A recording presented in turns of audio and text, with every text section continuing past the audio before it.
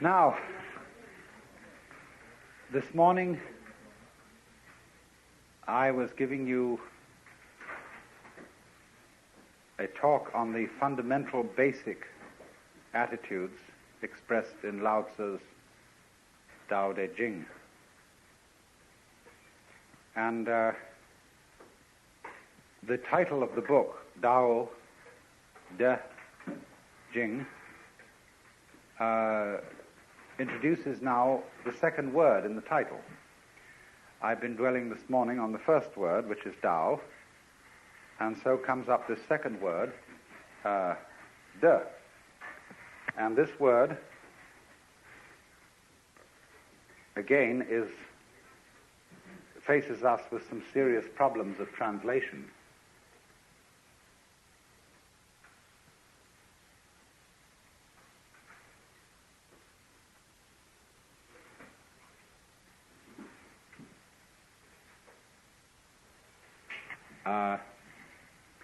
Ordinarily translated virtue. But virtue, as we understand it today, isn't at all appropriate. The nearest kind of... when we speak of the healing virtues of a plant, that's nearer to the meaning of this word, de.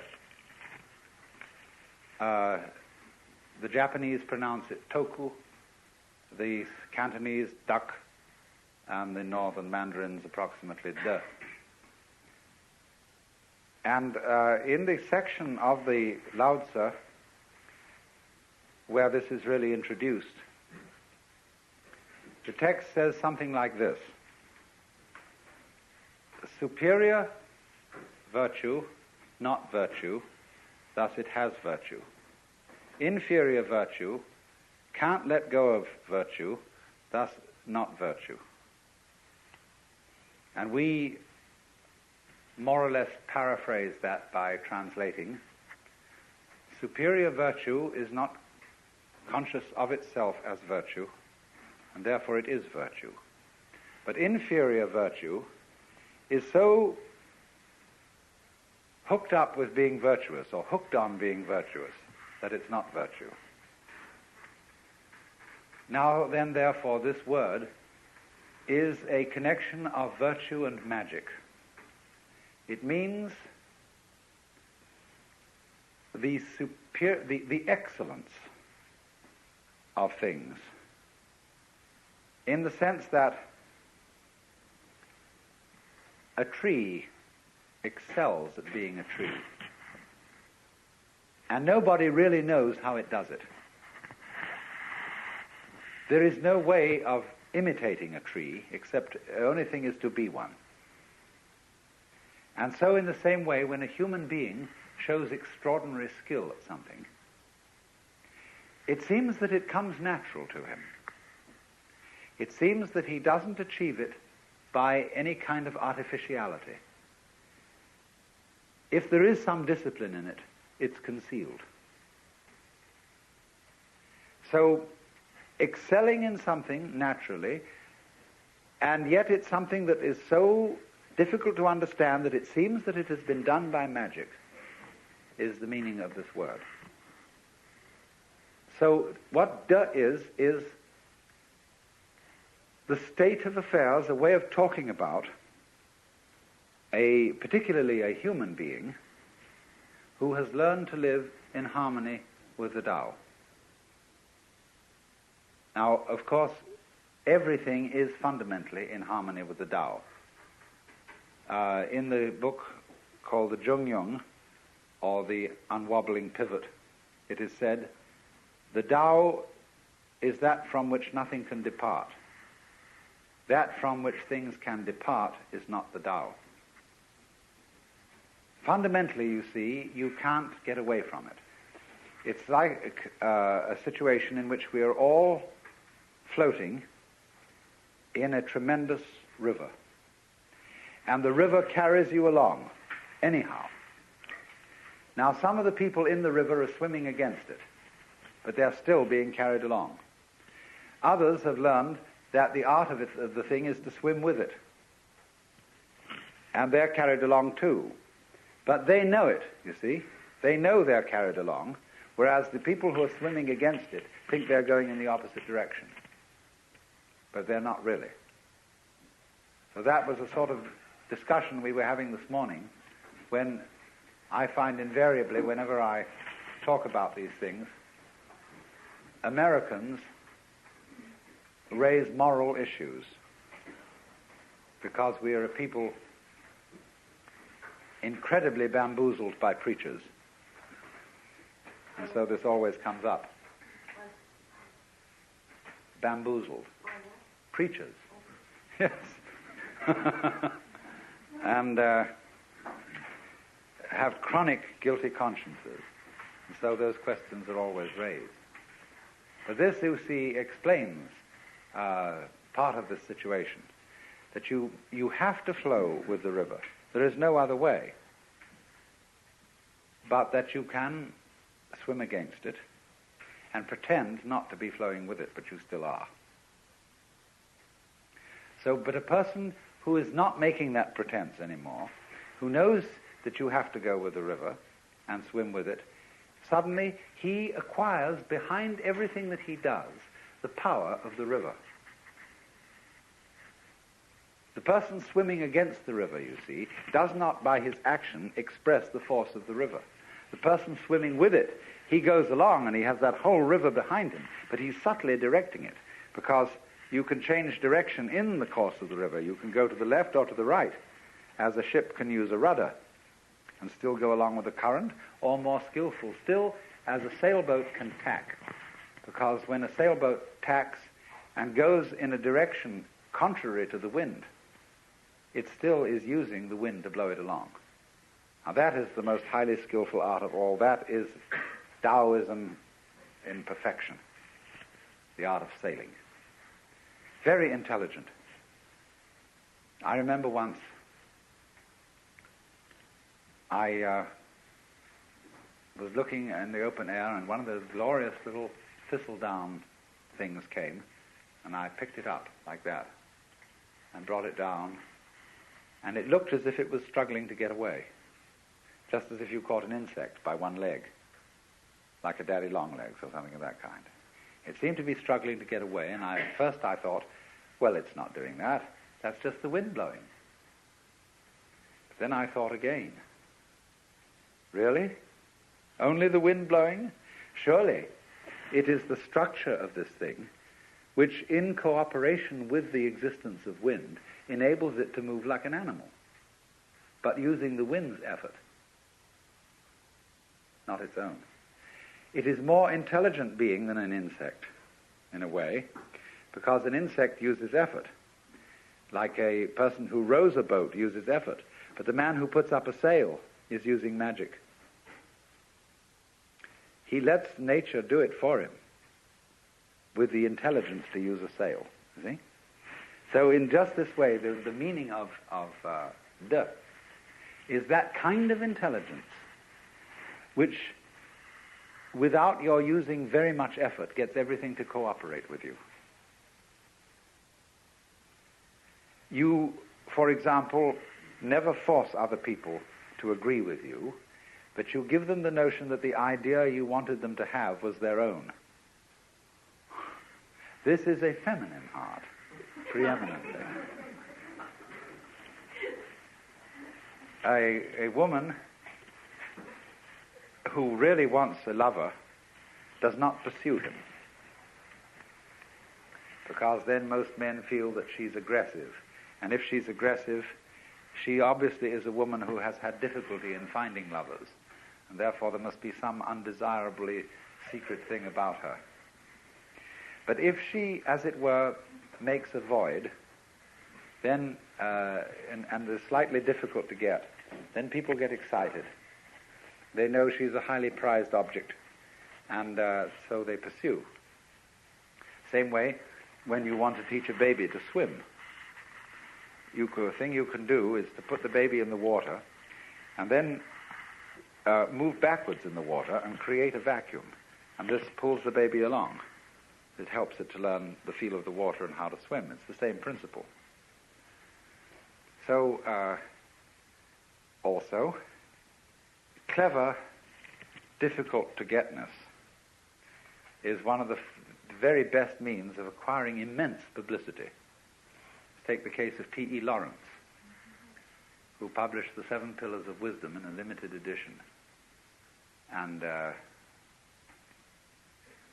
this became an extraordinarily celebrated book. It cost hundreds of dollars a copy to find one, on the market.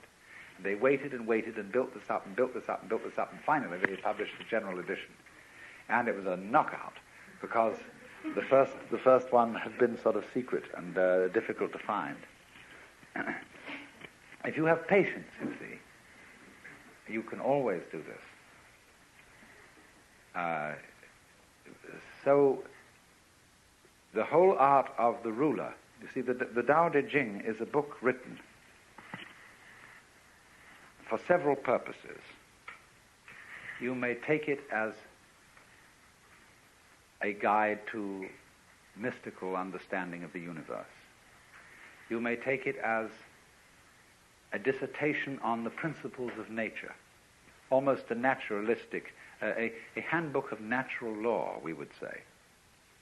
Or you may also take it as a political book, a book of wisdom for governors. And the principle which it advocates, basically, is the virtue of governing by not ruling. Look at it in this way. Supposing the President of the United States were as unknown to you by name as the local sanitary inspector, the man who looks after the drains and the sewage disposal and all that kind of thing. This is not a glamorous figure, you see. But for that very reason, he probably does his job more efficiently than the President, because the President wastes enormous amount of time in interviewing various groups from the Elks and the Girl Scouts and conferring honors and all this kind of thing. The poor man's life must be an utter torment, because he's so well known and therefore has absolutely no time to give to the government of the country. I mean, think of his mail and all the people who have to be employed sifting that out and assessing it, so that if he were someone quite anonymous and that we didn't have to think about him, he would be a very, very good ruler. In just the same way, for example, you don't have to attend, unless you're sick, to the government of your own body. It happens automatically. This is this expression, ziran, of itself, and it goes on day after day after day, and the better it is, the less you have to think about it. When you see well, you do not see your eyes. If there is something wrong with your eyes, you start seeing spots, and those spots are spots in your eyes. When you hear well, you never hear your ears. But when they start singing, then you're starting to hear your ears, and your ears are getting in the way of their own hearing. So on the deepest level, a person as a whole can get in the way of his own existence by becoming too aware of himself. And then he lacks this quality, de. Now, the Taoists then propose that there be something to help people get back to Tao and to be able to be in a state of de, so that they wouldn't get in their own way. And this is connected with the idea of being empty. Emptiness, being somehow vacant, was the secret of the thing. The highest kind of knowledge is not know-how, but know-how, N-O-H-O-W. To be able to do it know-how, without any method. To achieve this, something is practiced which is called fasting the heart. The heart, in Chinese, is a word which doesn't mean heart in the physiological sense. You see, it's part of the De character. Shin. It's usually located about here. And it means heart-mind. It's equivalently translated as mind. And in all the Zen texts where the word mind is used, no mind, mushin, it is this character. The psychic center. Now, the best kind of heart is absence of heart. In English, the word heartless has a very bad connotation, as does the word mindless. A heartless person is an inconsiderate, unfeeling person. A mindless person is an idiot. But a person who has mushin, or no mind, or no heart in Chinese, is a very high order of person. It means that his psychic center doesn't get in its own way. It operates as if it wasn't there. Zhuangzi says that the highest form of man uses his shin like a mirror. It grasps nothing. It refuses nothing. It receives but does not keep. And the poem says, when the geese fly over the water, and they are reflected in the water, that the geese do not intend to cast their reflection, and the water has no mind to retain their image.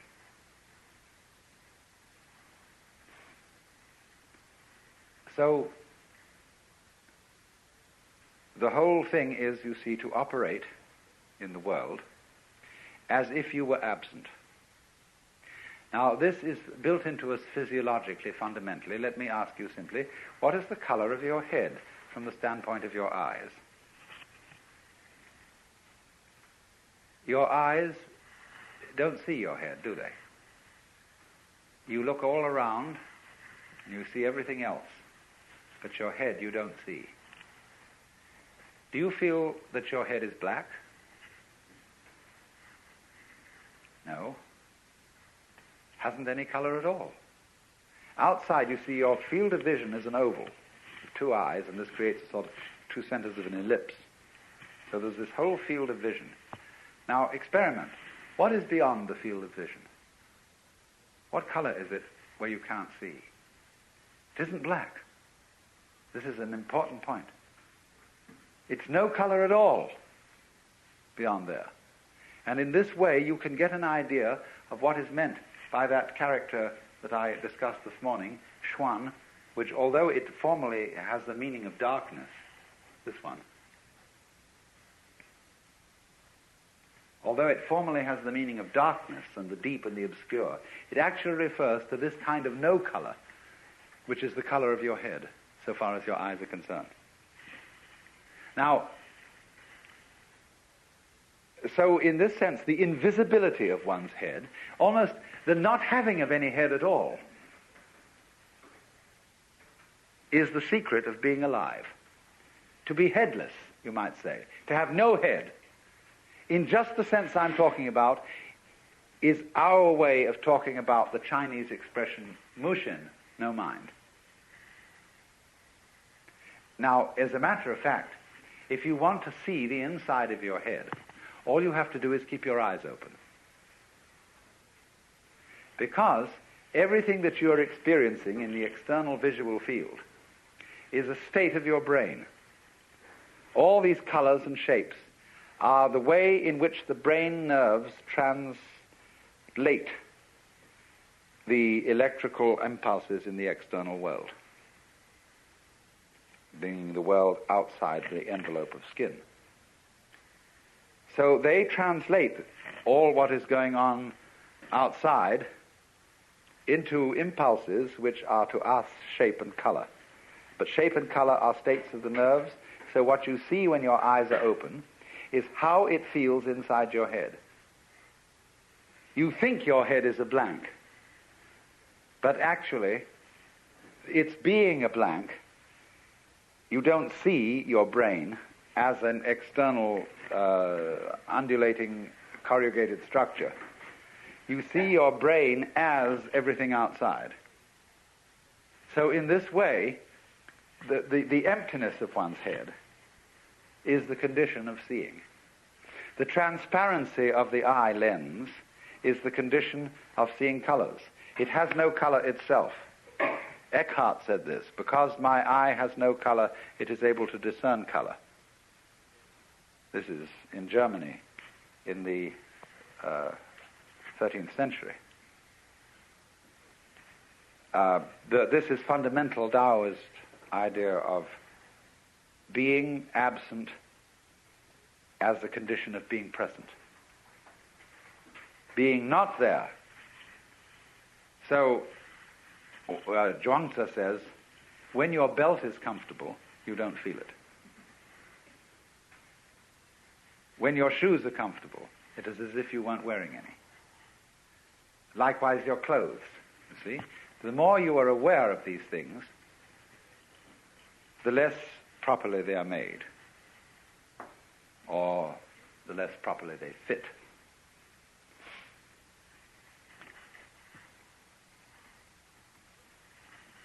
But we raise an objection to this, a very simple objection. If I don't know I'm there, I seem to be missing everything. We want to know that we know. If we're happy and we don't know we're happy, we might just as well not be happy. To be happy and to know that you're happy is really the overflowing of the cup of life. Of course, the penalty for that is to be miserable and to know that you're miserable. Some people are miserable without knowing it. But, you know my limerick, there was a young man who said, though it seems that I know, what I would like to see is the eye that knows me when I know that I know that I know. And this is the great human predicament. The development of self-consciousness, the development of the possibility of reflecting upon one's own knowledge. And this is simultaneously a blessing and a curse. And Taoism does not escape this problem. I mean, it doesn't avoid this problem, it deals with it. But it doesn't deal with it obviously. So we get back to this fundamental verse about the nature of de. What is highly virtuous is a virtue that is not conscious of itself as virtue. The moment it's conscious of itself as such, you see, it fails. So in this way, we love to see a child dancing all by itself, lost in the dance and not performing for an audience. And we say, oh, if only I could dance like that. If only I could become like a child again, innocent. But then soon we know when parents notice how beautifully a child dances, and they all approve of it and say to this child, dance for us, the child begins to lose this power. And it puts on airs, it knows it's noticed. And we don't like that. We say, that's affectation, that's showing off, that's phony. What we want you to do is to dance as if you had no audience, not even yourself. Which of course puts the child in a double bind, because it says to the child, we require you to do something that will be acceptable only if you do it as if it wasn't required. We do that all the time to our children and to each other. You must love me. After all, you promised to do so when we got married, didn't you? And so on. So, this is the difficulty. But somehow, a very great artist, in the maturity of his life, somehow is able, at least to give the impression that he does what he does without playing to the gallery. without self-consciousness, it seems perfectly natural. So how does he get there?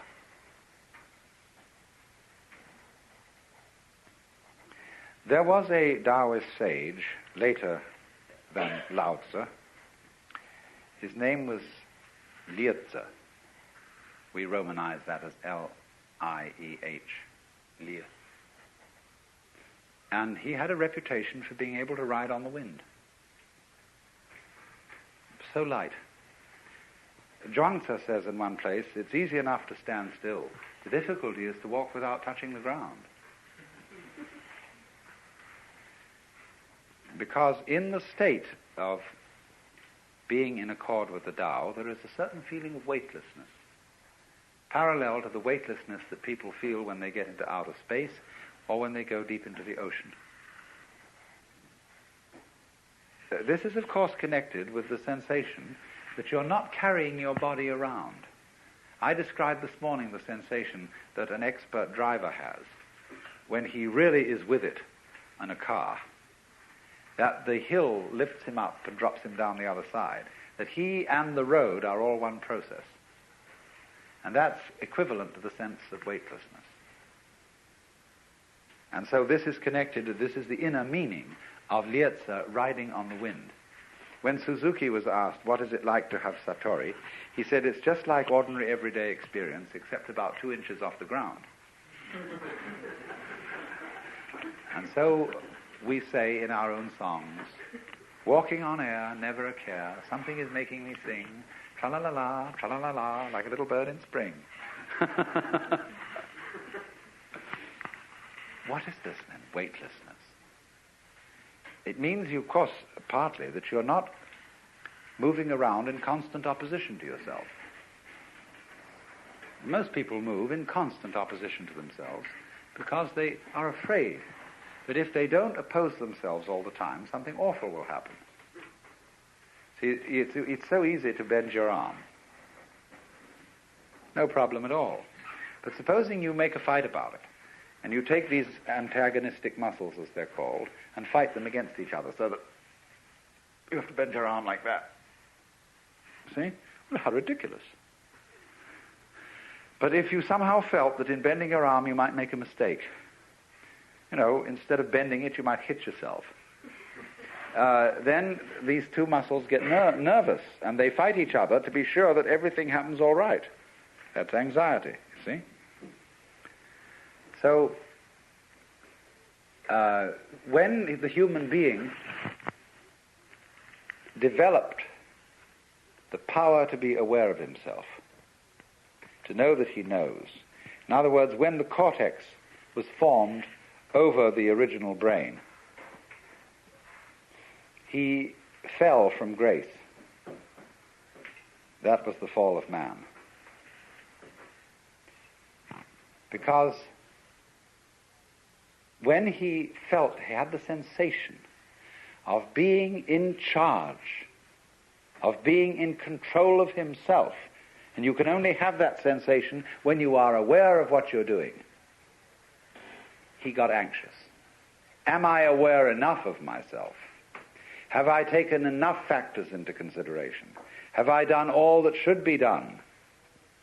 And then he started trembling.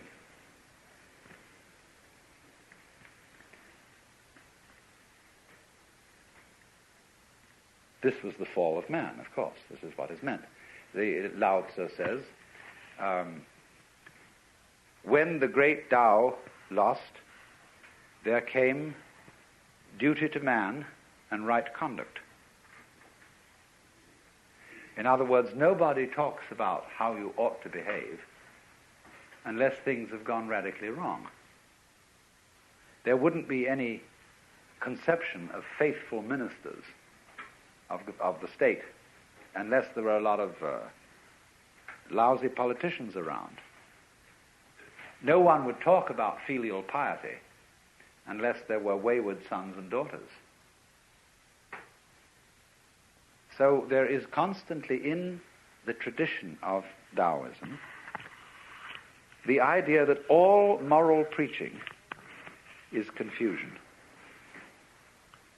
There's a marvelous case of this in the Zhuangzi book, where there's an alleged conversation between Confucius and Lao Tzu, in which Lao Tzu asks Confucius to explain to him what is charity and duty to one's neighbor.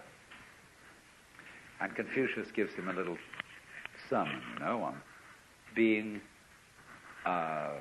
giving up one's self-interest and working for others.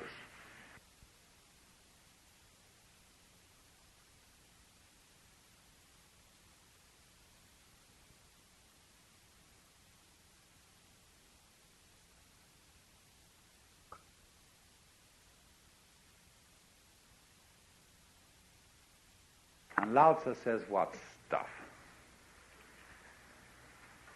Sir, regard the universe.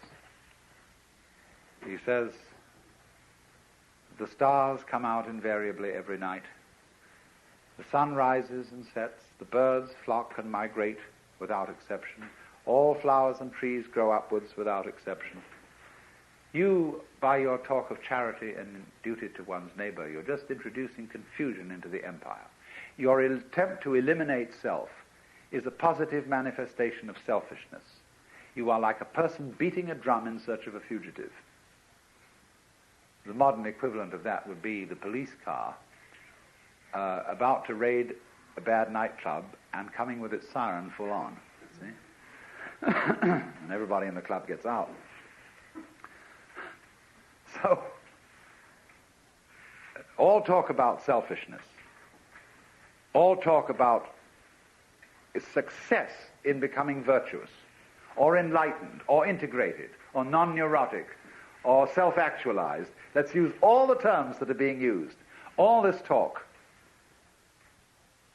attests to the fact that it hasn't happened,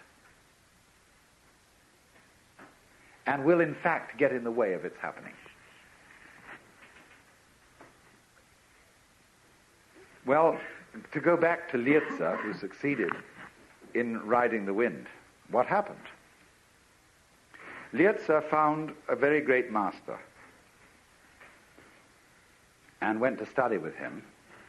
And the master lived in a small hut. And Lietze sat outside the hut. And the master paid absolutely no attention to him. This is sort of the way with Taoist masters. Because why would they want students? They have nothing to teach. So after a year sitting outside, Lietze went away.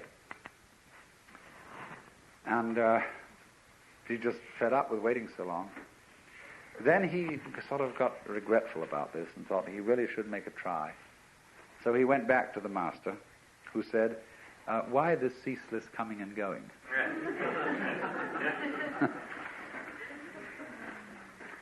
So he sat there and tried to control his mind in such a way that he would not think of the differences between gain and loss. In other words, try to live in such a way that nothing is either an advantage or a disadvantage. Once upon a time, there was a Chinese farmer whose horse ran away. And all the neighbors came around to commiserate that evening. So sorry to hear your horse has run away. That's too bad. And he said, maybe. The next day, the horse came back, bringing 7 wild horses with it. And everybody came around in the evening and said, oh, isn't that lucky? What a great turn of events. You've now got 8 horses. And he said, maybe. The next day, his son tried to break one of these horses and ride it, and was thrown and broke his leg. And they all said, oh dear, that's too bad. And he said, maybe. The following day, the conscription officers came around to force people into the army, and they rejected his son because he had a broken leg. And all the people came around and said, isn't that great? And he said, maybe. You see, that is the attitude of not thinking of things in terms of gain or loss, advantage or disadvantage, because you don't really know. The fact that you might get a letter from a solicitor, from a law office tomorrow, saying that some distant relative of yours had left you $1 million, it might be something you would feel very, very happy about. But the disasters that it could lead to are unbelievable. Internal revenue. To mention only one possibility. You never really know whether something is fortune or misfortune. We only know the momentary changes and as it alters our sense of hope about things. The Taoist is wise enough eventually, you see, to understand that there isn't any fixed good or bad. And so his point of view is what is called non-choosing. Well, anyway, Lietze attempted to keep his mind in a state of non-choosing. And this was a very difficult thing to do, to overcome one's habits of feeling and thinking in this respect. And after he had practiced this for a year, the master looked at him and, sort of recognized he was there. After another year's practice, he invited him to come and sit inside his hut. And then, however, something changed. And Lietze didn't try anymore to control his mind. What he did was, he put it in this way. I let my ears hear whatever they wanted to hear. I let my eyes see whatever they wanted to see. I let my feet move wherever they wanted to go. And I let my mind think of whatever it wanted to think. And then he said it was a very strange sensation because all my bodily existence seemed to melt and become transparent and to have no weight. And I didn't know whether I was walking on the wind or the wind was walking on me. Now that's the fasting of the heart.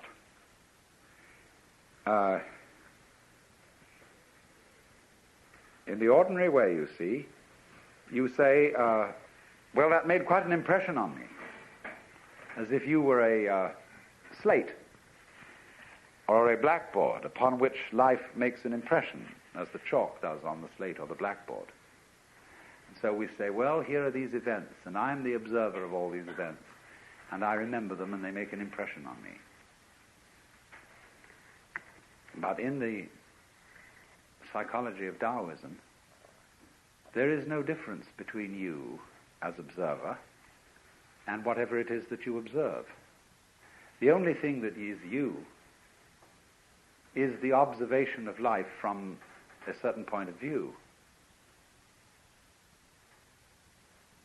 I said a little while ago, you think your heads are empty and blank, but the actual inside of your head is felt in terms of everything you see on the outside.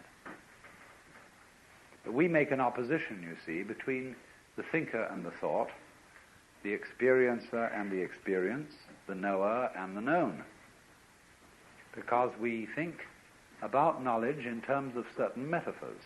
The metaphor of the stylus on the writing sheet, the reflection on the mirror, all those sort of images come into our idea of knowledge.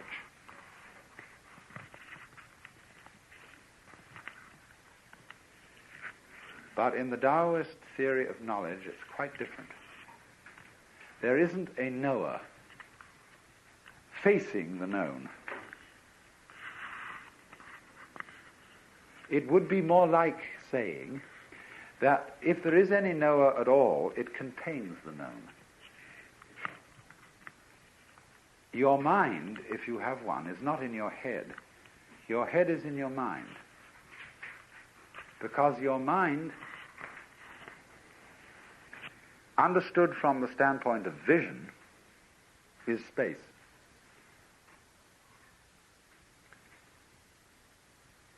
The Chinese use this word, hu.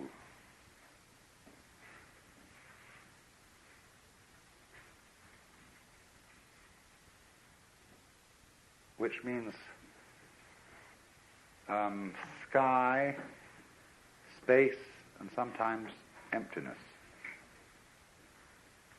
And there is a saying that form, or, shape and color, there's one word in Chinese that means really both shape and color.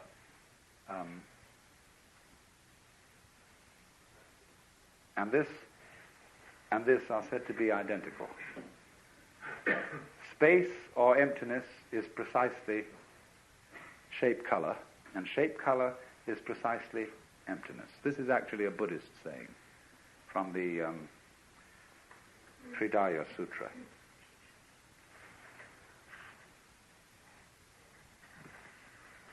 So that all that we call space contains the myriads of shapes and colors and bodies and weights and so on. It doesn't reflect them as a mirror, but it is the absence which guarantees their presence. And it's their presence which guarantees its absence. So there's this mutual relationship, again, the mutual arising expression, between voidness and form, between existence and non-existence, being and non-being. These are never felt as alternatives or things that are in some kind of contest. So then, when it is said that there is not any thinker behind thoughts, not any experiencer who has experiences, this is a way of saying that experiencing, knowing, is not an encounter between strangers. Western thought concentrates very much on knowledge as an encounter. And it is thus that we talk about facing facts, facing reality, as if somehow or other the knower and the known came from two completely different worlds and met each other like that. Whereas actually the phenomenon of knowledge is almost the precise opposite of that. Instead of being a collision between two wandering bodies in space, knowledge is much more like the expansion of a flower from the stem and the bud, where the opposite points of the flower are the knower and the known. They are the terms of something which, as it were, lies between them. Let me repeat, we tend in all our metaphors and common speech to think of life as an encounter between the knowing human being, the knowing mind, and the world. They think of it not as an encounter, but as an expression, not an impression, an expression of a process that has polarized itself, coming out from a center and expressed itself in terms of opposites. Well, of course, this is the basis of the whole Yang-Yin principle of, this jolly old thing. And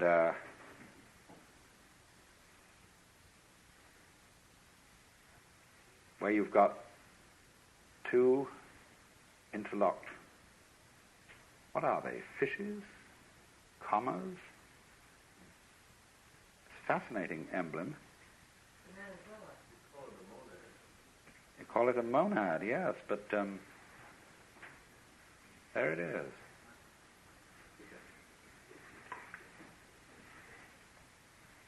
This is a helix, essentially, this grip. And this is the formation of spiral nebulae. And it's the position of sexual intercourse.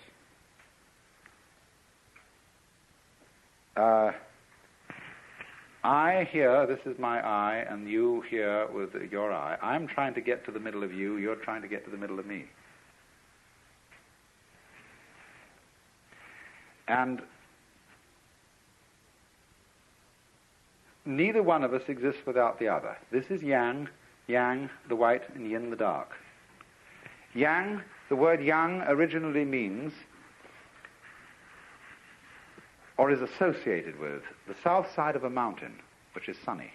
Yin, the north side, which is dark. Yang is the north bank of a river, which gets the sun. Yin is the south bank of a river, which is in the shade. Now, you see, you don't get a mountain with only one side. The mountain, if it's a mountain at all, goes up and down. It's like the wave. You don't get a wave which has a crest with no trough, or a trough with no crest. You can't have half a wave. So, yang and yin are quite different from each other, but just because they are different, they're identical. This is the important idea of the identical difference. The saying goes in both Taoism and Buddhism, difference is identity, identity is difference. The Chinese word for is not quite the same as our word. This word, which is usually used, has rather the meaning of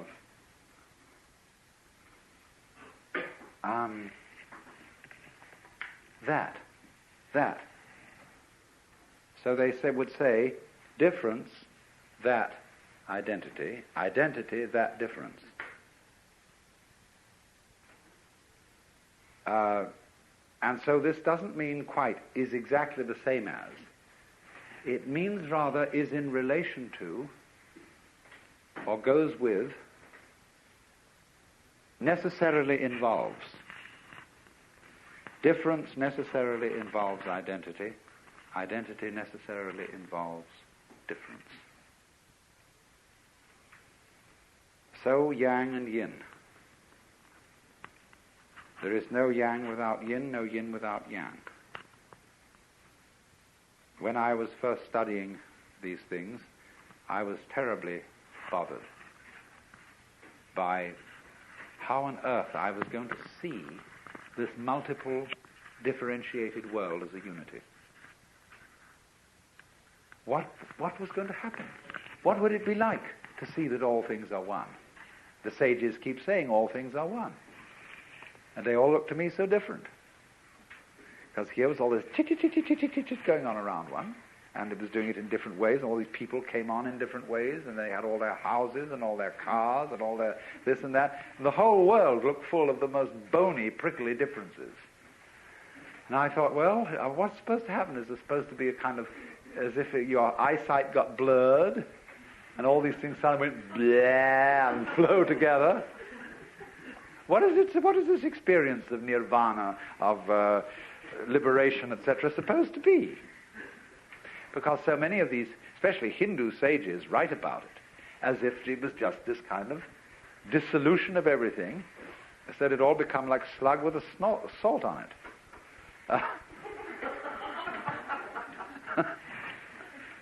Well, it took me a long time. And suddenly one day I realized that the difference that I saw between things was the same thing as their unity. Because differences, borders, lines, surfaces, boundaries, don't really divide things from each other at all. They join them together. Because all boundaries are held in common. It's like, let's think of a territory which has all been divided up into property. There's your property, my property, etc., etc. There are the fences. But we hold if I live next to you, your fence is my fence. We hold the boundary in common. We may make up silly arrangements as to who is responsible for the maintenance of this fence. But nevertheless, we hold our boundaries in common. And we wouldn't know what my plot of land was or where it was unless we knew the definition of your plot of land and your plot of land that is adjoining. So boundaries are held in common. And I could see then that my sense of being me was exactly the same thing as my sensation of being one with the whole cosmos. I didn't need to get some other weird, sort of different, odd kind of experience to feel in total connection with everything. Once you get the clue, you see that the sense of unity is inseparable from the sense of difference. You wouldn't know yourself, or what you meant by self, unless at the same time you had the feeling of something other. Now, it's the secret is that other eventually turns out to be you. I mean, that's the element of surprise in life. When suddenly you find the thing most alien, we say, now what is most alien to us? Go out at night and look at the stars and realize that they are millions and millions and billions of miles away. Vast conflagrations out in space. And you can lie back and look at that and say, well, surely I hardly matter. I'm just a tiny, tiny little peekaboo on this weird spot of dust called Earth, and all that going on out there. Billions of years before I was born, billions of years after I will die. And nothing seems stranger to you than that. More different from you. But there comes a point, if you watch long enough, when you'll say, why, that's me. It's the other. That is the condition of your being yourself, as the back is the condition of being the front. And when you know that, you know you never die. So let's have an intermission.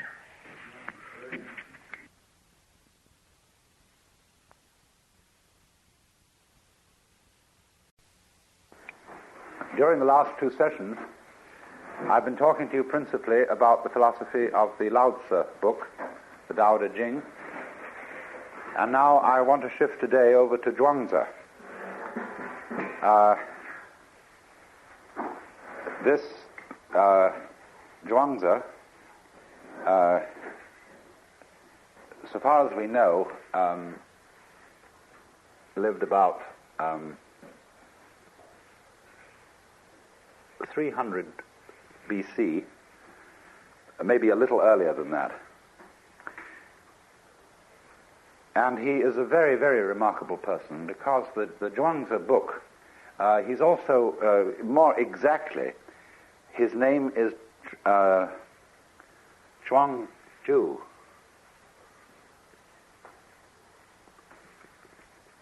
But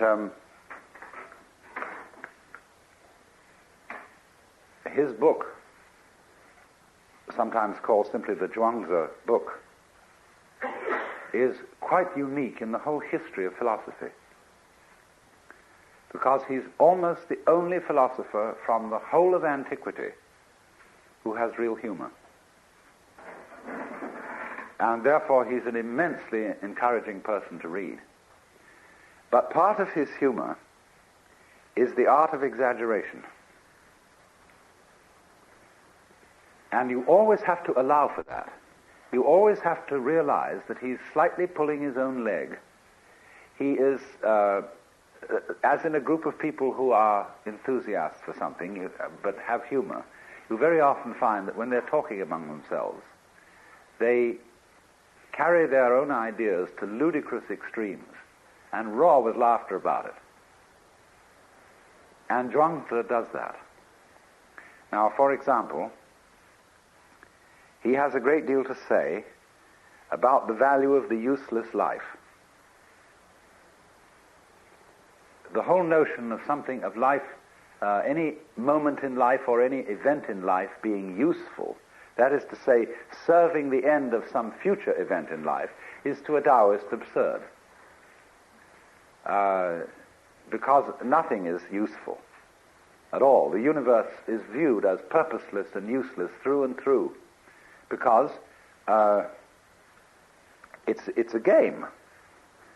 More than that, game doesn't really convey the sense of this. When a Taoist sage is wandering through the forest, he isn't going anywhere.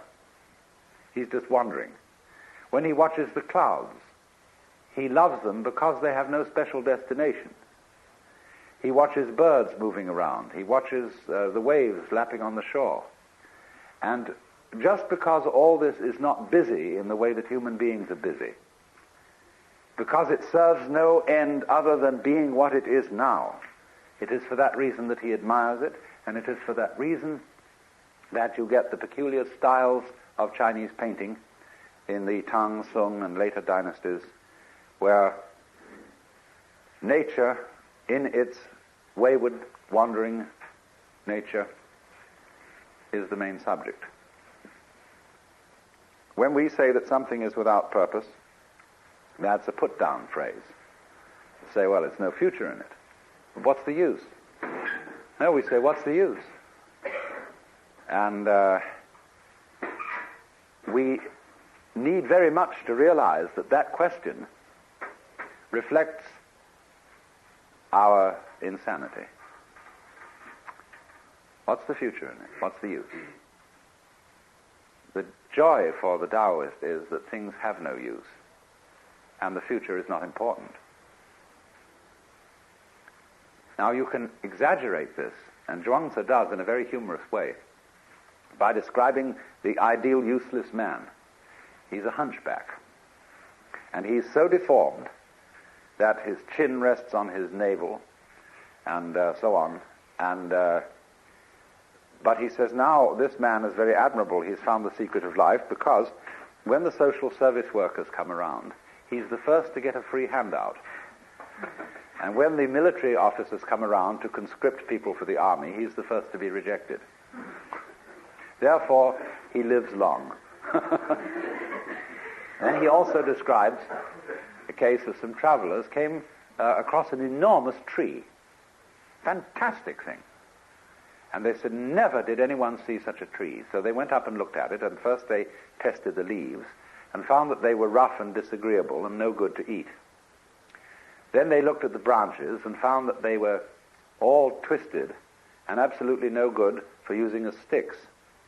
Then they examined the wood and found it was full of pith and absolutely useless for a carpenter. So nobody had disturbed this tree. It was not used for cutting down or any purpose whatsoever. And so it grew to an enormous size and was of great age. Now, Zhuangzi is here pulling our legs. He is not exactly asking us to take all that literally, but this is his way of doing things. Then also he describes the behavior of the high form of man. And he says, the man of character, that is, in this case, the word de we were discussing yesterday, the man of character lives at home without exercising his mind and performs actions without worry. The notions of right and wrong and the praise and blame of others do not disturb him. When within the four seas all people can enjoy themselves, that is happiness for him. When all people are well provided, that is peace for him. Sorrowful in countenance, he looks like a baby who has lost its mother. Appearing stupid, he goes about like one who has lost his way. He has plenty of money to spend and does not know where it comes from. He drinks and eats just enough and does not know where the food comes from. This is the demeanor of the man of character. Then by contrast, the hypocrites are those people who regard as good whatever the world acclaims as good, and regard as right whatever the world acclaims as right. When you tell them that they are men of Tao, then their countenances change with satisfaction. When you call them hypocrites, then they look displeased. All their lives they call themselves men of Tao, and all their lives they remain hypocrites. They know how to give a good speech and tell appropriate anecdotes in order to attract the crowd. But from the very beginning to the very end, they do not know what it's all about. They put on the proper garb and dress in the proper colors and put on a decorous appearance in order to make themselves popular, but refuse to admit that they're hypocrites. So on.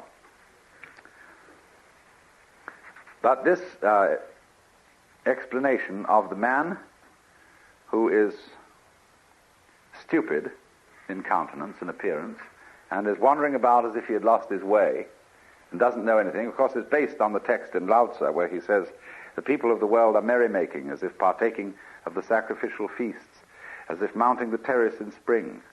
I alone am mild, like one unemployed, like a newborn babe that cannot yet smile, unattached like one without a home. The people of the world have enough and to spare, but I am like one left out. My heart must be that of a fool, being muddled, nebulous. The vulgar are knowing, luminous. I alone am dull, confused. The vulgar are clever, self-assured. I alone depressed, patient as the sea, adrift, seemingly aimless. The people of the world all have a purpose. I alone appear stubborn and uncouth. I alone differ from the other people and value drawing sustenance from the mother. Capital M, that's Mother Nature.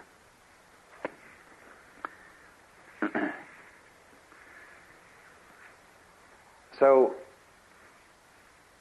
there is about, you see, the character of the Taoist sage as depicted by Zhuangzi, something of the fool. Because the fool is the person who doesn't know enough to come in out of the rain, who doesn't compete. Everybody else gets before him to the prizes, the material prizes of life, and even to the spiritual prizes. The fool is, you see, the person who isn't going anywhere. He sits by the road and goes... The fool is like a Mongolian idiot child who isn't interested in survival, who will take a plate of food and run his finger round in it and make a wonderful slosh with the stew, and then watch it drip from the tip of his finger. He won't eat for quite a while, and then he'll play with it in all sorts of ways. Then his attention will be distracted by something else, and he'll chase after that, you see. But so long as you don't cross him, this is the case of the Mongolian idiot, he remains the most wonderfully friendly, swinging kind of a cat. But he has no ambition. He doesn't fight for himself. And nobody can ever get him to. So the fool has always been used as a kind of analog of the sage. There's a Hindu verse which says, sometimes naked, sometimes mad, now as a scholar, now as a fool, thus they appear on earth, the free men. And if you read the biographies of the early life of Sri Ramakrishna or Sri Ramana Maharshi, they are absolutely wild. Now, not all of this, you see, again, just as in reading Zhuangzi, you mustn't take it too literally. These things are said by way of a kind of overstress to correct another kind of overstress in the opposite direction. When a Japanese scholar many years ago explained the teaching of Buddhism to me, he said something I had never heard anybody else say, that the Buddha taught, for example, that life is suffering in order to correct the wrong view that it ought to be pleasure. He said that everything is impermanent in order to correct the wrong view that reality lasts forever in time. So the idea of the middle way is set up in this fashion, by going to one extreme in order to correct another. And this is a very common Asian technique, and it is found especially in Zen, where teachers, when they are asked about something sacred, will always answer in terms of something secular. What is the Buddha? The tree in the garden. Then when you ask about something secular, they answer in terms of something sacred. You see? As there's a master and his student working in the field, and they are using a knife to prune, and the student suddenly says to the master, "Give me the knife." And he gives it to him point first. And so he says, but please let me have the other end. The teacher says, what would you do with the other end? You see, the question immediately turns into a kind of a metaphysical thing.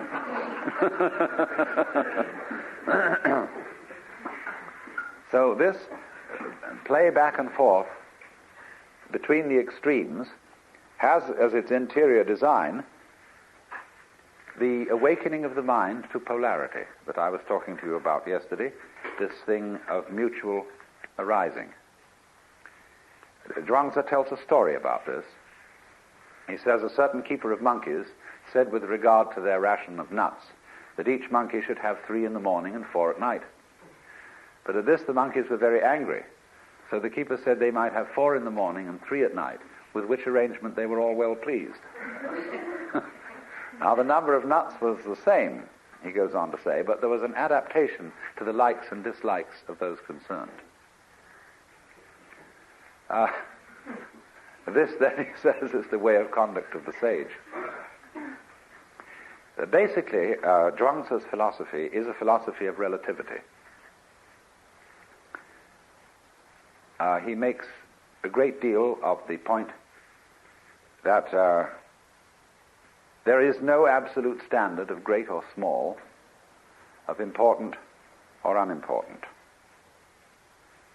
There is a story, for example, of a sort of enfant terrible at a banquet, and the speeches are being made after dinner, and somebody gets up and says that the human being is the highest of all creatures, that the whole world serves humanity, and a lot of pompous nonsense. And the small boy gets up and says that since tigers feed on human beings, it's quite obvious, therefore, that human beings exist for the service of tigers.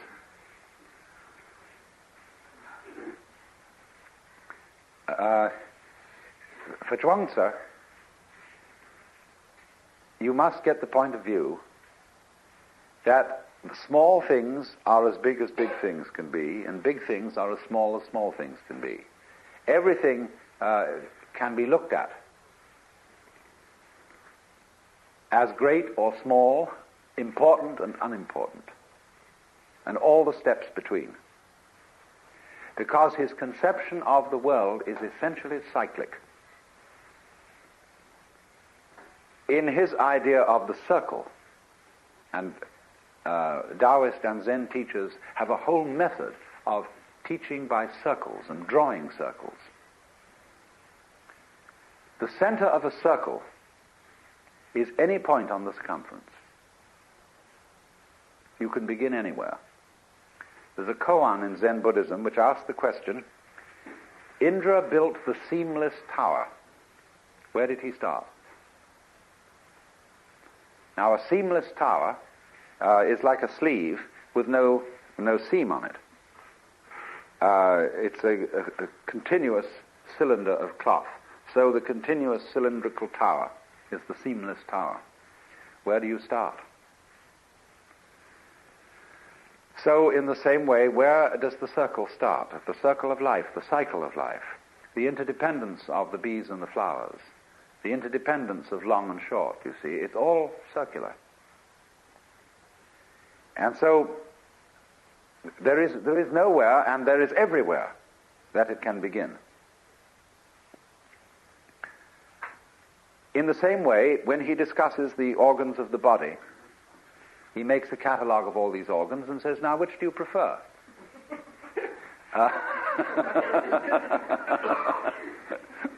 He says, which one comes first and which one follows?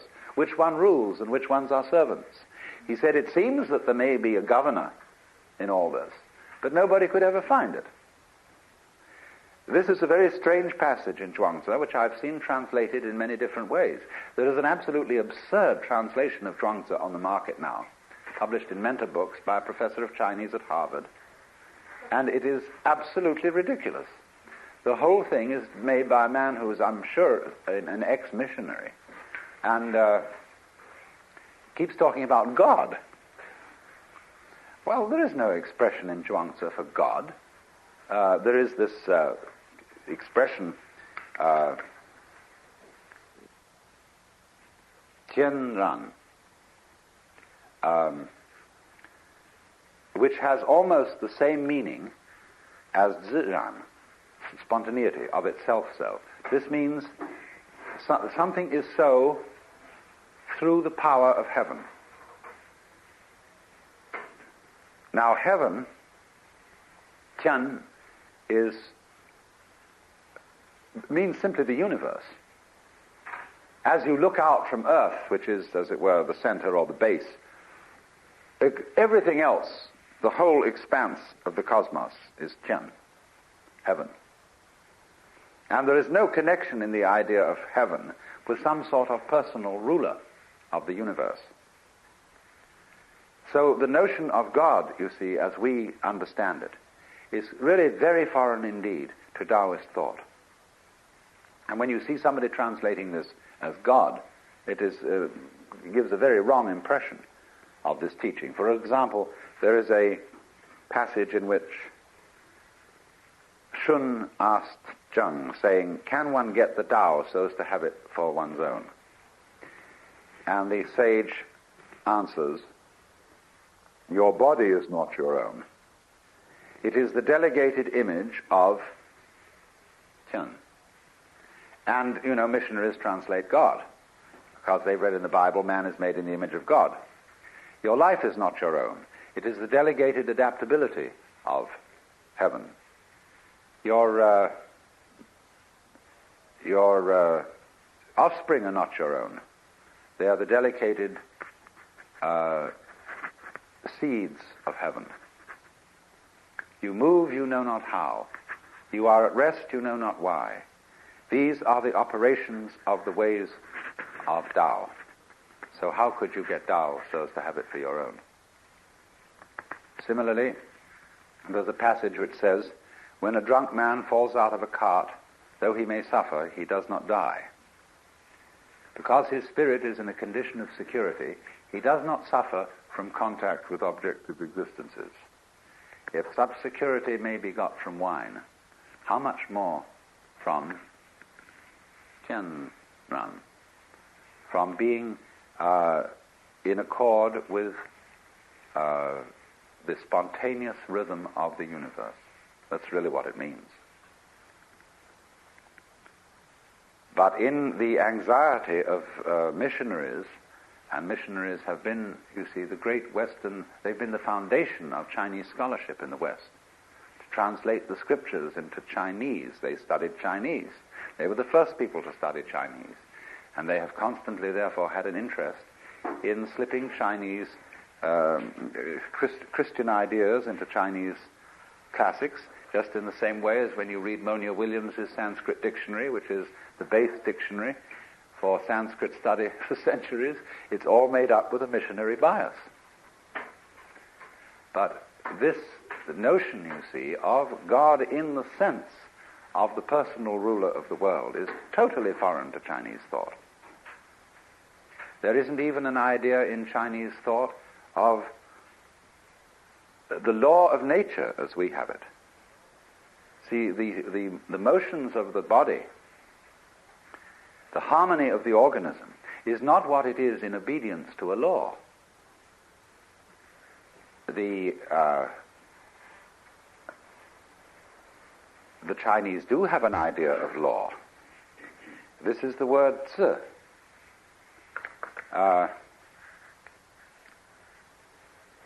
This is an interesting character, nowadays written this way.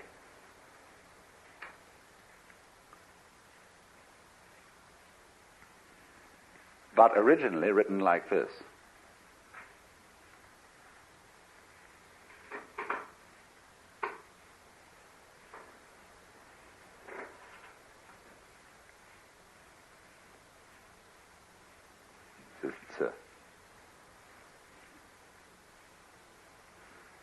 This is a drawing of a sacrificial iron cauldron with a knife beside it. And it comes from a time when the laws were inscribed on the sacrificial cauldrons, so that when people came to offer their sacrifices, they would read the laws. certain sages objected to this and said that if the people know what the laws are in the fixed terms of writing, they will develop a litigious spirit. That is to say, they'll start haggling about what it really says. And as you know, that is the principal occupation of lawyers. And they said that the thing is that you mustn't write it down like that. And so the Tao is described as Wuzi. We would translate literally lawless, but it means, of course, transcending this kind of law, which is specific law. Positive law, I think, is the correct legal term. So there is no notion in the Taoist philosophy, or one might almost say in Chinese philosophy as a whole, for this certainly includes Confucianism, no notion whatsoever of the world as responding to a boss. So the body, in other words, does not have in it a ruling organ. Its order is the consequence of, or the operation of, every part of it existing together simultaneously, arising mutually. There's no governor. Now, the difficulty, you see, in Zhuangzi's philosophy, the difficulty with human beings is they begin to think in terms of governing and ruling. And they set out to dominate themselves and their surroundings. And invariably this leads to a mess. He tells the story of an ancient man by the name of Polo. And Polo was a great horse trainer. This is where we get the word polo from. But he said Polo absolutely ruined the nature of horses.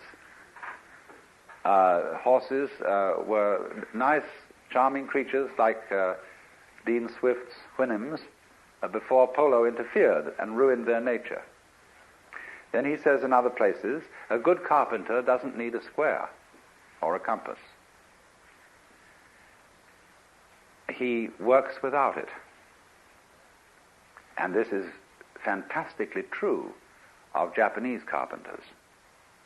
You should see, one of the fascinating things in going to Japan is these old-style carpenters working from the roughest architectural plans you could imagine, and with the strangest instruments. But they have an uncanny knack of fitting things by feel and by eye. A great story is told of ceremonial raising of the ridgepole of a new temple. And it was being done by a certain guild of carpenters, and there was a rival guild in town which had not got the contract.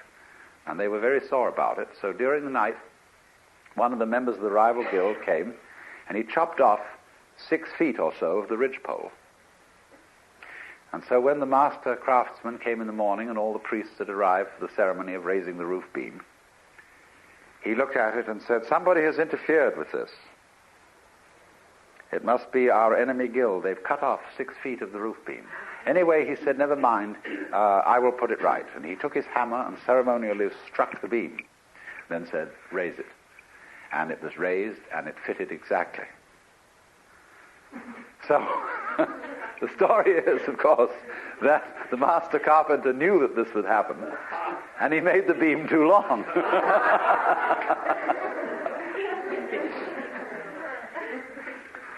Those sort of stories are always associated with the art of carpentry.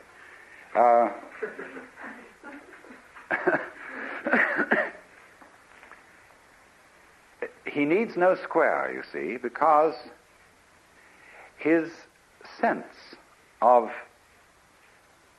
skill that is in his organism, in his nerves, in his senses, is much more subtle than anything that can be made with instruments.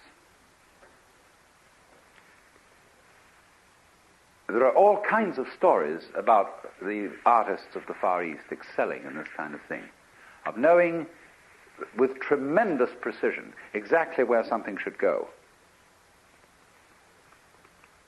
So a master is decorating a ceremonial tea room, and he's with his student, and the student wants to know where to put a hook for hanging a bamboo vase for flowers on the wall. And the master says, there, and the student makes a little mark. Somewhat later, the student rubs out the mark, gets rid of it. But he remembers by a tiny little secret prick in the cloth where it should go. And then he says to the teacher, excuse me, sir, but I forgot where you said that thing should go. And the teacher says it was there, and he puts his finger exactly on the same spot, you see. That's the sort of thing that is admired, without the slightest calculation, you see. Now, he goes on and says, Zhuangzi explains at length that music has been ruined by the 5 notes. He says the 5 notes will make a man deaf, and the 5 colors will make a man blind. Now, what does this mean? It's, the thing is that if you think there are only 5 notes, you can't hear. If you think there are only 5 colors, you can't see. The moment you say, this is a problem that we have in music, that we've got a notation, which is our chromatic scale. And the stave, the way we can write music, is limited to that possibility. But there are all kinds of subtleties between every one of our notes. Same way in writing our rhythm, we have to go in steps from whole note, half note, quarter note, 8th note, 16th note, and so on, and we can increase the value of each by 1/2 by dotting it. But that's the limit of our rhythmic expression. Whereas in all Oriental music, you have an infinite continuum, both of tone and of rhythm. They make the most extraordinarily complicated rhythms. And the way you learn music is not from notation, not from measures, but from the living body of your teacher demonstrating the ways of playing instruments. So you follow the teacher, the man, instead of what it says in a book.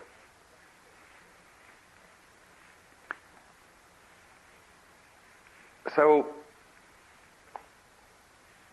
the whole principle then is one of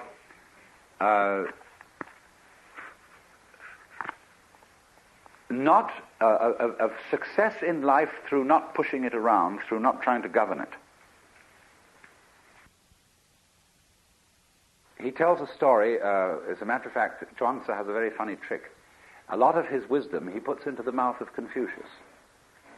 He said that Confucius was one day doing this, and he ran into Lao Tzu, and they had an argument, and Lao Tzu won. But then the next time he talks about Confucius teaching Lao Tzu's doctrines. And this to the immense confusion of everybody. But it said one day Confucius was standing by a river where there was a tremendous cataract plunging down. And he suddenly saw an old man coming out of the forest who fell into the river and suddenly disappeared into the cataract. And he said, oh dear, too bad, probably some old fellow tired of life who wanted to put an end to it all. The next moment, way downstream, the old man gets out of the water and starts bouncing along. And Confucius is amazed, and he sends one of his disciples to catch this fellow before he disappears.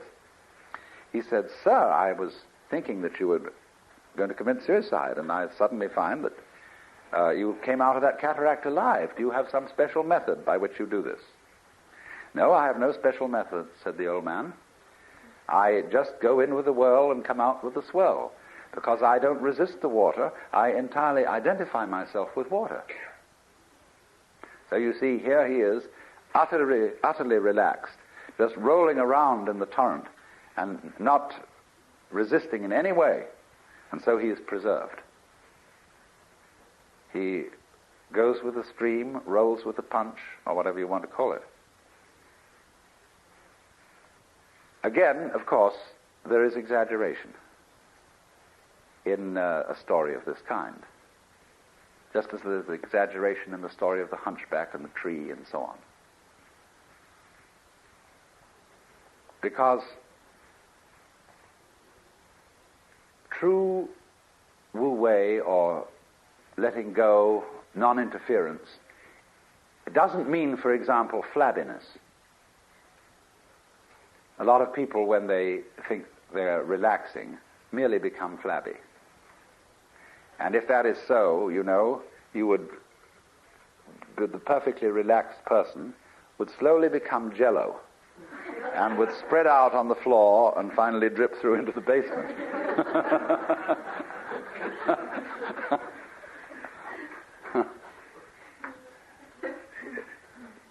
Relaxation, you see, is simply something that happens when there's too much yang in you, too much of the positive. You need to balance off with the yin. And the trouble is that human beings, in their anxiety to control things, exhibit too much yang, too much aggressiveness, too much of the male principle.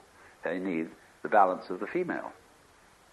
And so all these exaggerations in the direction of let things go, let things happen, don't interfere, are stressing the yin point of view to compensate for the excess of yang. And furthermore, the difficulty always comes. I remember reading a book called You Must Relax.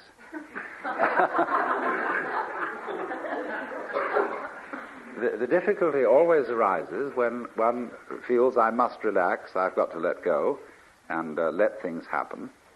But how on earth do I do it? Even in trying to relax, I'm all tense because I'm anxious that it must happen, and maybe it won't, and how do you do it, you see?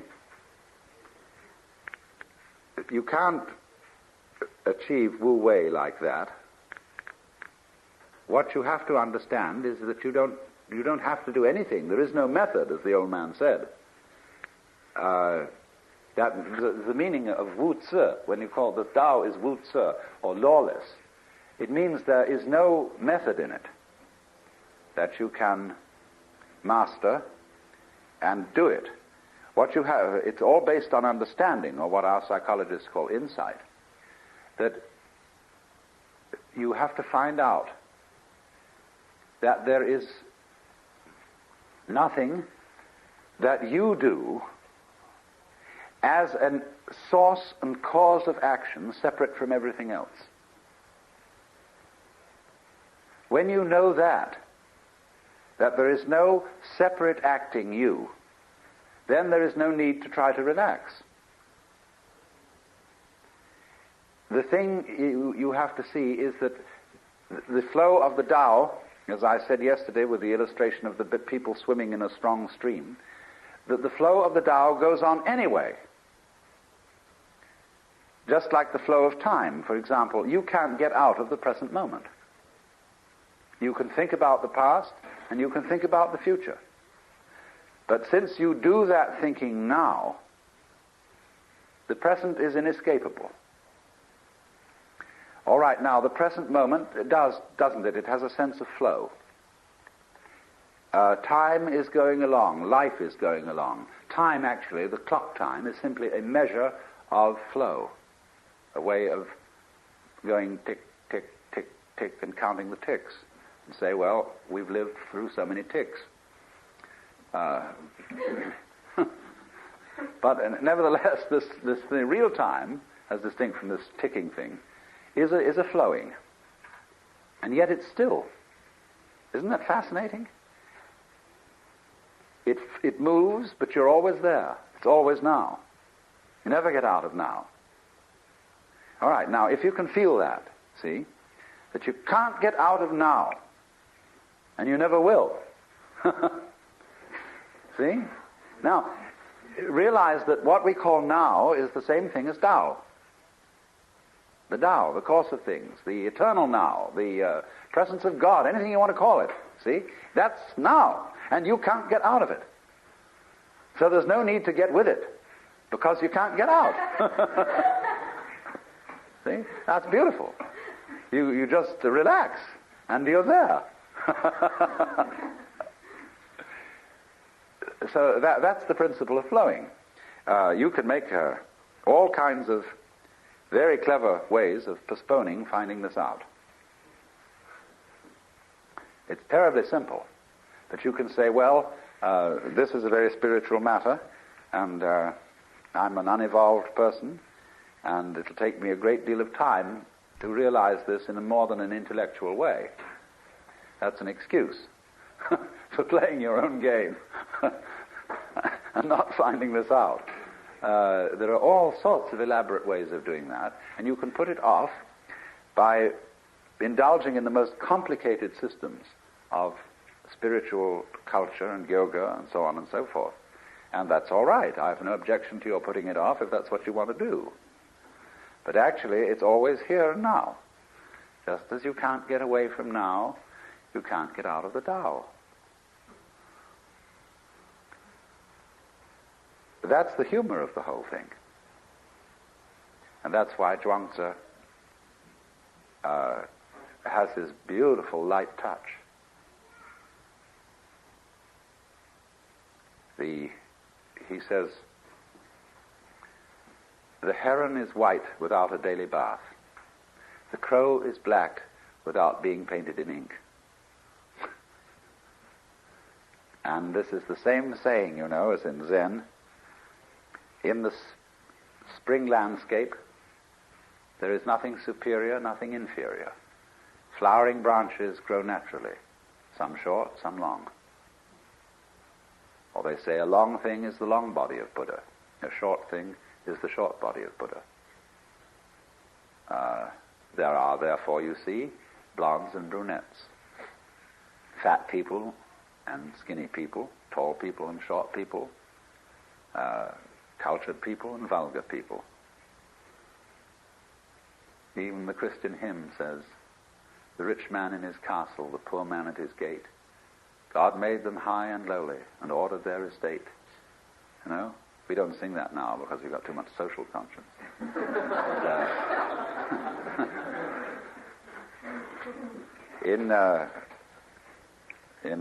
I think I probably read this passage yesterday.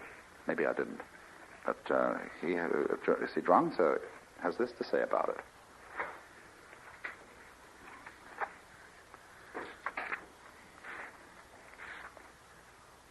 Those who say that they would have right without its correlate wrong, or good government without its correlate misrule, do not apprehend the great principles of the universe, nor the nature of all creation.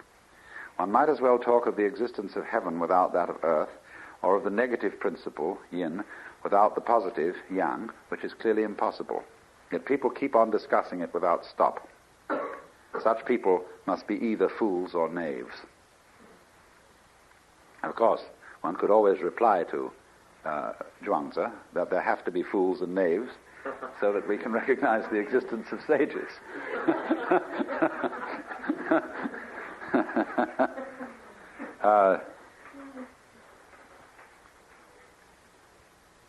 Speech is not mere blowing of breath. It is intended to say something, only what it is intended to say cannot yet be determined. Is there speech indeed, or is there not? Can we or can we not distinguish it from the chirping of young birds? How can Tao be so obscured that there should be a distinction of true and false?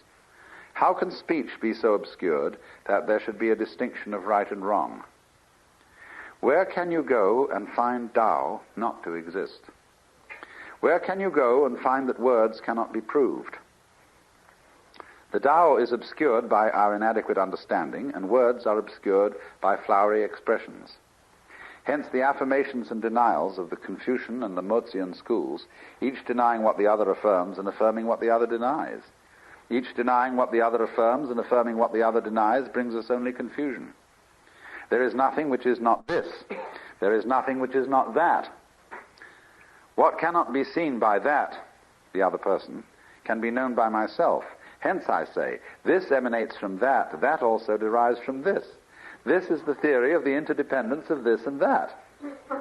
Nevertheless, life arises from death and vice versa. Possibility arises from impossibility and vice versa. Affirmation is based upon denial and vice versa. Which being the case, the true sage rejects all distinctions and takes his refuge in heaven. That's in the universe. For one may base it on this: Yet this is also that, and that is also this. This also has its right and wrong, and that has its right and wrong. Does then the distinction between this and that really exist or not?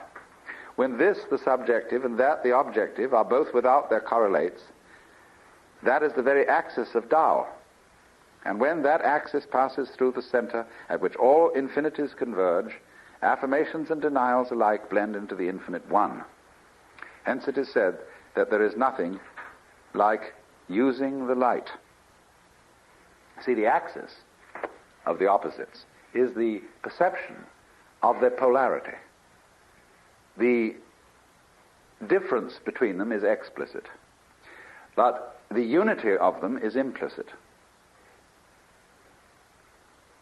The difference, the explicit difference between two ends of a stick, but the implicit unity that they are ends of the same stick, you see? So that's the axis. The axis of Tao is you might call it the secret conspiracy that it lies between all poles and all opposites, which is implicit, esoteric, or whatever you want to call it, that they're fundamentally one. So that unity, whether it's between you and the universe, or whatever polarity you want to take, is not something that has to be brought into being. If one brings it into being, one assumes that it doesn't exist. That's called in Zen putting legs on a snake, or a beard on a eunuch. There's something unnecessary, you see. So it exists, it is always there, and you can see it so vividly. And actually almost put your finger on it and sense it, if you understand that the movement of the Tao is exactly the same thing as the present moment. Now, of course, if you try to grab the present moment and get ready with your clapper and say, now! It's gone. The finer and finer you draw the hairline on the watch to know exactly when now is, you eventually get to the point where you can't see it at all. See? But if you leave it alone, and you don't try to grab the moment as it flies, but it's always there. See, you don't have to mark it. You don't have to put your finger on it, because it's everything that there is. And so the present moment suddenly expands. And it contains the whole of time, all past, all future, everything. You never have to hold on to it.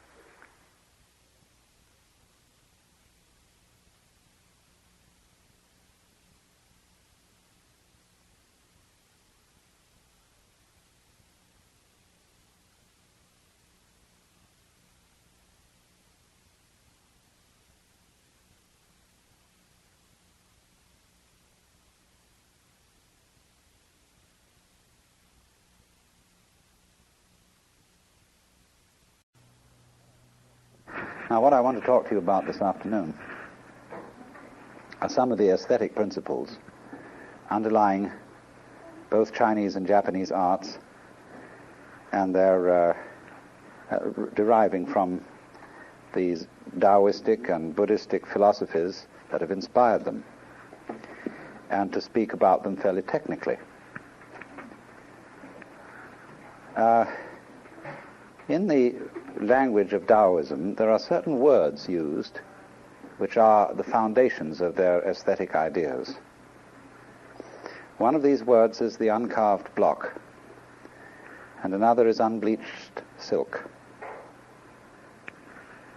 And as I already intimated in talking to you about the Taoist view of the relationship of man and nature, the Taoists make a distinction between the natural and the artificial, and seem to be all on the side of the natural and rather against the artificial. Although you must be cautioned against taking this too seriously, too literally. You might say, of course, that the distinction between the artificial and the natural is an artificial distinction, because really and truly a human building is no more nor less artificial than a bird's nest. But the Taoists use a kind of art and a kind of poetry which you could call indicative. That is to say, while understanding that everything that man does is natural, some things that he does are more natural than others. That is to say, they look more natural. They go that way. And so the idea of unbleached silk means silk in the raw silk, natural silk. And so in the same way, the uncarved block is the sort of stone that would be selected for a Chinese or Japanese garden. Chinese stones tend, as I see it, to be rather more elaborate, rather more fussy than Japanese stones. And I think that in the art of bonseki, which means growing rocks, the Japanese are a bit more sophisticated than the Chinese, although this doesn't often happen. But the Japanese are masters at growing rocks. So this rock that you would find in a Japanese garden is the uncarved block. Even though it may have been, what has happened really, it's what we call in the West an objet trouvé, where the artist, instead of making something, selects it. He finds a glorious thing and shares his finding with other people, and that finding is a work of art. And you see, that is connected with the whole thought in this tradition of aesthetics in the Far East, that superb art is a work of nature. It is not something imposed upon nature, even though, as you've seen in many Japanese gardens, that there is very complex espalier work on trees, and that an enormous amount of pruning and trimming is done. And in fact, the discipline of the garden is amazingly complicated and requires a great deal of care. But the object always is, through the discipline of the art, to make the garden seem more natural than it would look if you left it to itself. You understand that? Is to work upon nature with skill and craft, but to move in the direction in which nature is already going. So that the uncarved block may be extended into a sculpture.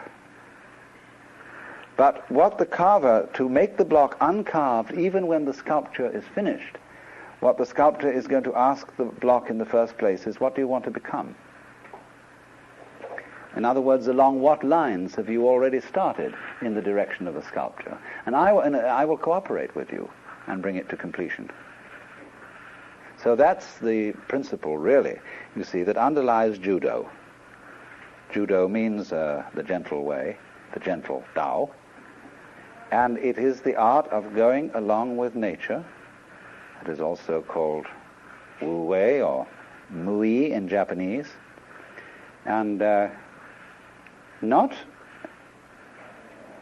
doing nothing, literally, not being, because after all it's man's nature to act. You can't do nothing, literally. But to act mui without really, it is to act without feeling that your actions are separate from nature. When you feel that everything you do is simply part of the course of things, then the way in which you do things is changed.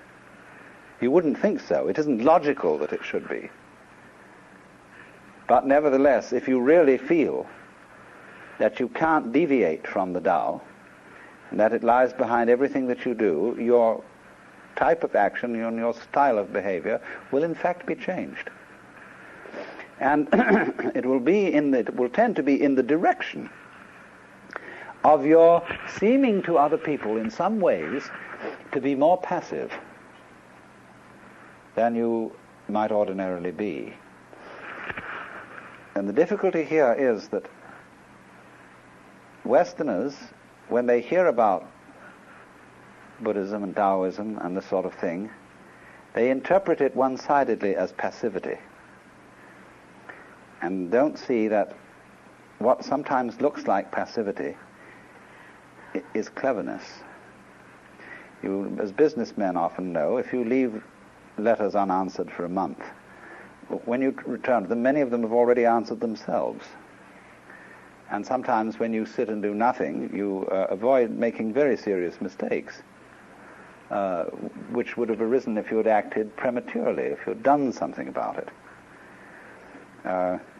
I've practiced this inactivity of this kind for many years, and have always been accused of being lucky, because when I should have done something and been up and at it, I just went and sat and did nothing. And then when it turned out all right, this is terrible. Just lucky. No, I know, you haven't said that. That's why I'm still married to you. Yeah, that's all right. And but anyway, this is so, isn't it? So this tendency to look inactive and to go in the direction in the arts of a kind of primitivity, which we know in the word shibui. The quality called shibui in Japan is a certain kind of sophisticated primitivity. Listen to these contradictions, these paradoxes. The sophisticated primitivity, controlled accident, where you see man and nature are really collaborating, man as the controller, the reasoner, the logical being, and yet at the same time not ruining life by making it all logic and all control. To have logic and to have control, that is to say, in short, to have order, you have to have randomness, because where there is no randomness, order cannot manifest itself. Well, now, in the vocabulary of Japanese aesthetics, there are a number of terms which you should understand thoroughly, and which are basic. The first is sabi, and that goes along with something that rhymes with it, wabi. So that often Japanese people speak of wabi-sabi or sabi-wabi as a kind of mood of the art, of a certain art feeling or of Zen taste. And then there is aware, which I've mentioned in passing, as another kind of mood. There is yugen. There is furyu. Such words which designate the basic moods of painting and poetry and so on.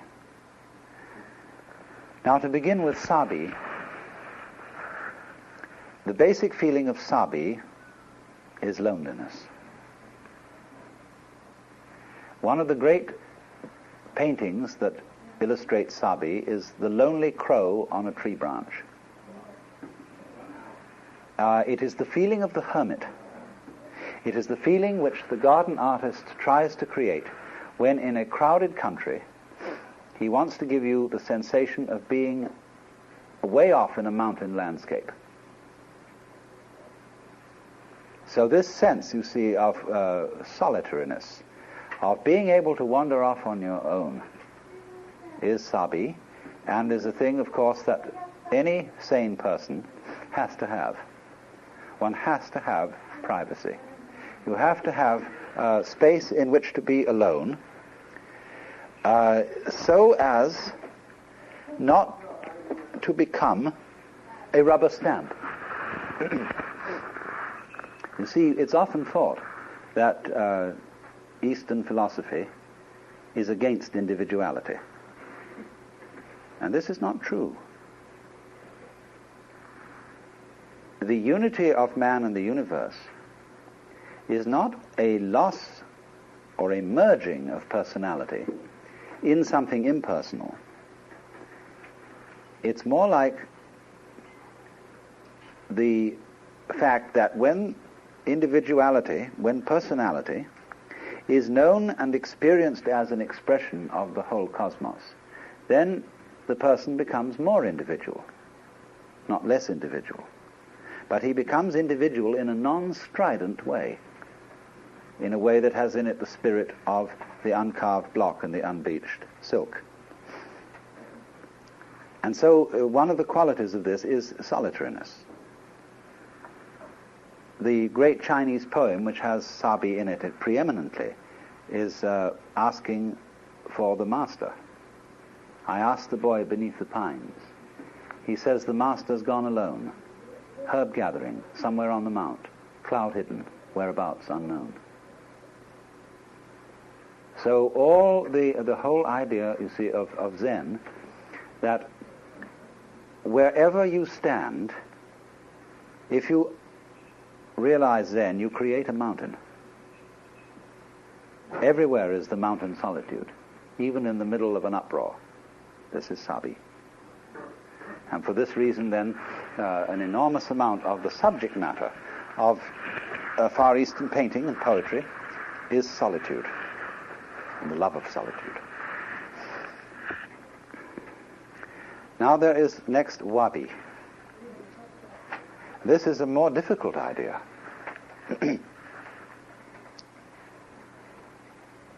Let's imagine that you are feeling very bad about something. You're depressed. The world is too much with you. Just you're sick of life. And then, quite surprisingly, you notice a small weed growing underneath a hedge.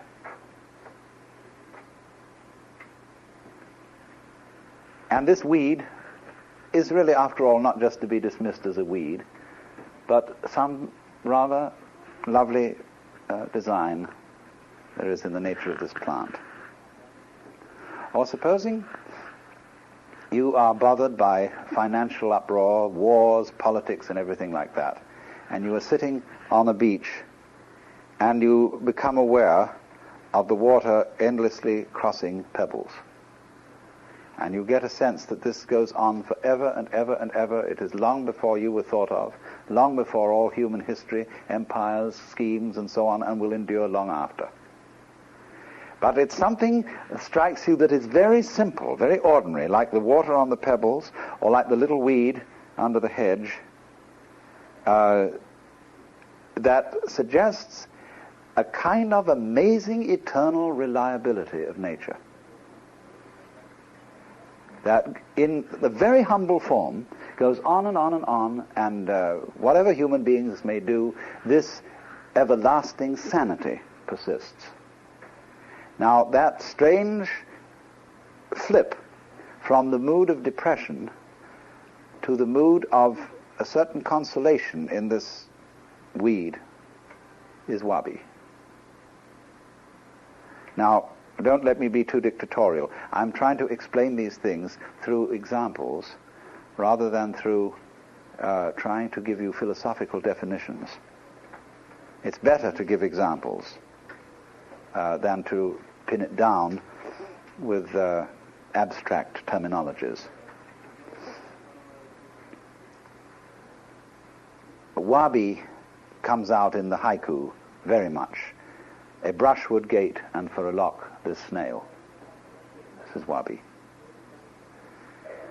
This is all there is. The path comes to an end among the parsley, which has a touch of yugen, but also wabi, because the parsley is just, well, everybody has parsley in the garden. Now,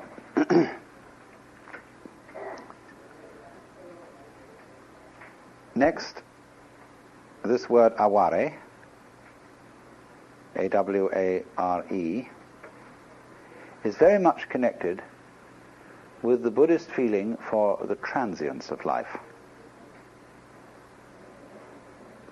That everything is change, and nothing at all can be held on to or possessed. this feeling of transience is at the root of the philosophy of poverty that exists in Buddhism, and has a curious difference in it from the Christian philosophy of poverty, as, say, explained by St. Francis of Assisi. It's cognate to it, it's like it, but a little subtle difference. Somehow one feels in the Christian emphasis on poverty that poverty contrasts with richness as good to evil. In other words, poverty is unpleasant, but it's something you ought to share with the poor who live unpleasant lives. So if you are to expiate your sins, well, you ought to be poor and to live roughly. And so for this reason, in Buddhism, one would not say so much poverty as one would say simplicity. Not going without, not clinging to things because it's good for you, but because it is actually the happiest way to live. Because nothing is more terrifying than the state of chronic anxiety which one has if you are subject to the illusion that something or other in life could be held on to and safeguarded, and nothing can. So the acceptance of everything flowing away is absolutely basic to freedom, to being an unsui, a cloud water person who drifts like cloud and flows like water. But in this, we mustn't take ourselves too ridiculously. I mean, naturally all human beings have in them a certain clinging. See, you can't let go totally. You wouldn't be human if you did. You can't be just a leaf on the wind, or just a ball in a mountain stream, to use a Zen poetic phrase. Because if you were that, you wouldn't be human. Just as I pointed out that a person with no emotions, who has completely controlled his emotions, is a stone Buddha, so a person who would be completely let go would also be some kind of an inanimate object. So Zen very definitely emphasizes being human, being perfectly human as its ideal. And so to be perfectly human, one must have not a state of absolute detachment, but a state of detachment which contains a little bit of resistance, a certain clinging still. They say in India of a Jivan Mukta, a man who is liberated in this world, that he has to cultivate a few mild bad habits in order to stay in the body. Because if he were absolutely perfect, he would disappear from manifestation. And so the yogi, great yogi, maybe he smokes a cigarette or has a bad temper occasionally, something that keeps him human. And that little thing is very important. See, it's like the salt in a stew. It grounds him. Well, this is another way of saying that even a very great sage, a great Buddha, will have in him a touch of regret that life is fleeting. Because if he doesn't have that touch of regret, he's not human, and he is incapable of compassion towards people who regret very much that life is fleeting. So the mood aware is that touch of regret, of nostalgia, of, you know that poem which speaks of the feeling of a banquet hall deserted. Here it is, there's been a great banquet, you know, and it's all the guests have gone home, and there are empty glasses and dirty plates and crushed napkins and all sorts of things all over, and somehow the echo of voices and merriment is still there. And so this mood, aware, comes up. So even a very great person should feel that. because the price otherwise is not to be human.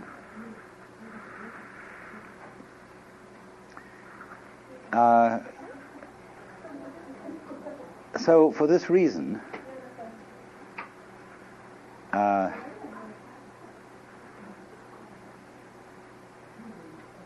Buddhist and Taoist poetry is not unemotional.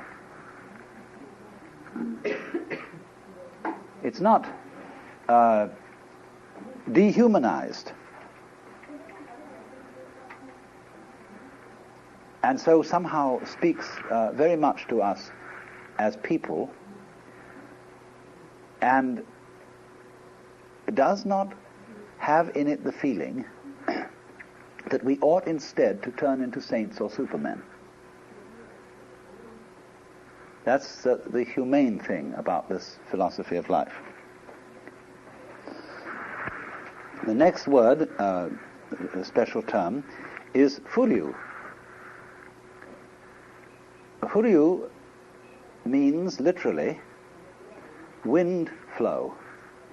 Fu is the character for wind, ryu means flowing. And the dictionaries translate it elegance, and this won't do. Furyu, first of all, you must remember that the word wind is used in Chinese and Japanese alike to indicate atmosphere. The atmosphere of a place. So when a person has, say, a certain school of poetry or philosophy, it's called the family wind. That means the atmosphere, the slant, the attitude of this particular school. So that meaning of wind, atmosphere, comes into the expression furyu. And furyu is like this. Here is a man fishing, and he's sitting in the evening, in the twilight, on the edge of a river, and with his fishing rod in a lonely little boat tied up by the bank. Now, if this man is fishing with his mind intent simply on catching fish, this is not furyu. But if he's also digging the atmosphere, it's furyu. To flow with the wind, you see, to dig the atmosphere. American offers the most beautiful possibilities of translation in our incomparable slang for some Oriental ideas. Furyu is there to get with it, to flow with it. And not again, you see, in the sense of the merely passive leaf flowing on the wind. But furyu has in it, you see, a touch of self-consciousness, like that man fishing. Now, you would think if you studied Taoist philosophy that this would be very bad. Zhuangzi somewhere says that a comfortable belt is one that you don't feel, and you're unaware of it. That's not the most comfortable belt. Like comfortable shoes, would you be completely unconscious of comfortable shoes? No. Something better than comfortable shoes are shoes that you know are comfortable. So, in the same way, the self-consciousness adds something to life. It's one thing to be happy and not know it. It's another thing to be happy and to know it. It's like one's voice in a shower room or bathtub has more resonance than one's voice in the open air. And that's why temples and cathedrals and resonating boxes for guitars and drums and things are created, to give this little quality of echo. For all echo is a certain kind of feedback which enables you to reflect upon what you are doing and to know that you know. So one might say that ordinary people are Buddhas, but they don't know it. And the Buddha is one who knows he's a Buddha. Only, they don't let you settle for this comfortably and easily, because really to know is also defined as not to know. In the Upanishads, it is said that if you think you know what Brahman is, you have yet some study to be done. For those who know Brahman do not know Brahman, and those who do not know Brahman really know. Now, all this paradoxical language is intended to keep you confused, so that you can't say, I've got it. So, but this position, you see, is not one-sided. There is something about being human, about being self-conscious, you see, that is not a mistake of nature, not a completely evil fall into self-awareness. But self-awareness, although it creates all kinds of problems, because through self-awareness, the human being is in some sense a self-frustrating mechanism. He knows that he's going to die. And the price of being able to control the future is to know that in the long run you won't be able to. And worry about that. But also, with self-consciousness goes the possibility of resonance, of realization, of becoming enlightened, liberated, and knowing it, and therefore able to enjoy it. So, Furyu adds to the dimension of going with it something more than the mere passivity of going with, but knowing that you're going. Now, but it does at the same time, it isn't entirely wrong that the dictionaries have translated it elegance. You could say Furyu is style. When we say somebody really has style. Now, but this designates a particular kind of style. It is the style of what one might call the elegant poor man, the aristocratic bum, the rich pauper, you see. Now, you find that a good deal in the things that we've been seeing. We've gone to many temples where nobody really owns anything, and yet, in a way, they're luxurious. This is Furyu.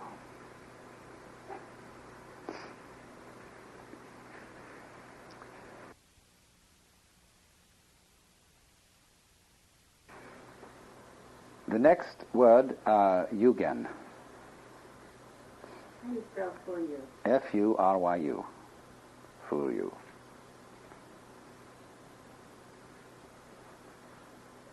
I have spoken about Yugen, but I haven't told you. The basic symbol of Yugen is the flower which grows from a rock. And so there is something about that which is improbable, mysterious, contradictory, that a flower could come out of a rock. But Yugen, more than any other of these terms, defies translation. The two characters, which I shall draw for you shortly, are rather interesting. One, the first character, Yu, shows the basic form of a mountain.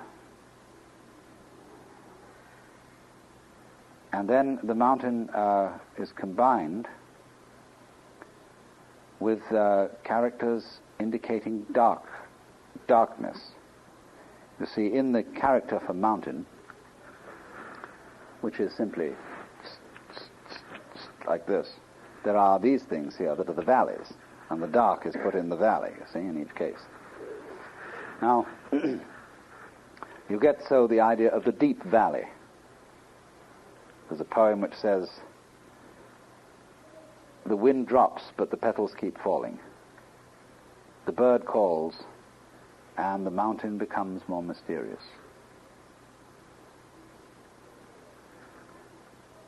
Little sounds emphasizing silence. Little motions emphasizing stillness. This quality, you see, is in this word yu. Gen is in Chinese xuan, which means the original deep, mysterious darkness out of which everything arises. The depth. Jakob Böhmer would say Ungrund. In the book of Genesis, and darkness covered the face of the deep, or the Spirit of God moved upon the face of the waters. Those waters of chaos, the primeval blackness, which is the same blackness as your head. You know how your head appears invisible to your eyes. That is Gen. It is darker than darkness, because it is blacker than black, you see. It is practically nothingness. It's so mysterious. So when you put these two characters together, you get Yugen. And so Yugen is, first of all, suggestiveness. I was looking round one of the temples a few days ago, where I noticed that you couldn't figure out how big it was, or it didn't seem to have any limits, because always every wall, say of a room, seemed to be a screen which led to something else beyond. And at the back of every garden there seemed to be a little gate that led to some other courtyard. And everything led into something else. And I said to the priest, I don't know whether I'm going to go exploring or not, or just leave it alone and think that, well, here I left Kyoto and I never did find out what was through that little gate. And so what? Forever there will be magic behind there, which I didn't define, I didn't draw in. And so this whole temple was done that way. All sorts of suggestions of little avenues disappearing, like a mountain path winding up among the trees. Where does it go? True, if you follow it, you'll eventually go up out of Kyoto here and get down to Otsu. And so you'll find yourself back in the suburbs. But there is the sense with that disappearing mountain path, like we've got going up here, that it goes to the place. And everybody has in the back of their minds an image of the place that you want to go to. Or not really an image though, it's always slightly indefinite. There's the certain feeling of there ought to be somewhere the thing I've always wanted. We get disappointed, of course, because as we get older we feel that perhaps that doesn't exist at all. That one just has to put up with the second best, or with something. Half a loaf is better than no bread. But still, I find that Far Eastern art is very, very full of hints about what is sometimes called Horai-san. Horai-san is the magical island somewhere out in the Pacific, which is the Paradise Island. And all these Chinese paintings of wonderful floating pagodas and terraces with scholars sitting around drinking wine and so on are hints of the paradise world. And that somewhere then these little steps lead up to that thing. And you've seen these steps. Japan is full of them. As you just go along in the train, you look up the hills, and there are arches, torii, steps disappearing into the hills, all of which suggest the feeling, somewhere off there is that thing.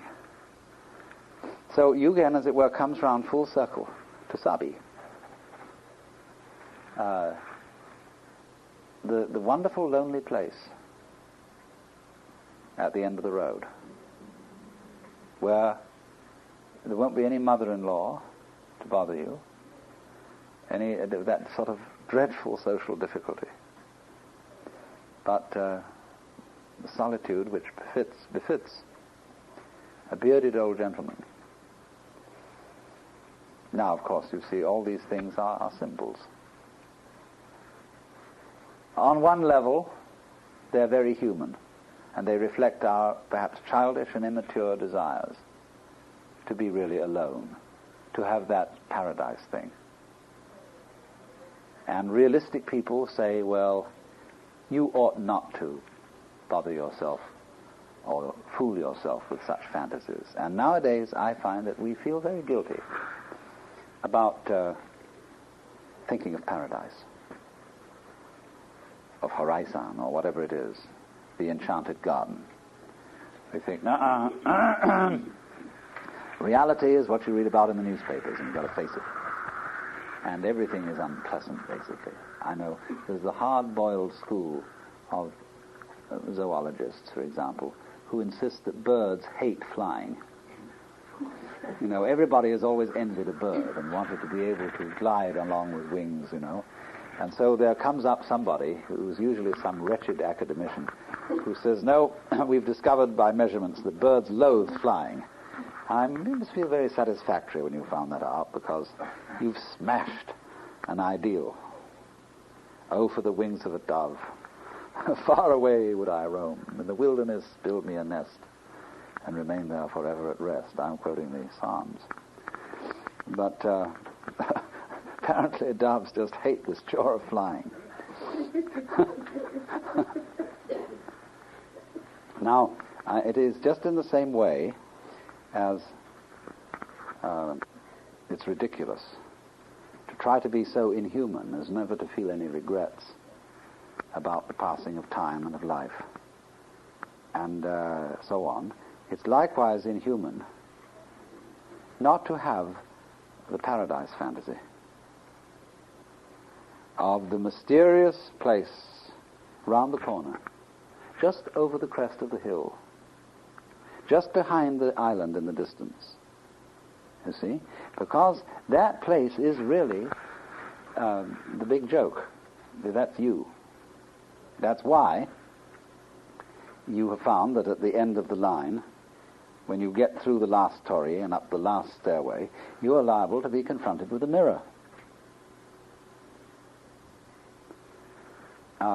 And so everybody is seeking for that thing that you've got to have, you see. Well, you got it. But nobody's going to believe this. But there it is, the real thing that you are is the paradise land that you're looking for at the end of the line. And it's far, far more reliable than any kind of an external scene which you could love and cling to and hold on to. Of course, the whole fascination of life is that seems perfectly incredible.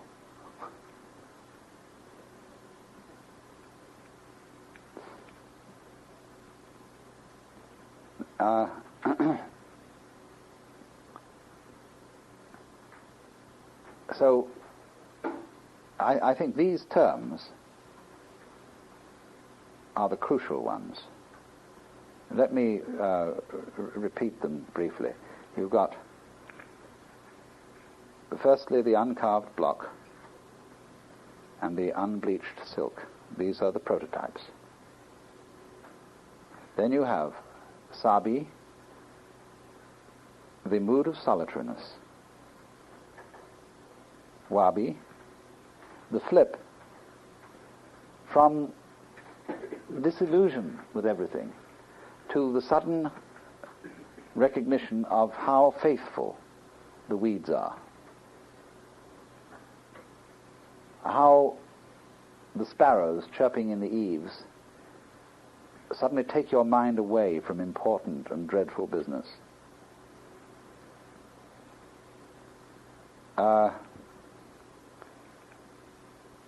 Aware,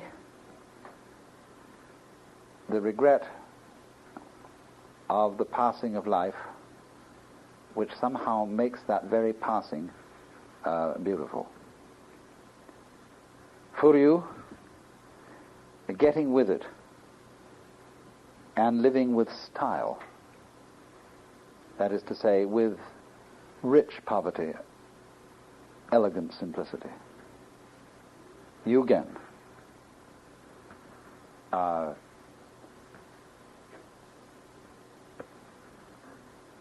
The aesthetic equivalent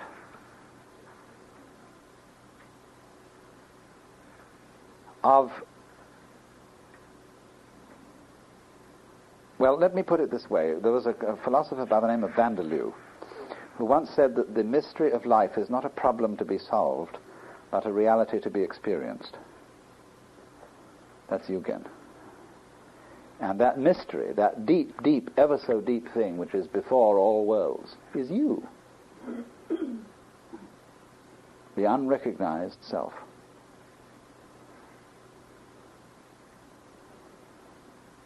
So let's have a brief intermission.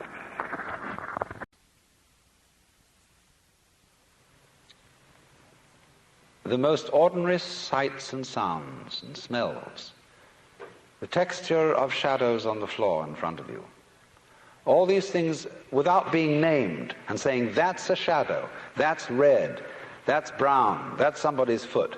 When you don't name things any longer, you start seeing them. Because, say, when a person says, I see a leaf, immediately one thinks of a spearhead-shaped thing outlined in black and filled in with flat green. No leaf looks like that. No leaves. Leaves are not green. That's why Lao Tzu said, the 5 colors make a man blind, the 5 tones make a man deaf. Because if you can only see 5 colors, you're blind. And if you can only hear 5 tones in music, you're deaf. You see, if you force sound into 5 tones, you force color into 5 colors, you're blind and deaf. The world of color is infinite, as is the world of sound. And it is only through stopping, fixing conceptions on the world of color and sound that you really begin to hear it and see it.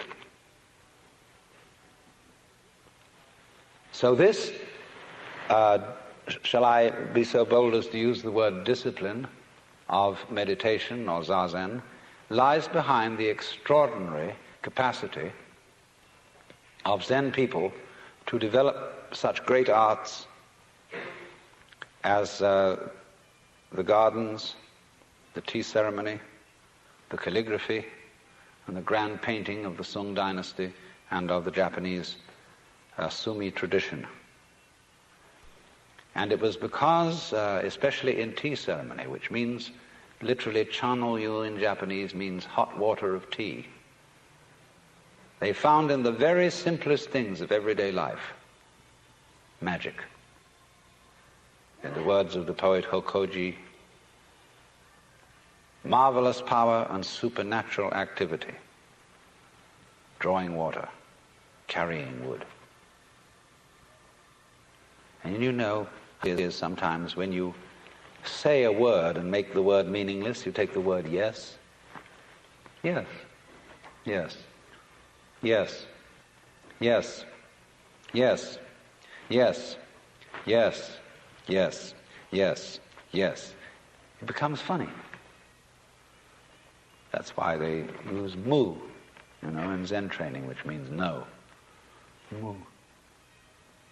And when you get this going for a long time, the word ceases to mean anything, and it becomes magical. That's sound. Now, what you have to realize in the further continuance of Zazen, that as you, let me say first in a preliminary way, the easiest way to stop thinking is first of all to think about something that doesn't have any meaning. That's my point in talking about mu or yes, or counting your breath, or listening to a sound that has no meaning. Because that stops you thinking, because you become fascinated in the sound. Then as you get on and you just, the sound only, comes a point when the sound is taken away and you're wide open. Now at that point, there will be a kind of preliminary so-called satori, and you will think, wow-wee, that's it. You'll be so happy, you'll be walking on air. When Suzuki Daisetsu was asked, what is it like to have satori, he said, well, it's like ordinary everyday experience, except about 2 inches off the ground. But there's another saying that student who has attained satori goes to hell as straight as an arrow. No satori around here, because anybody who has a spiritual experience, whether you get it through Zazen or through LSD or anything, that gives you that experience, if you hold on to it, say, now I've got it, it's gone out of the window. Because the minute you grab a living thing, it's like catching a handful of water. The harder you clutch, the faster it squirts through your fingers. There's nothing to get hold of, because you don't need to get hold of anything. You had it from the beginning. Of course, you can see that by various methods of meditation. But the trouble is the people who come out of that and brag about it. Say, I've seen it. Equally intolerable are the people who study Zen and come out and brag to their friends about how much their legs hurt and how long they sat and what an awful thing it was. They're sickening.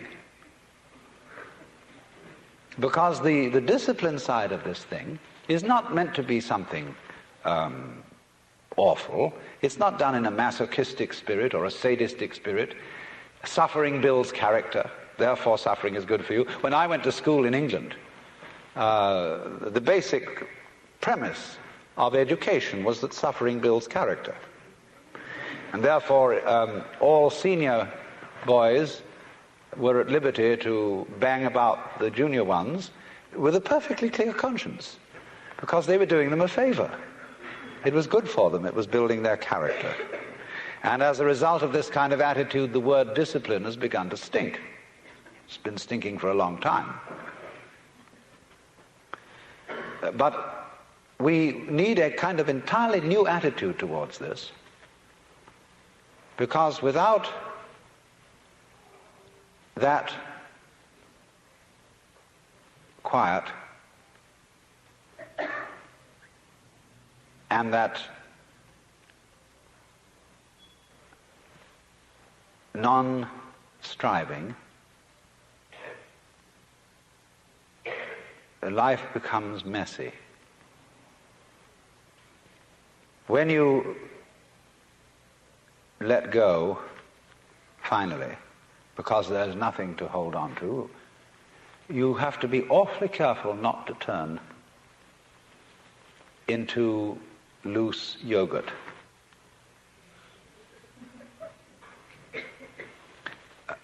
Let me give 2 opposite illustrations. When you ask most people to lie flat on the floor and relax, you find that they are full of tensions because they don't really believe that the floor will hold them up. And therefore they are holding themselves together. They're uptight. They're afraid that if they don't do this, even though the floor is supporting them, they'll suddenly turn into a gelatinous mass and trickle away in all directions. Then there are other people, when you tell them to relax, they go like a limp rag. See? But you see, the human organism is a subtle combination of hardness and softness, of flesh and bones. And the side of Zen, which has to do with neither doing nor not doing, but knowing that you're it anyway and you don't have to seek it, that's Zen flesh. But the side in which you can come back into the world with this attitude of not seeking and knowing you're it and not fall apart, that requires bones. And one of the most difficult things, belongs to, of course, a generation we all know about that was running around some time ago, where they caught on to Zen and they started anything goes painting. They started anything goes sculpture. They started anything goes way of life. Now I think we're recovering from that today. At any rate, our painters are beginning once again to return to glory, to marvelous articulateness and vivid color. Nothing like it has been seen since the stained glass of Chartres. That's a good sign. But it requires that there be in our daily use of freedom, and I'm not just talking about political freedom, I'm talking about the freedom which comes when you know that you're it forever and ever and ever. And it'll be so nice when you die, because that'll be a change, but it'll come back some other way. And when you know that and you've seen through the whole mirage, then watch out, because there may still be in you some seeds of hostility, some seeds of pride, some seeds of wanting to put down other people, or wanting just to defy the normal arrangements of life. So that is why in the order of a Zen monastery, various duties are assigned. The novices have the light duties, and the more senior you get, the heavy duties. For example, the Roshi very often is the one who cleans out the benjo, the toilet. And everything is kept in order. There is a kind of beautiful, almost princely asceticism, because by reason of that order being kept all the time, the vast free energy which is contained in the system doesn't run amok. The understanding of Zen, the understanding of awakening, the understanding of, well, we'll call it mystical experience, is one of the most dangerous things in the world. And for a person who cannot contain it, it's like putting 1,000,000 volts through your electric shaver. You blow your mind and it stays blown. Now, if you go off in that way, that is what would be called in Buddhism a pratyeka Buddha, private Buddha. He's one who goes off into the transcendental world and is never seen again. And he's made a mistake from the standpoint of Buddhism, because from the standpoint of Buddhism there is no fundamental difference between the transcendental world and this everyday world. The Bodhisattva, you see, who doesn't go off into a nirvana and stay there forever and ever, but comes back and lives ordinary everyday life to help other beings to see through it too, he doesn't come back because he feels he has some sort of solemn duty to help mankind and all that kind of pious cant. He comes back because he sees the two worlds are the same. He sees all other beings as Buddhas.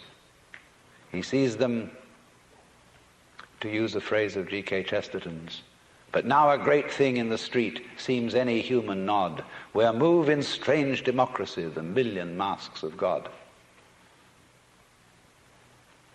And it's fantastic to look at people and see that they really, deep down, are enlightened. They're it. Their faces are the divine. And they look at you and say, "Oh no, but I'm not divine. I'm just ordinary little me." And you look at them in a funny way, and here you see the Buddha nature looking out of their eyes straight at you and saying it's not. And saying it quite sincerely. And that's why when you get up against a great guru, be he Zen master or whatever, he has a funny look in his eyes. When you say, "I have a problem, Guru. I'm mixed up and I don't understand," he looks at you in this queer way. And you think, "Oh, dear me, he's reading my most secret thoughts. He's seeing all the awful things I am, all my cowardice, all my shortcomings." He's not doing anything of the kind. He isn't even interested in such things. He's looking at, if I may use Hindu terminology, he's looking at Shiva in you, saying, "My God, Shiva, won't you come off it?"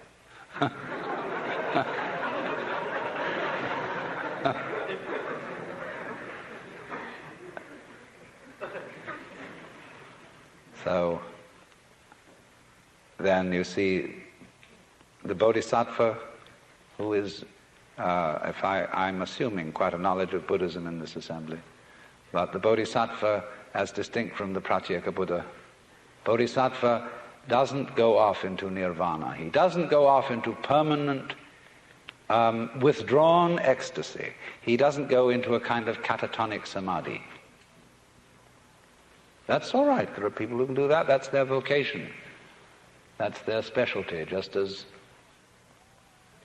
a long thing is the long body of Buddha and a short thing is the short body of Buddha. But if you really understand that Zen, that Buddhist idea of enlightenment, is not comprehended in the idea of the transcendental, neither is it comprehended in the idea of the ordinary. Not in terms of the infinite, not in terms of the finite. Not in terms of the eternal, not in terms of the temporal, because they're all concepts.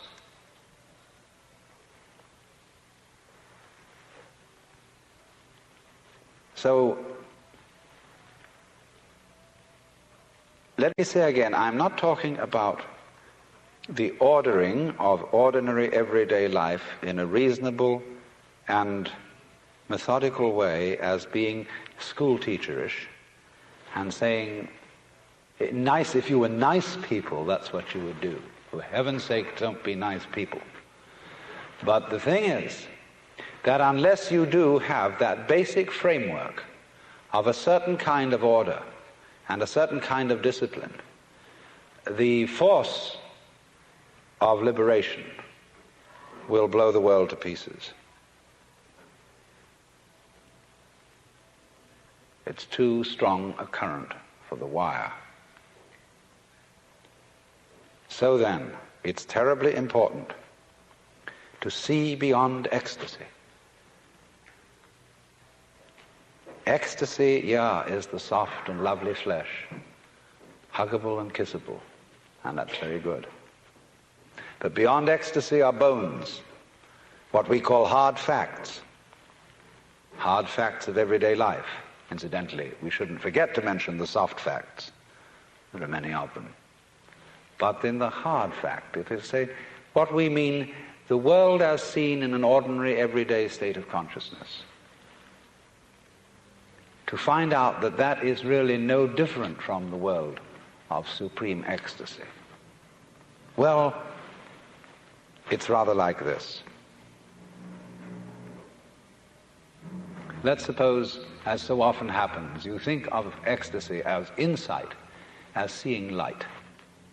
There's a Zen poem which says, a sudden crash of thunder, the mind doors burst open, and there sits the ordinary old man. See, there's this sudden vision, Satori, breaking, wowie, and the doors of the mind are blown apart, and there sits the ordinary old man. That's just little you, you know. Lightning flashes, sparks shower. In one blink of your eyes, you've missed seeing. Why? Because here is the light. The light, the light, the light. Every mystic in the world has seen the light. That brilliant, blazing energy, brighter than 1,000 suns, which is locked up in everything. Now imagine this. Imagine you're seeing it. Like you see aureoles round Buddhas, like you see the beatific vision at the end of Dante's Paradiso. Vivid, vivid light, so bright that it's like the clear light of the void in the Tibetan Book of the Dead. It's beyond light. It's so bright. And you watch it receding from you. And on the edges, like a great star that becomes a rim of red. And beyond that, a rim of orange, yellow, green, blue, indigo, violet. And you see this great mandala appearing, this great sun. And beyond the violet, there's black, black like obsidian, not flat black, but transparent black like lacquer. And again, blazing out of the black as the Yang comes from the yin, more light. Going, going, going. And along with this light, there comes sound. There's a sound so tremendous with the white light that you can't hear it. So piercing that it seems to annihilate the ears. But then along with the colors, the sound goes down the scale in harmonic intervals, down, down, down, down, until it gets to a deep, thundering bass, which is so vibrant that in turn it turns into something solid. And you begin to get the similar spectrum of textures. Now all this time you've been watching a kind of a thing radiating out. But it says, this isn't all I can do. And the rays start going yo-ee, yo-ee, yo-ee, yo-ee, yo-ee, yo-ee, yo-ee, yo-ee, dancing like this. And naturally the sound starts going, waving too, as it comes out. And then the textures start varying themselves. And they say, well, you've been looking at this thing as I've been describing it so far in a flat dimension. Let's add a third dimension. It's going to come right at you now. See, this way. And meanwhile, it says it's not just that we're going to go yoo-ee, yoo-ee, yoo-ee like this. We're going to do little curly cues. We're going to go ka-jik-ka-joo, ka-jik-ka-joo, ka-jik-ka-joo, ka-jik-ka-joo like this. And it says, well, that's just the beginning. We can go tam-tam-tam-tam-tam-tam-tam, making squares and turns. And then suddenly you see in all the little details that become so intense that all kinds of little sub-figures are contained within what you thought were originally the main figures. And the sound starts going, all different, amazing complexities of sound all over the place.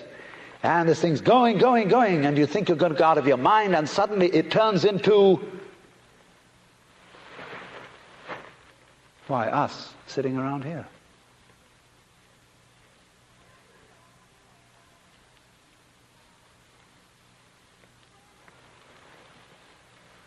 Thank you very much.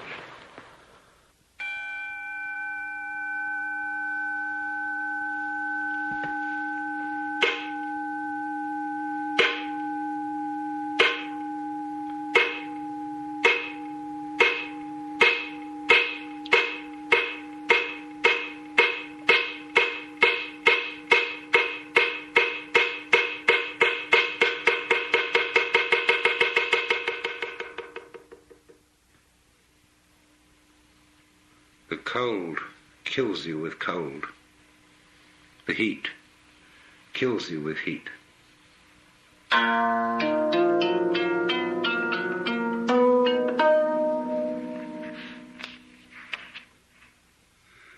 Above, there isn't a piece of tile to cover his head. Below, there isn't an inch of earth for him to stand on.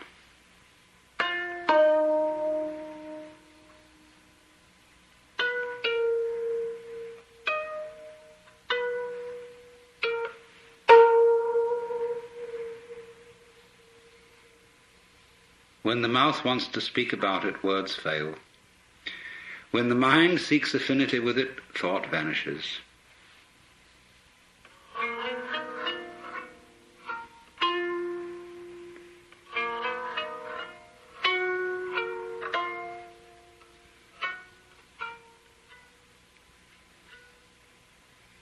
Sun and moon cannot illuminate it completely. Heaven and earth cannot cover it entirely.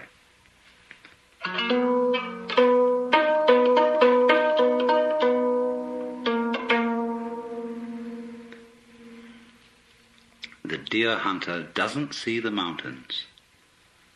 The miser doesn't see men.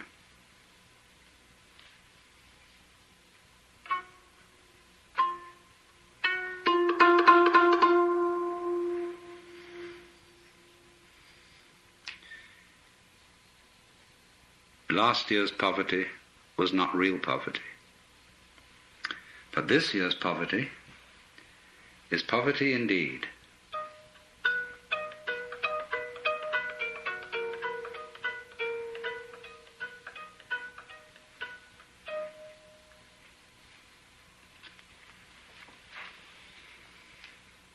The angels find no path on which to strew flowers. The heretics, secretly spying, find nothing to see.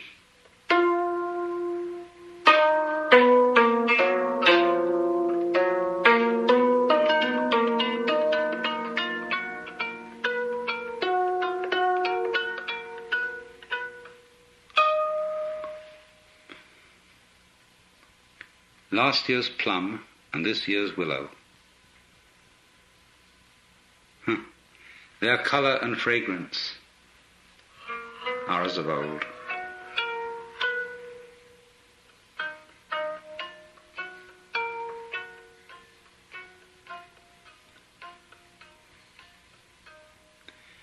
At the limits of heaven, the sun rises and the moon sets. Beyond the balustrade, the mountains deepen and the waters become chill.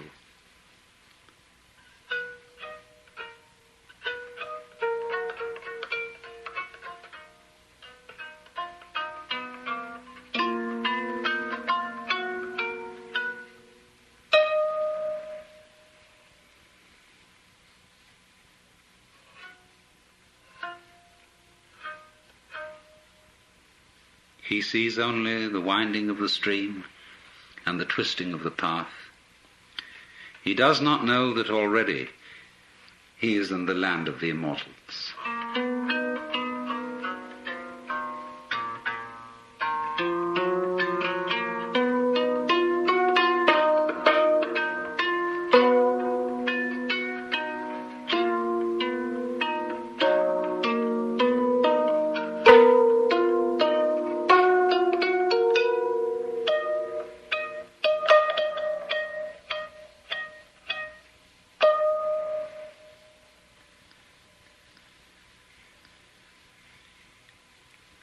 He who would understand the meaning of Buddha nature must watch for the season and the causal relations.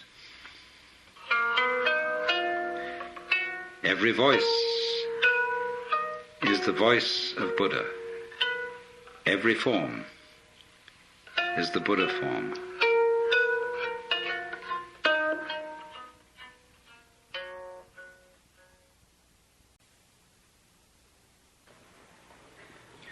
Once upon a time, there was a Zen student who quoted an old Buddhist poem to his teacher, which says, "The voices of torrents are from one great tongue. The lines of the hills are the pure body of Buddha." "Isn't that right?" he said to the teacher. "It is," said the teacher, "but it's a pity to say so."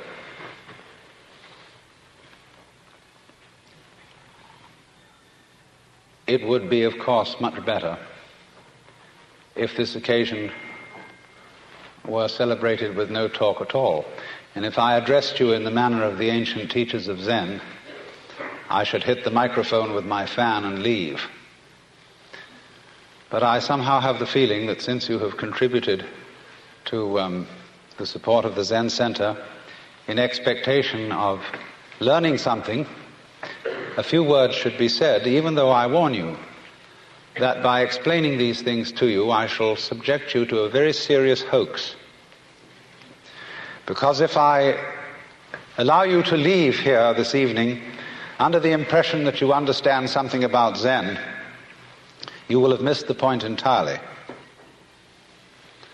Because Zen is a way of life, a state of being, that is not possible to embrace in any concept whatsoever. So that any concepts, any ideas, any words that I shall put across to you this evening will have as their object showing you the limitations of words and of thinking. Now then, if one must try to say something about what Zen is, and I want to do this by way of introduction, I must make it emphatic that Zen, in its essence, is not a doctrine. There's nothing you're supposed to believe in. And it's not a philosophy in our sense, that is to say, a set of ideas, an intellectual net in which one tries to catch the fish of reality. Actually, the fish of reality is more like water. It always slips through the net. And in water, you know, when you get into it, there's nothing to hang on to. All this universe is like water. It is fluid, it is transient, it is changing. And when you're thrown into the water after being accustomed to living on the dry land, and you're not used to the idea of swimming, you try to stand on the water, you try to catch hold of it, and as a result you drown. And the only way to survive in the water, and this refers particularly to the waters of modern philosophical confusion, where God is dead, metaphysical propositions are meaningless, and there's really nothing to hang on to, because we're all just falling apart. And the only thing to do under those circumstances is to learn how to swim. And to swim, you relax. You let go. You give yourself to the water, and you have to know how to breathe in the right way. And then you find that the water holds you up. Indeed, in a certain way, you become the water. And so in the same way, one might say, if one attempted to, again I say misleadingly, to put Zen into any sort of concept, it simply comes down to this: that in this universe there is one great energy, and we have no name for it. People have tried various names for it, like God, like Brahman, like Tao. But in the West, the word God has got so many funny associations attached to it that most of us are bored with it. When people say God the Father Almighty, most people feel funny inside. And so we like to hear new words. We like to hear about Tao, about Brahman, about Shinyo and Tathata, and such strange names from the Far East, because they don't carry the same associations of mawkish sanctimony and funny meanings from the past. And actually, some of these words that the Buddhists use for the basic energy of the world really don't mean anything at all. The word Tathata, which is translated from the Sanskrit into suchness or thusness or something like that, really means something more like dadada, based on the word tat, which in Sanskrit means that. And so in Sanskrit it is said tattvam asi, that thou art, or in modern American, you're it. But da, that's the first sound a baby makes when it comes into the world, because the baby looks around and says da, that. And fathers flatter themselves and think it's saying dada, which means daddy. But according to Buddhist philosophy, all this universe is one tathata. That means 10,000 functions or 10,000 things, one suchness. And we're all one suchness. And that means that suchness comes and goes like everything else, because this whole world is an on and off system. As the Chinese say, it's the yang and the yin. And therefore it consists of now you see it, now you don't, here you are, here you aren't, here you aren't. Because that's the very nature of energy, to be like waves, and waves have crests and troughs. Only we, being under a certain kind of sleepiness or illusion, imagine that the trough is going to overcome the wave or the crest. The yin, the dark principle, is going to overcome the yang, or the light principle, and that off is finally going to triumph over on. And we, shall I say, bug ourselves by indulging in that illusion. Gee, supposing darkness did win out, wouldn't that be terrible? And so we're constantly trembling and thinking that it may, because after all, isn't it odd that anything exists? It's most peculiar. It requires effort, it requires energy, and it would be so much easier for there to have been nothing at all. Therefore we think, well, since the is side of things is so much effort, you always give up after a while and you sink back into death. But death is just the other face of energy, and it's the rest, the not being anything around, that produces something around, just in the same way that you can't have solid without space, or space without solid. When you wake up to this and realize that the more it changes, the more it's the same thing, as the French say, that you are really a playing of this one energy, and there is nothing else but that it is you, but that for you to be always you would be an insufferable bore. And therefore it is arranged that you stop being you after a while and then come back as someone else altogether. And so when you find that out, you become full of energy and delight. As Blake said, energy is eternal delight. And you suddenly see through the whole sham of things. You realize you're that. We won't put a name on it. You're that. And you can't be anything else. So you are relieved of fundamental terror. That doesn't mean that you're always going to be a great hero, that you won't jump when you hear it bang, that you won't worry occasionally, that you won't lose your temper. It means, though, that fundamentally, deep, deep down within you, you will be able to be human, not a stone Buddha. You know, in Zen, there is a difference made between a living Buddha and a stone Buddha. If you go up to a stone Buddha and you hit him hard on the head, nothing happens. You break your fist or your stick. But if you hit a living Buddha, he may say, ouch. And he may feel pain. Because if he didn't feel something, he wouldn't be a human being. Buddhas are human. They are not devas, they are not gods. They are enlightened men and women. But the point is that they are not afraid to be human. They are not afraid to let themselves participate in the pains, difficulties, and struggles that naturally go with human existence. The only difference is, and it's almost an undetectable difference, it takes one to know one.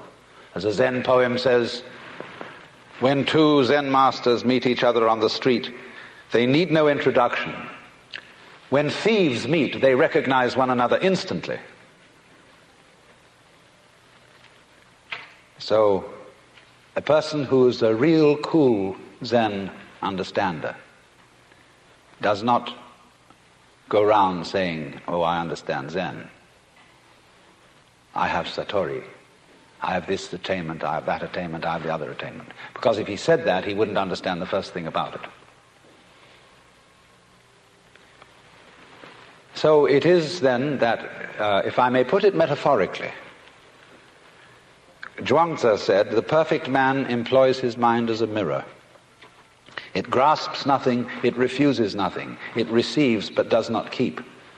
And another poem says of wild geese flying over a lake, the wild geese do not intend to cast their reflection, and the water has no mind to retain their image. In other words, this is to put it very strictly into our modern idiom, this is to live without hang-ups.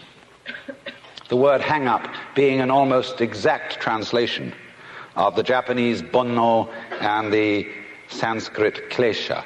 Ordinarily translated worldly attachment. But all that sounds a little bit, you know what I mean, it sounds pious. And in Zen, things that sound pious are said to stink of Zen. But to have no hang-up, that is to say, to be able to drift like a cloud and flow like water, seeing that all life is a magnificent illusion, a playing of energy, and there is absolutely nothing fundamentally to be afraid of. Fundamentally. You will be afraid on the surface. You will be afraid of putting your hand in the fire. You will be afraid of getting sick, etc. But you will not be afraid of fear. Fear will pass over your mind like a black cloud will be reflected in the mirror. But of course the mirror isn't quite the right illustration. Space would be better. Like a black cloud or flows through space without leaving any track. like the stars don't leave trails behind them. And so that fundamental that is called the void in Buddhism, the thing that, it doesn't mean void in the sense that it's void in the ordinary sense of emptiness. It means void in that it is the most real thing there is, but nobody can conceive it. It's rather the same situation that you get between the speaker in a radio and all the various sounds which it produces. On the speaker you hear human voices, you hear every kind of musical instrument, honkings of horns, the sound of traffic, the explosion of guns. And yet all that tremendous variety of sounds are the vibrations of one diaphragm. But it never says so. The announcer doesn't come on first thing in the morning and say, ladies and gentlemen, all the sounds that you will hear subsequently during the day will be the vibrations of this diaphragm. Now, don't take them for real. And the radio never mentions its own construction, you see? And in exactly the same way, you are never able really to examine, to make an object of your own mind, just as you can't look directly into your own eyes or bite your own teeth. Because you are that. And if you try to find it and make it something to possess, why, that's a great lack of confidence. That shows you don't really know you're it. And if you're it, you don't need to make anything of it. There's nothing to look for. But the test is, are you still looking? Do you know that? I mean, not as kind of knowledge that you possess, not something you've learned in school like you've got a degree and you know I've mastered the contents of these books and remembered it. In this knowledge, there's nothing to be remembered. Nothing to be formulated. You know it best when you say, well, I don't know it. Because that means I'm not holding on to it. I'm not trying to cling to it in the form of a concept because there's absolutely no necessity to do so. That would be, in Zen language, putting legs on a snake or a beard on a eunuch. Or as we would say, gilding the lily. Now you say, well, that sounds pretty easy. You mean to say all we have to do is just relax? We don't go around chasing anything anymore? We abandon religion? We abandon meditations, we abandon this, that, and the other, and just live it up anyhow. Just go on. You know, like a father says to a child who keeps asking, why? Why did God make the universe? Who made God?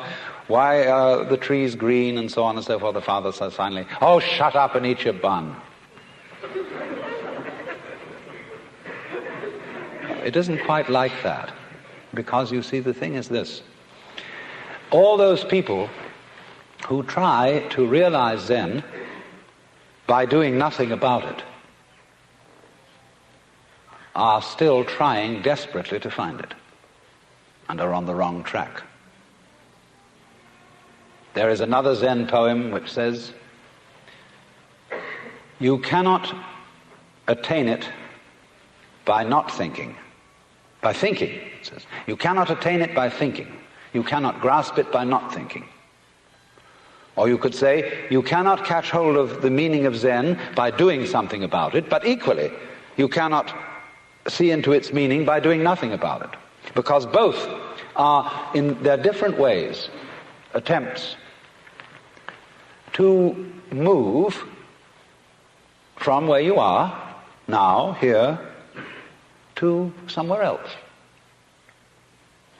And the point is that we come to an understanding of this, what I call suchness, only through being completely here. And no means are necessary to be completely here. Either active means on the one hand, nor passive means on the other. Because in both ways, you are trying to move away from the immediate now. But you see, it's difficult to understand language like that. And to understand what all that is about, there is really one absolutely necessary prerequisite. And this is to stop thinking. Now, I am not saying this in the spirit of being an anti-intellectual, because I think a lot, talk a lot, write a lot of books, and am a sort of half-baked scholar. But you know, if you talk all the time, you'll never hear what anybody else has to say. And therefore all you'll have to talk about is your own conversation. The same is true for people who think all the time. That means, when I use the word think, talking to yourself, subvocal conversation, the constant chit-chat of symbols and images and talk and words inside your skull. Now, if you do that all the time, you'll find that you've nothing to think about except thinking. And just as you have to stop talking to hear what others have to say, you have to stop thinking to find out what life is about. And the moment you stop thinking, you become into immediate contact with what Korzybski called, so delightfully, the unspeakable world. That is to say, the non-verbal world. Some people would call it the physical world. But these words, physical, non-verbal, material, are all conceptual, and is not a concept.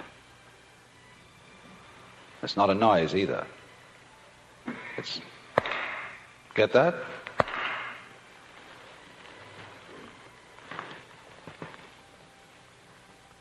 So when you are awake to that world, you suddenly find that all the so-called differences between self and other, life and death, pleasure and pain, are all conceptual, and they're not there.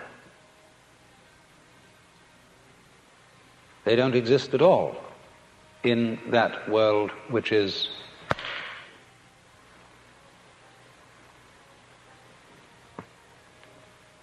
in other words, if I hit you hard enough, ouch doesn't hurt if you're in a state of what is called no thought. It just, there is a certain experience, you see, but you don't call it hurt. It's like when you were small children, they banged you about, and you cried. And they said, don't cry, because they wanted to make you hurt and not cry at the same time. People are rather curious about the things they do like that. And but you see, they really wanted you to cry. In the same way, if you threw up one day, it's very good to throw up when you've eaten something that isn't good for you. But your mother said, and made you repress it and feel that throwing up wasn't a good thing to do. Because then when you saw people die, and everybody around you started weeping and making a fuss, and then you learned from that dying was terrible. When somebody got sick, everybody else got anxious, and you learned that getting sick was something awful. You learned it from the concept. So the reason why there is in the practice of Zen what we did before this lecture began, to practice Zazen, sitting Zen. Incidentally, there are three other kinds of Zen besides Zazen: standing Zen, walking Zen, and lying Zen. In Buddhism, they speak of the three dignities of man: walking, standing, sitting, and lying. And when they say, when you sit, just sit. When you walk, just walk. But whatever you do, don't wobble. In fact, of course, you can wobble, if you really wobble well.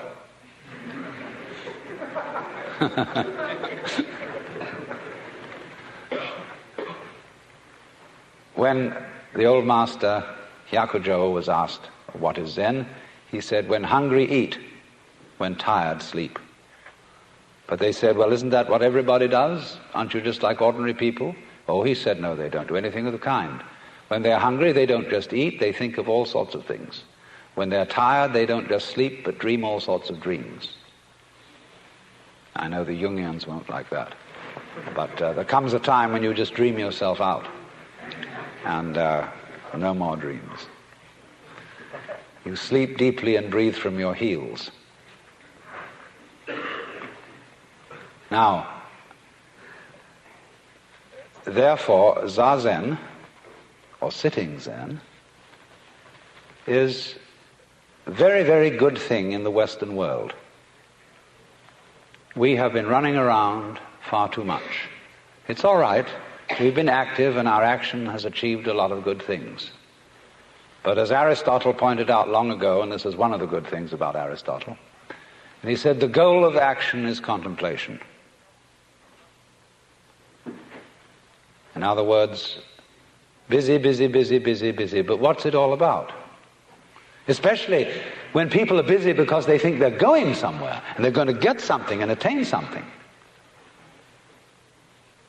There's quite a good deal of point to action if you know you're not going anywhere. If you act like you dance or like you sing or play music, then you're not going anywhere.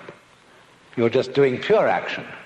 But if you act with the thought in mind that as a result of action you are eventually going to arrive at some place where everything will be all right, then you are on a squirrel cage, hopelessly condemned to what the Buddhists call samsara, the round or rat race of birth and death.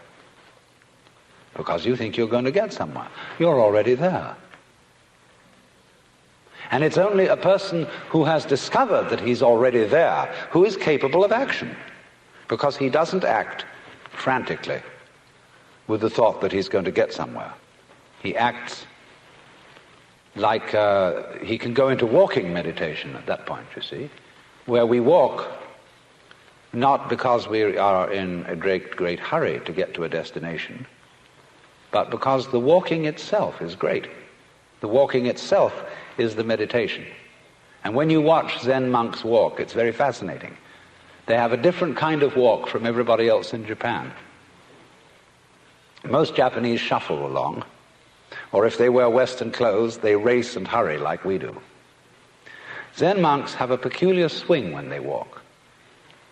And you have the feeling they walk rather the same way as a cat. There's something about it which isn't hesitant. They're going along all right. They're not sort of vaguing around, but they're walking just to walk.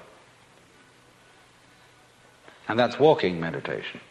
But the point is that one cannot act creatively except on the basis of stillness, of having a mind that is from time to time capable of stopping thinking. And so this practice of sitting and may seem very difficult at first, because if you sit in the Buddhist way, it makes your legs ache, and most Westerners start to fidget. They find it very boring to sit for a long time. But the reason they find it boring is that they're still thinking. If you weren't thinking, you wouldn't notice the passage of time. And as a matter of fact, far from being boring, the world, when looked at without chatter, becomes amazingly interesting.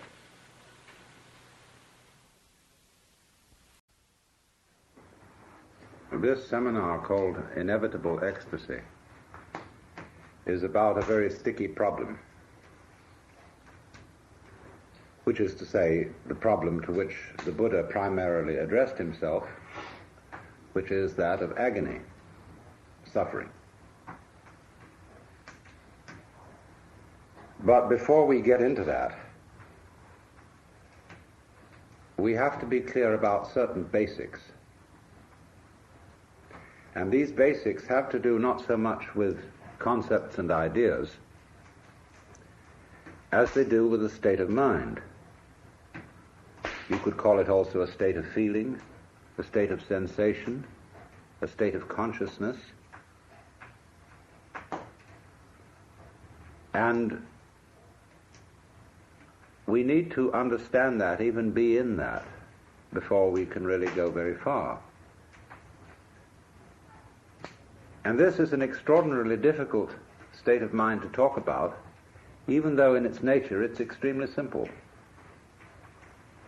Because it is, in a way, like we were when we were babies, when we hadn't been told anything and didn't know anything other than what we felt, and we had no names for it. Now, of course, as we grow older, we learn to differentiate one thing from another, one event from another, and above all, ourselves from everything else. Well and good, provided you don't lose the foundations. Just as mountains are differentiated, but they're all based on the earth, so the multiple things of this world are differentiated. But they have, as it were, a basis. There is no word for that basis, not really, because words are only for distinction. And so there can't really be a word, not even an idea, of the non-distinction. We can feel it, but we can't think it. But we don't feel it like an object. You feel you're alive. You feel you're conscious, but you don't know what consciousness is, because consciousness is present in every conceivable kind of experience. It's like the space in which we live, which is everywhere. It's like a fish being in water, and presumably a fish doesn't know it's in the water, because it never goes out. A bird presumably knows nothing of the air, and we really know nothing of consciousness, and we pretend space isn't there. So, however, when you grow up and become fascinated, which is really the right word, spellbound, enchanted, by all the things that adults wave at you, you forget the background. And you come to think that all the distinctions which you've been learning are the supremely important things to be concerned with. You become hypnotized, just in the same way as when the beak of a chicken is put to a chalk line, it gets stuck on that line. And so when we are told to pay attention to what matters, we get stuck with it, and that's what in Buddhism is called attachment. Attachment doesn't mean that you enjoy your dinner, or that you enjoy sleeping, or beauty. Those are responses of our organism in its environment, as natural as feeling hot near a fire or cold near ice. So are certain responses of fear or of sorrow. They are not attachment. Attachment is exactly translated by the modern slang term hang-up. It's a kind of stickiness, or what in psychology would be called blocking, when you are in a state of wobbly hesitation, not knowing how to flow on. That's attachment, what is meant by the Sanskrit word klesha. So when the chicken has its beak put to the chalk line, it's got a hang-up. It's stuck on that line. And so in the same way, we get a hang-up on all the various things that we're told as we grow up by our parents, our aunts and uncles, our teachers, and above all, by our peer group. And the first thing that everybody wants to tell us is the difference between ourselves and the rest of the world, and between those actions which are voluntary and those which are involuntary, what we do on the one hand and what happens to us on the other. And this is, of course, immensely confusing to a small child, because it's told to do all sorts of things that are really supposed to happen, like going to sleep, like having bowel movements, like loving people, like not blushing, stopping being anxious, and all sorts of things like that. The child is told in sum that we, your parents, elders and betters, command you to do what will please us only if you do it spontaneously. And no wonder everybody's completely confused. We go through life with that burden on us. We therefore develop this curious thing. We develop a thing which is called an ego. Now, I've got to be very clear to you what I mean by an ego. An ego is not the same thing as a particular living organism. For my philosophy, the particular living organism, which is inseparable from a particular environment, that is to say, from the universe as centered here and now, is something real. It isn't a thing. I call it a feature of the universe. But what we call our ego is something abstract, which is to say, it has the same order and kind of reality as an hour, or an inch, or a pound, or a line of longitude. It is for purposes of discussion. It is for convenience. In other words, it is a social convention that we have what is called an ego.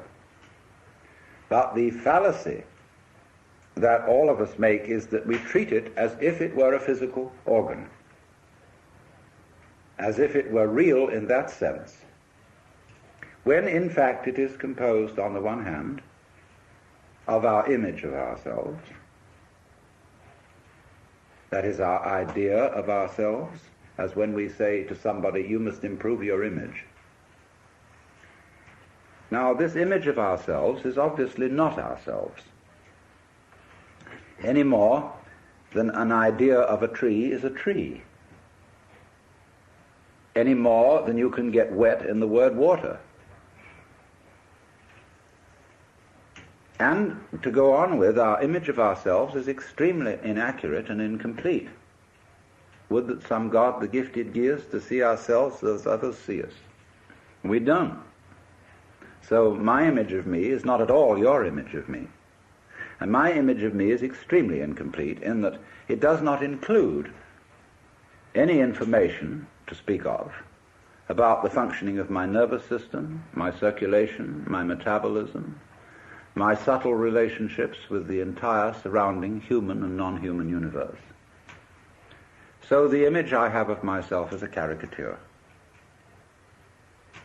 It is arrived at through mainly my interaction with other people who tell me who I am in various ways, either directly or indirectly, and I play about with what their picture is of me, and they play something back to me so that we set up this conception.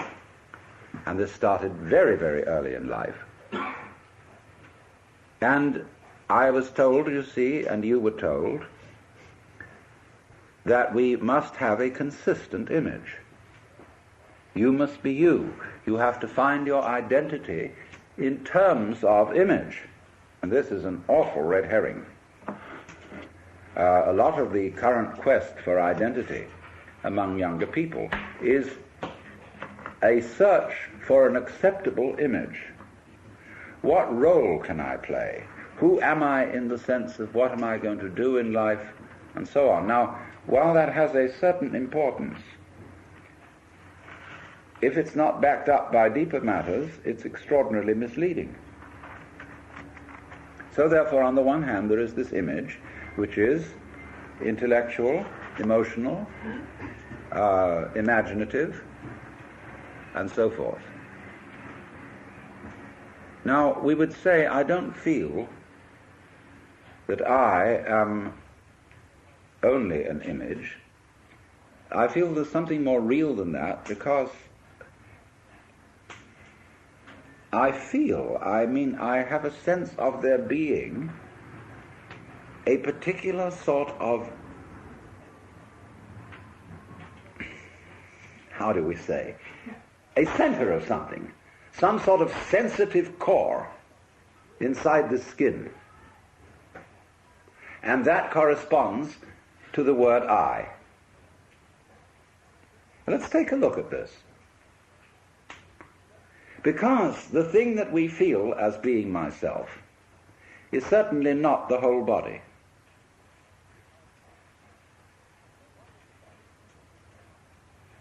Because a lot of the body can be seen as an object. In other words, if you stand, stretch yourself out, lie on the floor, and turn your head and look at yourself, you can see your feet and your legs and all this up to here, and finally it all vanishes, only there's a sort of a vague nose in front. And you assume you have a head because everybody else does, and you've looked in a mirror, and that told you you had a head, but you could never see it, just like you can't see your back. So you tend to put your ego on the side of the unseen part of the body, the part you can't get at, because that seems to be where it all comes from, and you feel it. But what is it that we feel? Because if I see clearly, and my eyes are in functioning order, the eyes certainly are not conscious of themselves. There are no spots in front of them, no defects, in other words, in the lens or in the retina or in the optic nerves that give hallucinations. So also, therefore, if my ego, my consciousness is working properly, I ought not to be aware of it as something sort of there, being a nuisance in a way in the middle of things, because your ego is awfully hard to take care of. Well, what is it then that we feel? Well, I think I've discovered what it is. It's a chronic, habitual sense of muscular strain, which we were taught in the whole process of doing spontaneous things to order. When you're taking off in a jet plane, and the thing has gone rather further down the runway than you think it should have without getting up in the air, you start pulling at your seatbelt. Get this thing off the ground. Perfectly useless. So in the same way, when our community tells us, look carefully, now listen, pay attention, we start using muscular strains around our eyes, ears, jaws, hands, to try to use our muscles to make our nerves work, which is, of course, futile. And in fact, it gets in the way of the functioning of the nerves. Try to concentrate. And then when we try to control our emotions, we hold our breath, pull our stomachs in, or tighten our rectal muscles to hold ourselves together. Now pull yourself together! Immediately, what are you to do? What does a child understand by that? He does it muscularly, pulls himself together. But it's useless. So everybody chronically pulls themselves together, so that it's so funny, if you get a person that just lie on the floor and relax, but there's the floor under you as firm as can be holding you up. Nevertheless, you will detect that the person is making all sorts of tensions, lest he should suddenly turn into a nasty jello on the floor. So that chronic tension, which in Sanskrit is called sankocha, which means contraction, is the root of what we call the feeling of the ego. So that, in other words, this feeling of tightness is the physical referent for the psychological image of ourselves. So that we get the ego as the marriage of an illusion to a futility. Even though the idea of an I with a name, with a being, is naturally useful, for social communication, provided we know what we're doing and take it for what it is. But we are so hung up on this concept that it confuses us, even in the proposition that it might be possible for us to feel otherwise. Because we ask the question, if we hear about people who have transcended the ego, well, we ask, how do you do that? Well, I say, what do you mean? You, how do you do that? Because the you you're talking about doesn't exist. So you can't do anything about it. Any more than you can cut a cheese with a line of longitude. Now that sounds very discouraging, doesn't it? But let's suppose now you are babies again, and you don't know anything.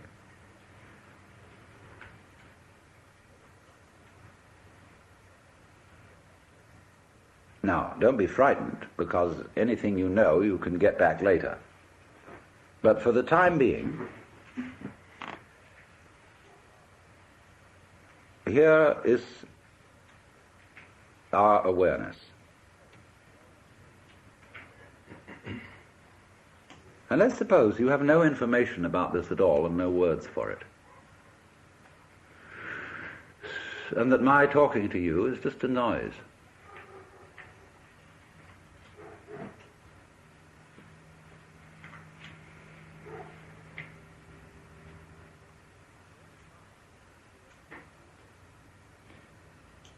Now, don't try to do anything about this. Don't make any effort. Because naturally, by force of habit, certain tensions remain inside you, and certain ideas and words drift all the time through your mind. Just like the wind blows or clouds move across the sky. Don't bother with them at all. Don't try to get rid of them. Just be aware of what's going on in your head, like it was clouds in the sky, or the crackling of the fire.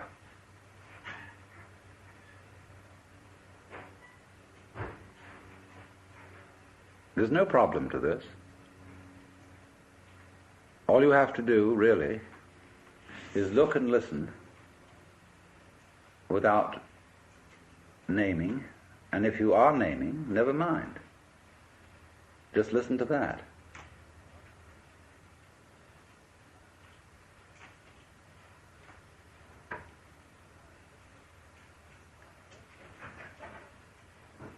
Now that you can't force anything here, that you can't willfully stop thinking and stop naming, is only telling you that the separate you doesn't exist. It isn't a mark of defeat. It isn't a sign of your lack of practice in meditation. That it runs on all by itself simply means that the individual separate you is a figment of your imagination. So you are aware at this point of a happening. Remember, you don't know anything about the difference between you and it. You haven't been told that. You've no words for the difference between inside and outside, between here and there,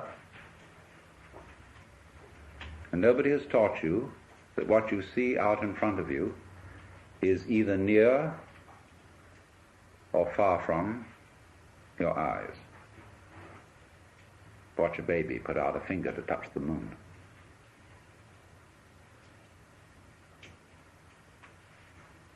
You don't know about that.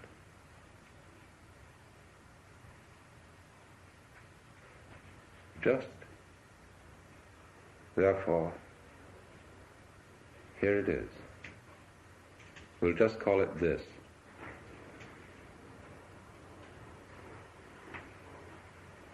And if you will feel it, the going on, which includes absolutely everything you feel.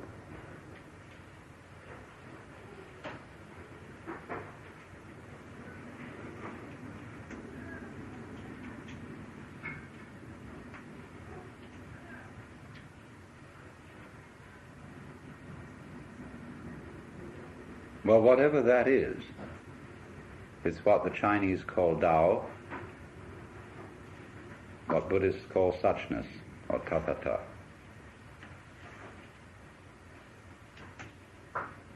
And it's a happening. It doesn't happen to you, because where is that? You, what you call you, is part of the happening, or an aspect of it. Has no parts. It's not like a machine. And it's a little scary because you say, well, who's in control around here? Why should there be anyone? Now, that's a very weird notion we have, that processes require something outside them to control them. It never occurred to us that processes could be self-controlling, even though we say to someone, control yourself. We can always, in order to think about self-control, we split a person in two, so that there's a you separate from the self that's supposed to be controlled. Well, how can that achieve anything? How can a noun start a verb? Yet it's a fundamental superstition that that can be done. So you have this process, which is quite spontaneous, going on. We call it life. It's controlling itself. It's aware of itself. It's aware of itself through you. You are an aperture through which the universe looks at itself. And because of it, so the universe looking at itself through you, there's always an aspect of itself that it can't see. So it is like that snake, you see, that is pursuing its tail, because the snake can't see its head, like you can't. We always find, as we investigate the universe, make the microscope bigger and bigger and bigger, and we will find ever more minute things. Make the telescope bigger and bigger and bigger, and the universe expands because it's running away from itself. It won't do that if you don't chase it.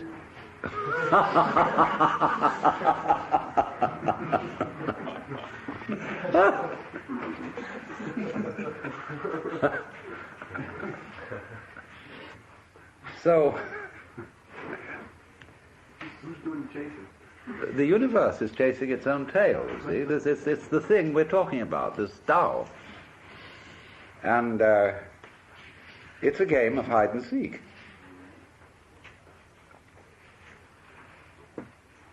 Really, when you ask the question, who is doing the chasing, you are still working under the assumption that every verb has to have a subject. That when there is an action, there has to be a doer.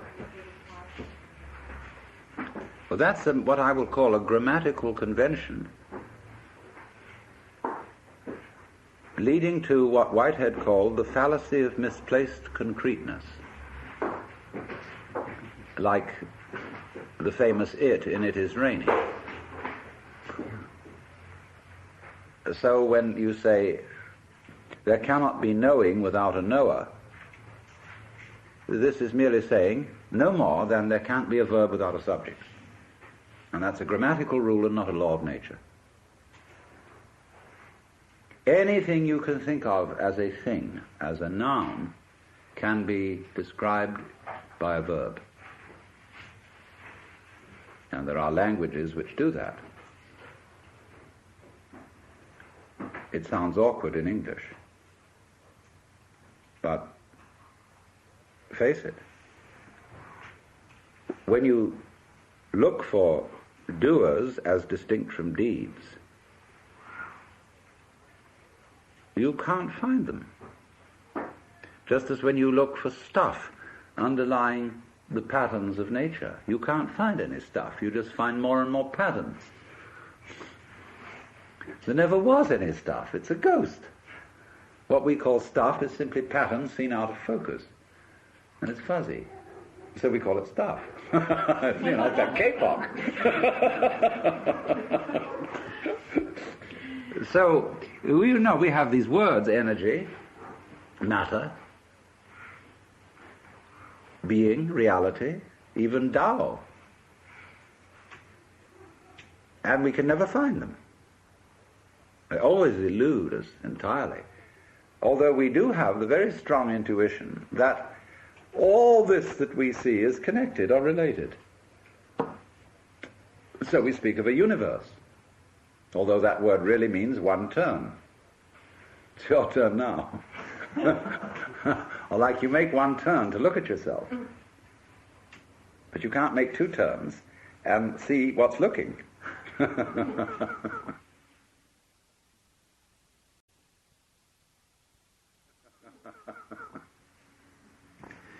So, it's very simple, therefore. You only have to understand that you can't do anything about it. And as they say in Zen,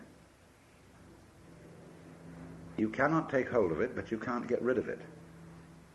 And in not being able to get it, you get it. But there it is. That you can struggle and struggle and struggle, and indeed will do so, as long as you have the feeling inside you that you're missing something.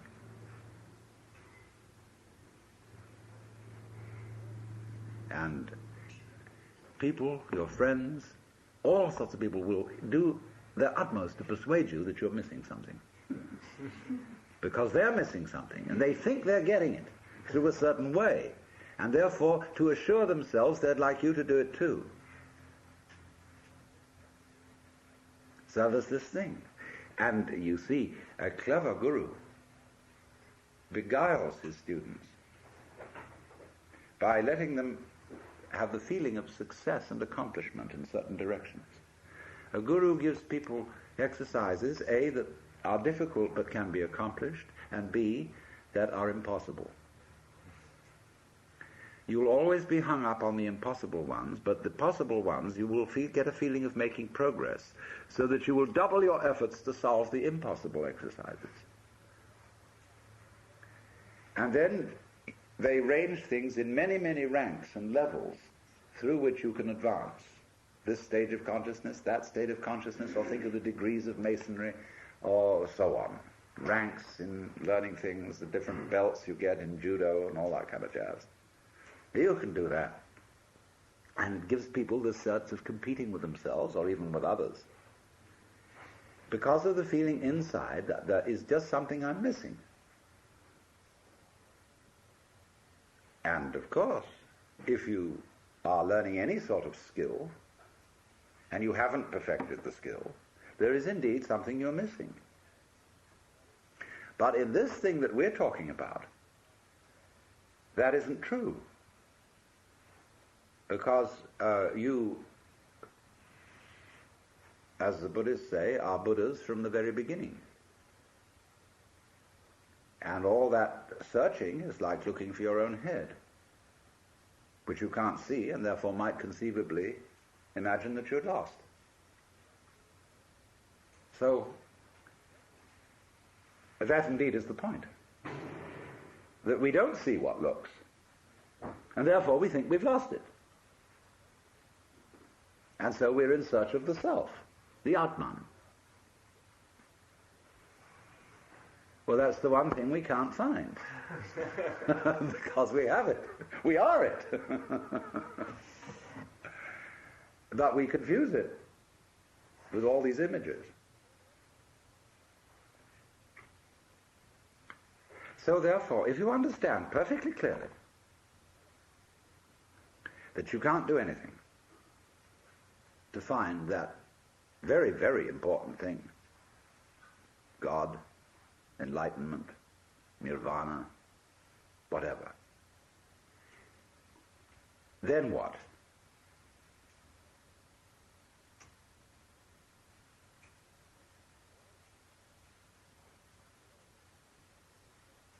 Well, I find, it's so stupid, because even if I tell myself, well, there's nothing I can do about it, why did I say that? You see? Why did I say that? Why did I go out of my way to tell myself there's nothing I can do about it? Because in the back of my mind there was a funny little feeling that if I did tell myself that, something different would happen. See? All right. So even that doesn't work. Nothing works. Now, when absolutely nothing works, where are you? Well, here we are. I mean, there's this feeling of something going on. Now, the world doesn't stop dead when there's nothing you can do. There's something happening. Now, just there, that's what I'm talking about. There's the happening. When you are not doing anything about it, you're not doing anything about it, you just can't help it. It goes on despite anything you think or worry about or whatever. Now, there is the point. Right there. And remember, although you will think at first that this is a kind of determinism, there are two reasons why it isn't. One, there is nobody being determined. Now, other people think of determinism as the direction of what happens by the past, the causation of what happens by the past.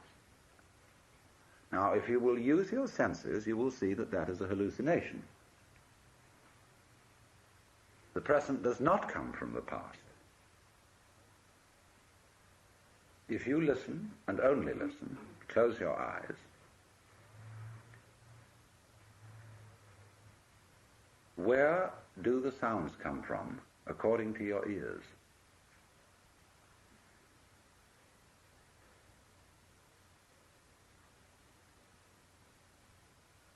You hear them coming out of silence.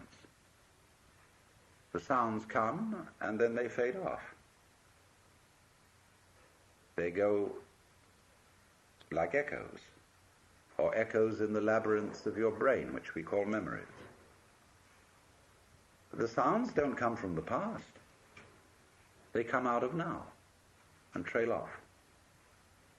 You can do that later with your eyes. You can see, like when you're watching television, there's a vibration coming out from the screen to your eyes. And it starts from there somehow.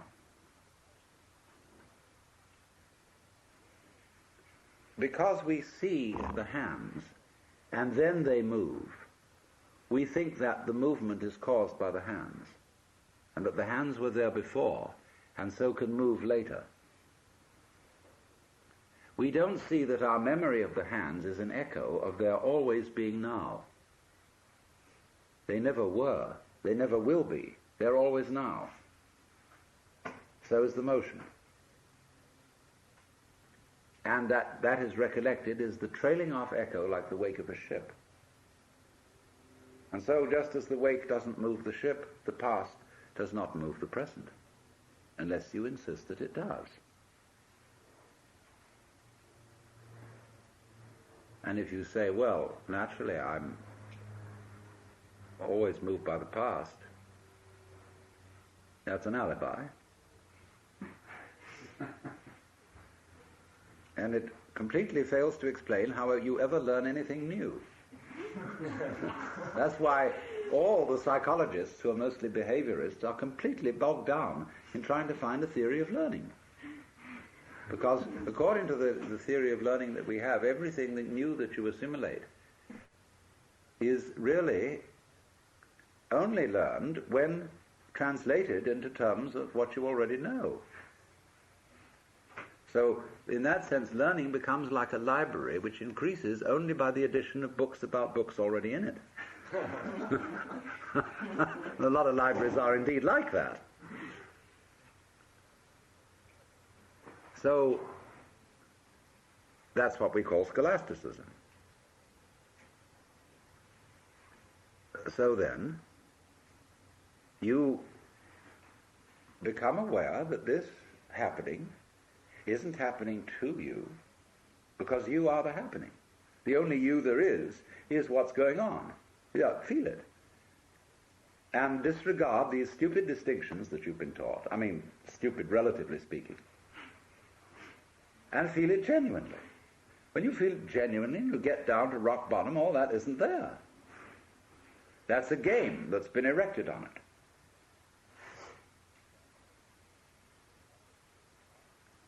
And it isn't determined. In other words, you get this odd feeling of a synthesis between doing and happening, in which doing is as much happening as happening, and happening is as much doing as doing. And if you are not very careful at that point, you'll proclaim yourself God Almighty, in the Hebrew Christian sense. Like Freud alleges babies feel that they're omnipotent. And in a way they are. I am omnipotent insofar as I'm the universe. But I'm not omnipotent in the role of Alan Watts. Only cunning.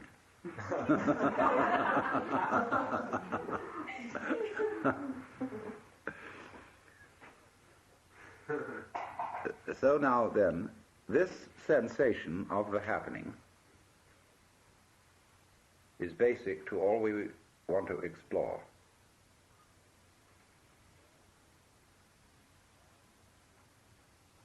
It's there as you see you can't do anything. And as you see you can't do anything, you don't go and distract yourself with something else, like committing suicide, or getting drunk, or any sort of distraction. Because if you do that, you will miss what follows from the feeling of what is going on when you're not doing anything. When you're not able even to not do anything. See, this is a sticky place. You can't get in and you can't get out. That's why it's called in Zen the mosquito biting the iron bull. Or the man who swallowed the ball of red hot iron, which he can't gulp down and can't spit out.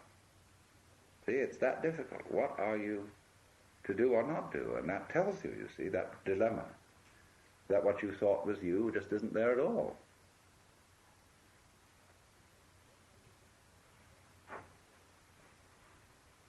Now don't make it difficult, because that's a form of evading it. Don't make it easy. That's a form of evading it. It's neither difficult nor easy, because if it were difficult, it would have to be difficult for someone. If it were easy, it would have to be easy for someone. And the someone we're talking about is just the one that isn't there. And if you think it is there, okay, it's a free country. You can have that thought, but it's a thought. In other words, your ego is a thought among thoughts. It is not, in fact, the controlling thinker, or the feeler, or the sensor. It's one of them. And so, therefore, this thing is going along. And as I say, we get anxious because we feel nobody's in control, but nobody ever was. You know, and you've lived thus far a reasonably orderly life. I mean, there have been some catastrophes and messes, but it's amazing how we have got this far. I mean, the thing looks after itself. And you will well remember that a lot of times that when you thought you were in charge and doing something sensible, you did something extremely foolish. And when you thought you did something extremely foolish, it turned out to be a blessing. And that's the way things go. That's what it's going to all come to. With these physicists who think of the energy of the universe running down, dissipating in radiation, gradually, until there's nothing at all left. And for some reason or other, we're supposed to find this depressing. But if somebody is going to argue that the basic reality is nothingness, Where does all this come from? Obviously from nothingness. Once again, you get how it looks behind your eyes, see? So cheer up, you see. This is what is meant in Buddhist philosophy by saying we are all basically nothing. When the sixth patriarch says the essence of your mind, that's how it is behind your eyes, is intrinsically pure. The pure doesn't mean a non-dirty story state of mind, as it is apt to mean in the word Puritan. Pure means clear, void.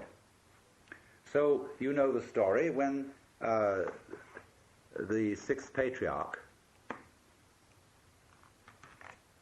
was given his office as successor because he was truly enlightened. There was a poetry contest, and the losing one wrote the idea that the mind, the consciousness, was like a mirror which had to be polished. And constantly I have to polish my mirror. I have to purify my mind, see? So that I'm detached and calm and clear-headed and, Buddha'd. But the one who won the contest said, there is no mirror. And the nature of the mind is intrinsically void. So where is there anywhere for dust to collect? See? So in this way, by seeing that nothingness is the fundamental reality, and you see it's your reality, then how can anything contaminate you? All the idea of your being scared and put out and worried and so on is just nothing. It's a dream. Because you're really nothing. But this is the most incredible nothing. And the sixth patriarch, likewise, went on to contrast emptiness of indifference, which is sort of blank emptiness. See? If you think of this nothingness as mere blankness, and you hold on to the idea of blankness, and kind of grisly about it, you haven't understood it. He said nothingness is really like the nothingness of space, which contains the whole universe. All the sun, moon, and stars, and the mountains and rivers, and the good men and the bad men, and the animals and the insects, the whole bit, all are contained in void. So out of this void comes everything, and you are it. What else could you be? See, so what I'm showing you is that all this hocus pocus about the fear of nothingness is that truly speaking, nothingness is what we want to talk about when we talk about the spiritual. Only it's all been ignored. It's all been put down. And say, oh, nothingness. Bleh! Heaven preserve us from that. But that's where the secret lies. And obviously the secret always lies in the place you never think of looking for it. In mythology, this comes again and again. Okay, this is Christmas. Where is the Christ born? In a palace? No. Where no one would think of looking. In pigsty.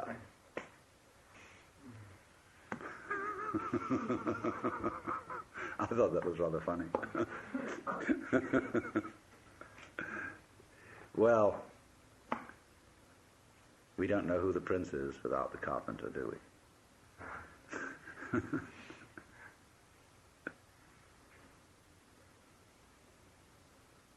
Now, it's in that sense, really, that I could suggest to you that you meditate on nothingness. I know you can't think about it. But yet, when it becomes perfectly clear to you that that's what you are, and what you were before you were born,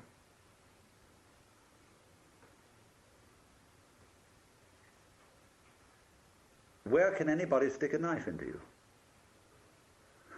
Fundamentally, you see?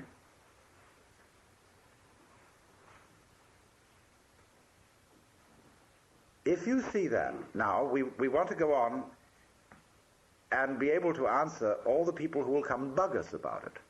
Because whether you say anything about it to other people or not, people are going to bug you about this. And say, oh, no. You really are something. You'll know it. Oh, wowee. Life isn't the way you think. It's going to be awful. See? It's going to be real. Ooh. And they'll say, oh, where in such a philosophy as this is there any basis for the love of one's fellow men? For joy in children, for cultivating gardens, for doing this and that and the other. See? Well, I say, there is no basis in it. That's the same way there is no basis in emptiness for form, or so it seems. But only precisely to the degree that you have discovered the nothingness that you are, you find you're suddenly full of energy. That is energy. It's the source and origin of energy. So that when, there's sort of nothing in your way, then you can do exactly what I was describing as having this glee for going into doing this, that, and the other thing, and being thoroughly creative. But you can't be creative out of just plain somethingness. You need nothingness to be creative.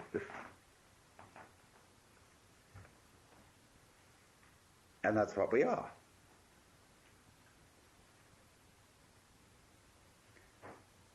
And this too is real nothingness. And I think it's not darkness.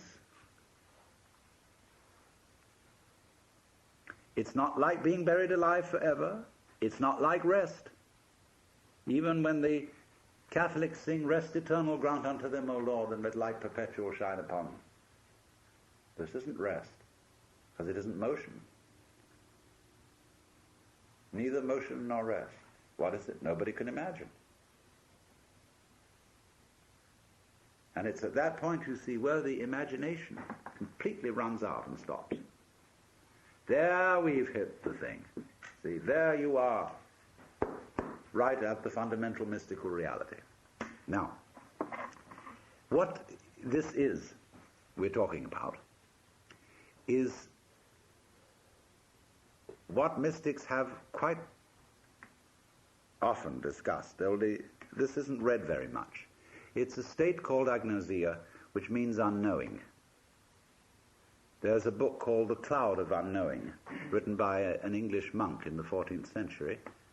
But it's based on another book called Theologia Mystica, which was written in the 6th century by an unknown Syrian monk who used the name of Dionysius the Areopagite. But this book ends up with a description of God,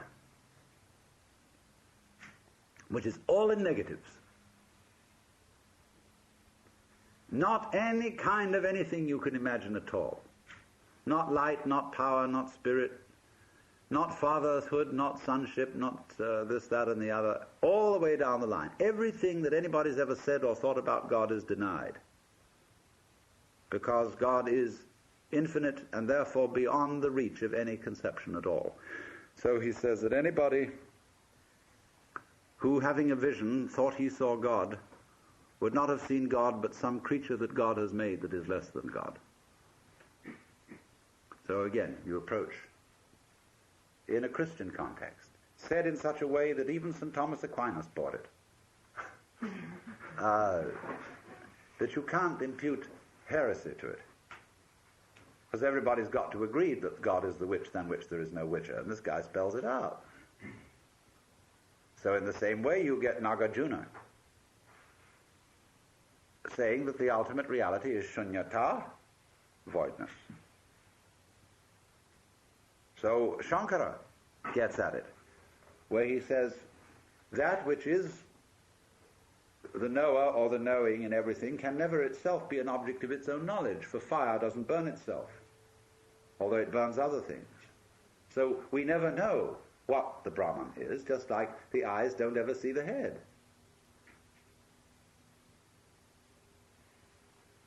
If you put something there, you are stopping short of nothing, and you don't get the whole benefit of it, that's all.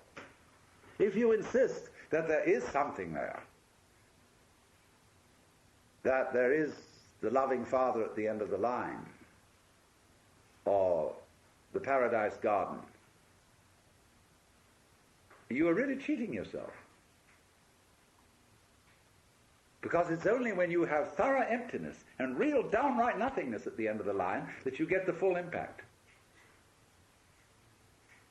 No holes. Look, Mama, no hands. See?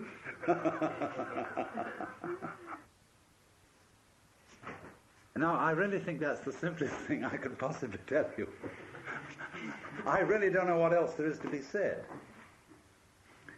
about this whole Zen project or mysticism, Vedanta, what have you. It comes down to that, and there are infinitely many ways of evading. But what I'm trying to point out to you, you see, is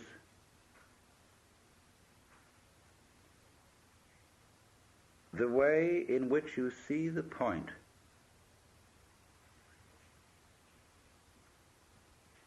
by taking the line of least resistance, by facing the facts,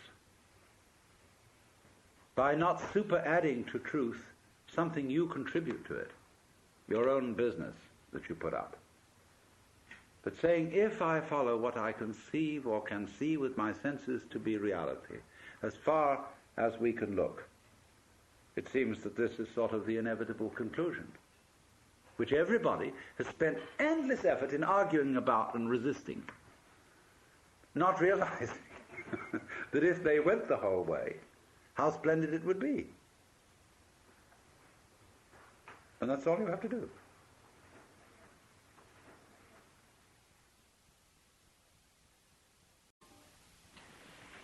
When I last talked about Zen, I was discussing it as a dialogue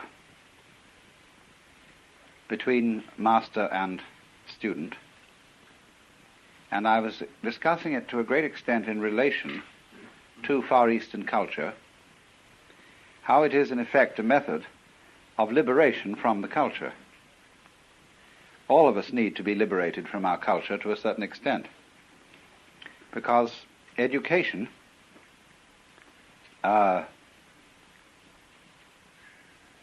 is a kind of necessary evil.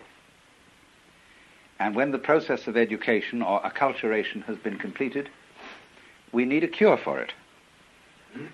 Education is like salting meat in order to preserve it for eating. But when you're ready to cook it and eat it, you need to soak some of the salt out.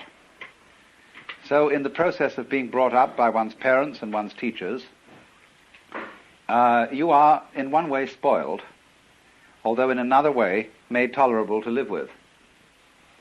And so in our culture, it's increasingly fashionable to have psychoanalysis when you've finished with education, so as to work out and resolve all the damage and traumatic shocks that were done to you in the process. And it's becoming something that in sophisticated circles one goes through, not because you're a mentally sick person, but because it's considered beneficial to general mental health. And this is our fumbling attempt, you see, to find a cure for our own culture. We need a cure, of course, because the thing that we lose in the course of being brought up is spontaneity. That's what's so delightful about a child, as well as so objectionable. That children are just plain spontaneous, and when they do it in a way that pleases us, we think they're delightful. And when they do it in a way that doesn't please us, we think they're horrid. And so we pretty much kill the spontaneity in them in order to get, certainly, that they won't be horrid, and that they will be nice, but in a rather phony way. And this is such a disaster, isn't it? Because when we watch a child, say, dancing, and it's never learned it, never had a single dancing lesson, and is really just dancing for fun, we say that's delightful. Then eventually the child notices that this is a way of getting attention and becomes self-conscious about dancing, and then we send it to dancing school, and it becomes stiff and wretched. And only after many, many years of practice does the child, as a dancer, now a young man or woman, recapture the spontaneity of childhood. It's got to go all that long way round to get back to the thing that it once had. And it's terribly difficult. So in the same way, with we might say, the general attitude to life, that a child is taught to live as a child is taught to dance. It has to observe the rules. And in so doing, this thing arises that bugs us human beings beyond belief. That is self-consciousness. Self-consciousness is, in one sense, our pride as human beings. It's the great thing we have. We can not only be happy, but we can know we're happy. We can not only think, but we can think about thinking. And therein lies the whole possibility of reasoning. To think about thinking, to know about knowing, to be aware of what one does. Herein is the whole birth of a rational control of behavior, which you might say is the glory of civilization and the glory of man. At the same time, it's a perfect pest. Because how do you know when to stop thinking about thinking? For instance, you think over a problem, you've got to make a decision. How long should you think about it? How much evidence should you collect before you take a step? You never know. Actually, what most of us do is we think about a given decision until it's a nuisance, and then or the time is too late to think about it anymore, then we do something. We never are sure that we decided the right thing, and one of the troubles about thinking about decisions is there are ever so many unpredictable variables that come into everything. And you may work out the most perfect business contract and everything is fine, but you didn't bargain for the banana skin that you were going to slip on your way to your partner's office or whatever it was. Such things couldn't be predicted in any amount of decision making. And the more we try to elaborate perfectly foolproof methods of arranging our lives, the more we find ourselves encumbered with impossible details. That's the fallacy of too much law. When we provide for everything in the law, suddenly find you can't move without filling out 300 forms, and without consulting all sorts of bureaucrats, without hiring a staff of lawyers and accountants and all kinds of things to be sure you don't make the wrong move. After a while, the game ceases to be worth the candle. I mean, life becomes so safe that it's not worth living at all. So this is one of the problems of being self-conscious. And all education, you see, is an instruction in self-consciousness. What do you learn in education? You learn fundamentally words. In other words, symbols about reality. And through words, we're able to talk about living. And so think about living, and so have knowledge about it. You see, no knowledge is academically respectable knowledge unless it's knowledge in terms of words or in terms of numbers. That is to say, in terms of a symbolic language about life. But you see, once you're in that position, once you know that you know, and you know you're alive, and you know you're going to die because you can predict, you feel you've lost your innocence. Something's gone wrong. This, in the Christian tradition, was the knowledge of good and evil. What it says in Hebrew is not exactly moral good and evil that was known as a result of eating the fruit of the tree, but what was advantageous and disadvantageous. It gave you the gift of being like God. That is to say, the gift of being able to control the course of events. And anybody who controls the course of events, you see, probably puts himself in the situation of the sorcerer's apprentice. The Lord looking down there and says, okay, you wanted to be God, man, you go ahead and try. You get in more and more of a mess. You know, you succeed amazingly. Just like the sorcerer's apprentice actually made that broom go and fetch water for him. But he couldn't stop it. And as we say today, you can't stop progress. So then the whole problem of self-consciousness is that you're always in a dither and a doubt. We call this anxiety. And a nostalgia develops among us for the age of innocence. Would it be nice not to have to make any decisions, to act entirely on whim? And if you got into trouble, well, that would be all right, because you wouldn't have been worrying about it. See, when a moth mistakes a candle for its sex call, which is what happens, that's why moths fly into candles, the moth makes a mistake, and powie, it goes out. That's that. Moth doesn't worry on the way to the candle whether it's going to get burned. And, of course, the moths are sufficiently prolific so that one moth more or less lost in a candle doesn't matter. Hundreds of moths lost in candles don't matter. They just go on. And so you might imagine a human civilization where people make mistakes. And, yes, they go off with a glorious bang instead of a whimper. And that's that. They wouldn't worry. They'd live magnificently. But we can't possibly go back and do that. You can't on purpose give up self-consciousness. You can't give up worrying. You can't give up thinking about yourself. And above all, you're terrified to live spontaneously, because you might do something wrong. However, the center of Zen training is to live spontaneously. And this is why it's so fascinating to many Western people, especially Western intellectuals, who are overburdened with self-consciousness.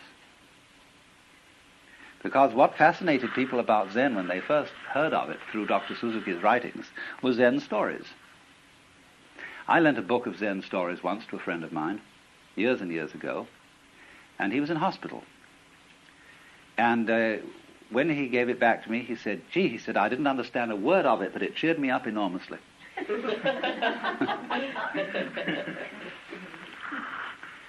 So Zen, the literature of Zen, especially the literature of Zen in its earlier days, in the Tang Dynasty in China, we'll say a literature that runs from approximately 700 AD to 1000 AD. This span of years is the golden age of Zen. And almost all the literature of the period in early Buddhist Chinese is anecdotes about the encounters of Zen masters with their students. They are called in Japanese mondo, which means question-answer. And it appears that the way of studying Zen in those days was rather unlike the way of studying it now. Now Zen is settled and is studied in communities, such as we've been looking at, and will be staying in tomorrow night. But in those days, Zen was a wandering thing. In other words, if you became a Zen monk, you did a great deal of traveling. And instead of sitting on your fanny most of the day, you trudged. You were walking along through prairies, mountain paths, rugged country. You were visiting master after master after master to find one who would answer your question. Now, in a very natural way, supposing a person is questing, you are a seeker. You're not a phony seeker, but a real seeker. That is to say, you have within you a burning desire to find out what it's all about. Who you are, what life is, what reality is, or what's the way out of the mess. You want to become, instead of a mixed-up human being, you want to become something as simple and genuine as a tiger or a cat or a bird or a Buddha. So, those monks used to wander and wander and wander in search of a man who would answer the question. So one of the first stories is that when Bodhidharma, or Dharma, who you see all over Japan as the man with big eyes, a bushy beard, usually dressed in red with no legs, he came to where Bodhidharma was meditating and said, "Master, I have no peace of mind. Please pacify my mind." Of course, he didn't even get in for a long time to ask the question, because Bodhidharma refused to see anybody. Finally, when he cut off his left arm as a token of his sincerity and presented it to the master, Bodhidharma said, all right, what do you want? Well, he said, I have no peace of mind. The mind in Chinese is Shin, and it isn't quite what we mean by mind. They locate it here, Japanese kokoro. We locate our mind here. But this mind here, the heart mind, is the psychic center. When you say I have no peace of mind, it doesn't mean you've just got a headache. You may have a heartache too. It's a more inclusive word. You might call it the center of psychic activity.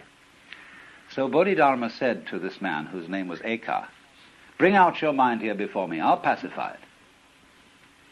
And Eka said, when I look for my mind, I can't find it. Bodhidharma said, there, it's pacified. Now somehow this answered Eka's question. And all Zen is stories like that. Now one thing I must tell you about these stories.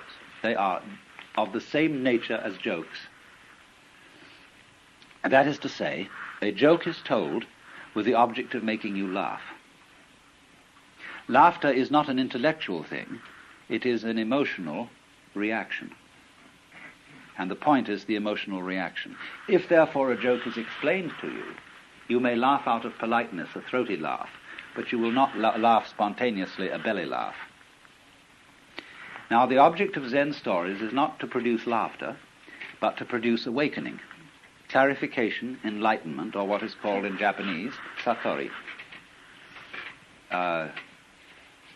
Satori is like laughter, something that happens suddenly. You don't, as a rule, slowly begin to laugh and then laugh louder and louder because you see a joke instantly. A joke is always a matter of an aha. So in the same way, these stories are intended to produce an aha reaction in you of, oh, but I see, now it's clear. And really, they don't contain any information. Their design is not to tell you something, that is to say, to impart information or knowledge. Their design is to get rid of something, to get rid of a false problem with which you are wrestling, so that the problem will disappear as a result of understanding the story. And you'll see from the story that I told you that what happened was the disappearance of a problem. Because Eka, when he looked for his mind that was giving him so much trouble, couldn't find it. Now then, these stories go on in the most amazing ways. And I might retail a few, although some of them may be familiar to you. I'll try and choose ones that are probably less familiar. There was a master walking in the forest with a group of his disciples, and suddenly he picked up a tree branch and said to one of the monks, "What is it?" And the monk hesitated, didn't answer immediately, so the teacher hit him with it. So he turned to another monk and said, "What is it?" And the monk said, "Give it to me so that I can see." And the master tossed him the branch. He caught it and he hit the master with it. And so the master said, "Well, you got out of that dilemma."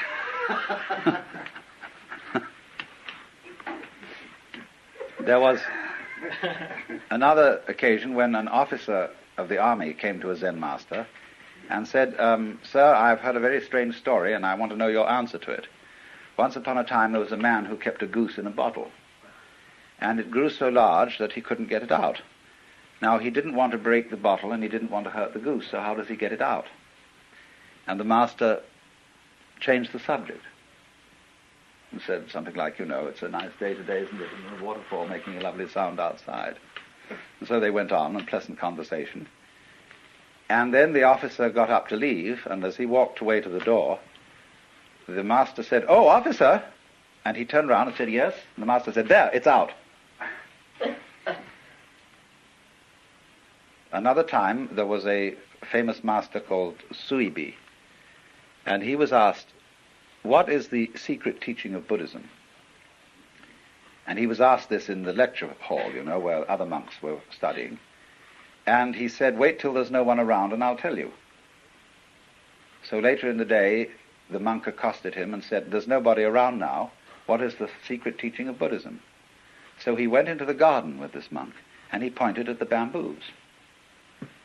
And the monk said, I don't understand. He said, what a tall one that is, what a short one that is.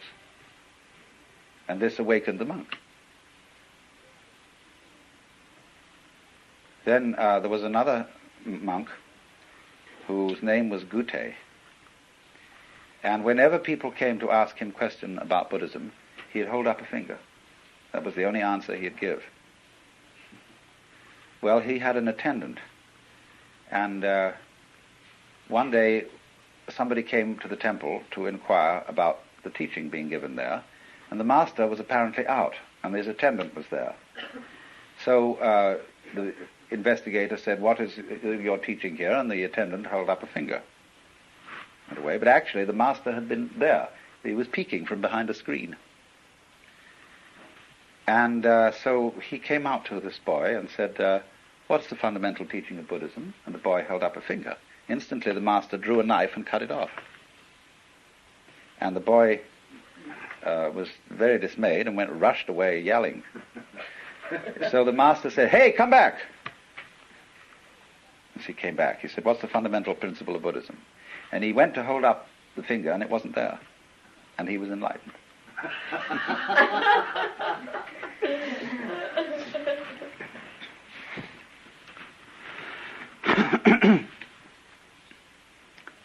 There is a Chinese god whose name is Ping-Ting, and this is the god of fire. And there was a monk who was traveling, and he came to a new master. He had been to someone else, and he said, well, who did you study with before you came to me? Or he said, I studied with so-and-so. He said, what did he teach you? Well, he said, when I asked about the fundamental meaning of Buddhism, he answered me, Ping-Ting comes for fire. Well, the master said, that was an excellent answer, but I bet you didn't understand it. Oh, yes, he said, I understood it, because Ping-Ting is the god of fire. And when, if Ping-Ting should ask for fire, that would be like me asking about Buddhism, because I'm really a Buddha already. The master shook his head. I said, I knew it. He said, you missed the point completely. Well, he said, well, how would you deal with it? The master said, you ask me. So the monk said, what is the fundamental principle of Buddhism? And the master said, Ping-Ting comes for fire. And the monk got the point. Well, you know, you can go on with these stories indefinitely. And, but you'll notice certain dynamics in them.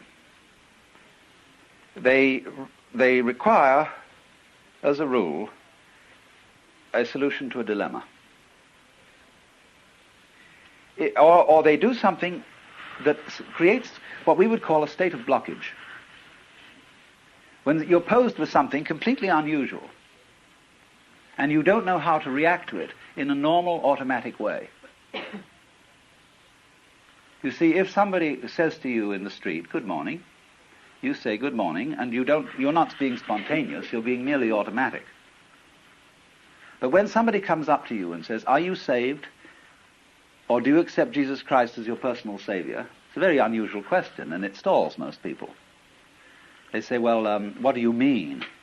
Or something funny like that, you know, or they feel embarrassed by religious questions.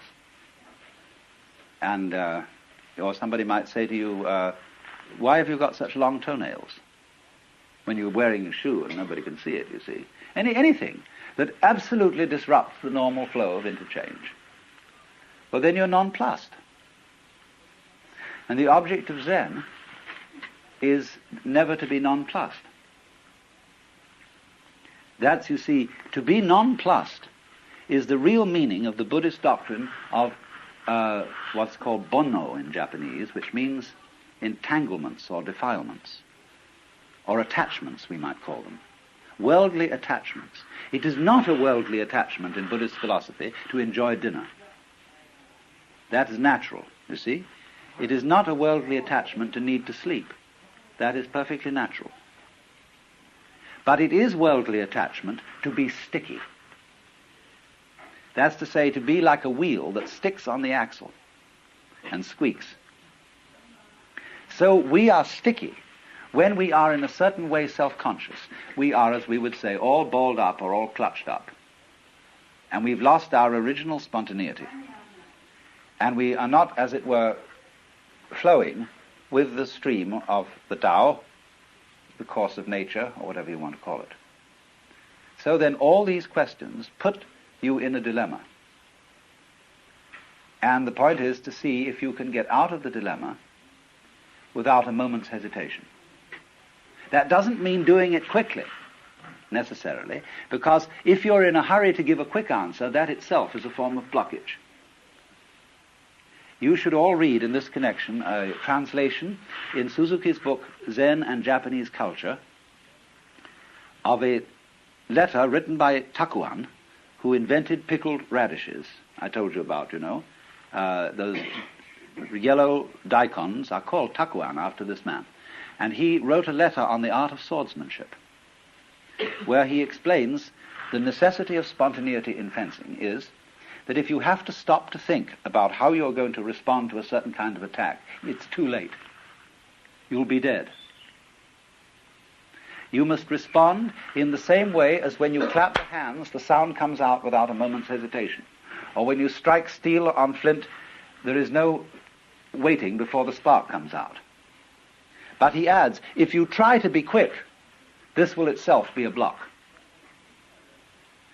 So when, you may know this, that when people are trained in the use of the sword, they get what Anne Clark bought the other day, which is a bamboo sword to start with.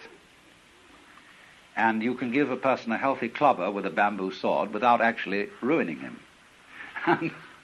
So the teacher may well have you work around the house doing various chores as a sort of janitor when you begin in sword school, and will take every possible occasion to surprise you and hitting you with a bamboo sword. And you're expected to defend yourself with anything available, with the cushion, with the broom, with a saucepan, anything you happen to be handling. Defend yourself immediately. Well, after a while, if you're going around your everyday work expecting to be jumped on any minute, it becomes rather nerve-wracking.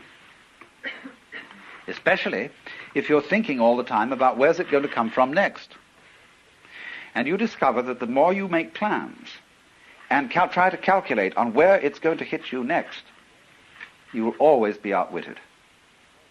Because the teacher is infinitely clever and will always come from an unexpected direction.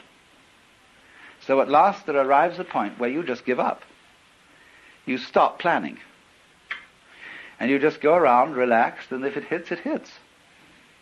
And then you're ready to start fencing.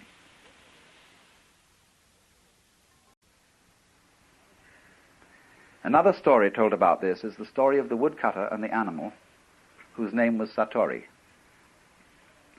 There was once a woodcutter working in a clearing in a forest when he saw a strange animal peeking at him from behind a bush.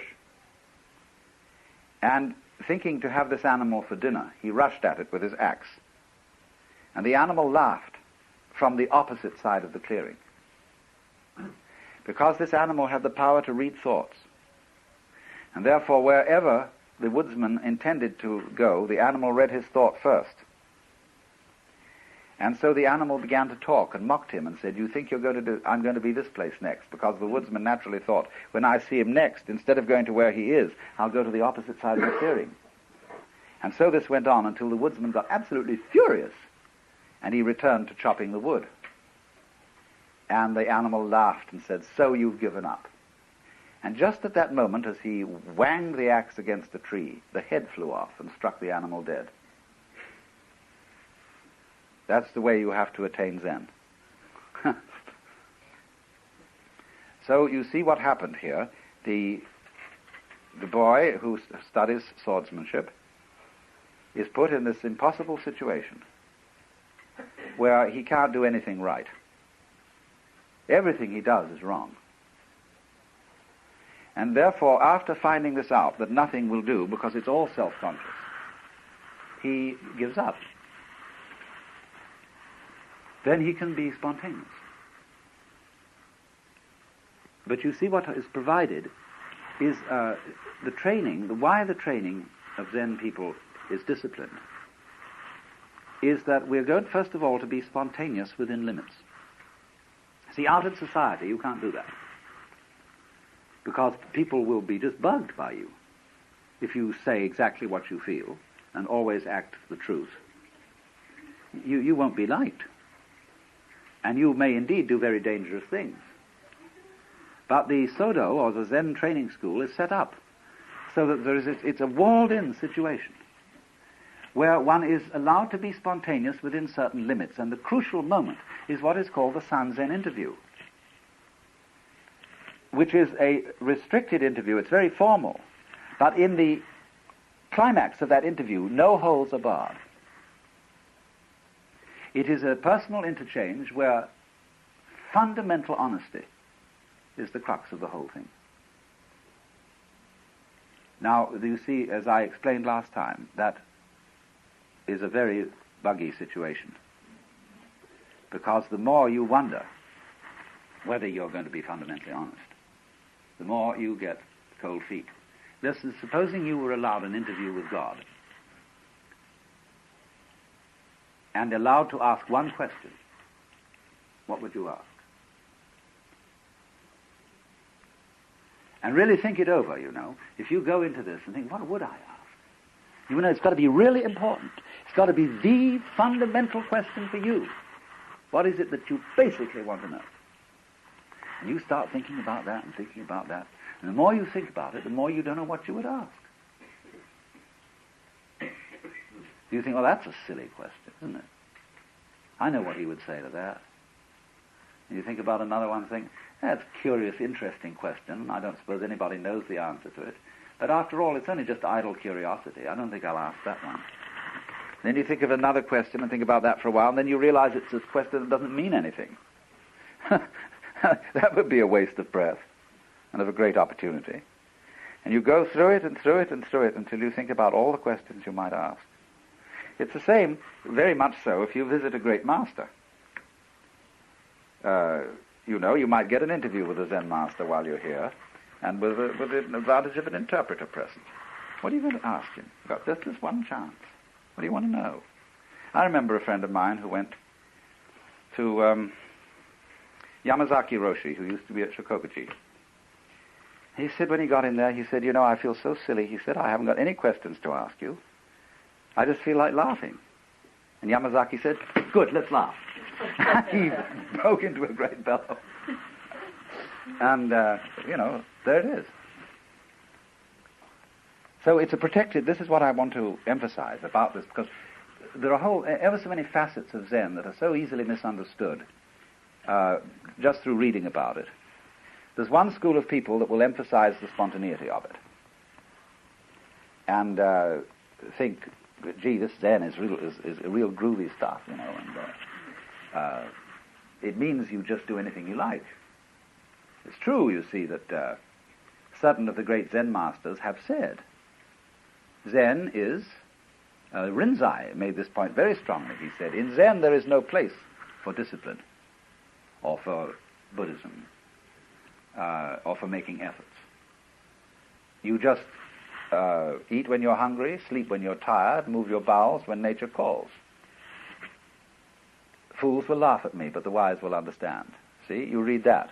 Next thing you know, somebody comes here to Japan to study Zen, and suddenly they write back letters about hours and hours of sitting in one position and being banged about with warning sticks and having to get up at the ghastly 4 a.m. and wash in cold water and having a very spare diet and having to do things, behave and move just exactly so, and all that side of it is emphasized.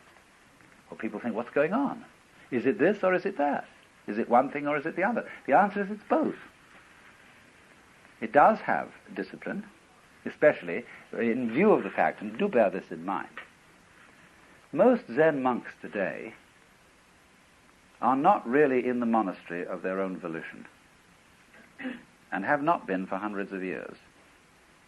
They've been there because it was a family tradition. If you see you have a son, you're a priest, and you have a son, Well, in all traditional cultures, in India, in China, and so on, there's a tendency for the son to carry on his father's business. So if you're the son of a priest, it's sort of expected that you'll be one too. So off to the monastery with you. It was the same in England in the 18th century, where the oldest son of the family went into the army, the second son into the law, I forget which order it was, and the third son anyway went into the ministry. Well, that means a whole lot of people who are in theological school haven't got the slightest interest in religion. Not real interest. And so they have to be taught to think. So St. Ignatius, for example, made out methods of meditation. A, B, C, D, proximate consideration, remote consideration, the meditation itself, the resolution at the end, and so on. This is simply designs to teach people how to think who had never thought and weren't interested in thinking. So in much the same way, these things have occurred in the Far East. And a great deal of it is therefore designed to discipline people who have no real motivation for the discipline in question, the study in question. So now, one of the great features of Zen training is to develop within yourself what is called a great doubt. And the koan system is used to develop a great doubt. Here you are, you're asked to hear the sound of one hand. And, if you're an American and you've come over to Japan to study Zen, you've gone to a lot of trouble. You obviously have some sincere motivation. And you just can't get the answer to that one hand thing. And it becomes more and more a matter of life and death because it seems terribly important to find this out. So you have a great doubt. That is to say, you have an urgent spirit of inquiry. And you can't get it, and you can't get it, and you can't get it. The teacher keeps saying, now, come on, let's go. Let's be ready to give your life for this thing. But you see, if you go into a Zen monastery, and you don't have that spirit of inquiry that led you across the ocean at a great deal of expense, you're just someone who was brought up, one of the boys in the neighborhood, and you went into the monastery. Although the teacher says the trouble with you is you don't have a great doubt. Of course he doesn't have a great doubt. He's not interested. So he learns to cultivate a great doubt. See, it's like trying to, if I may put it in Western or Christian terminology, you don't love God. You've never seen him. You don't know anything about God. Why the devil would you love God?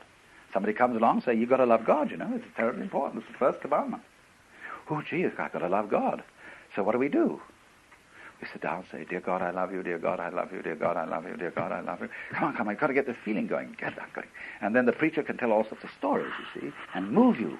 He can terrify you with the fear of hell if you don't love God. Or he can say how beautiful Jesus was. That was the revelation of God. Now you ought to love that. You ought to love your mother. Probably hate her guts. So, you see, you get this thing. Work on that great doubt.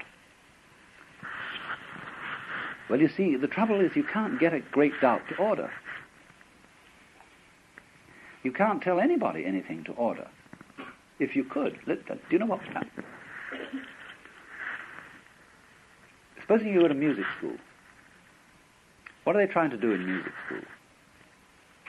They're trying to find methods for teaching creative musicianship.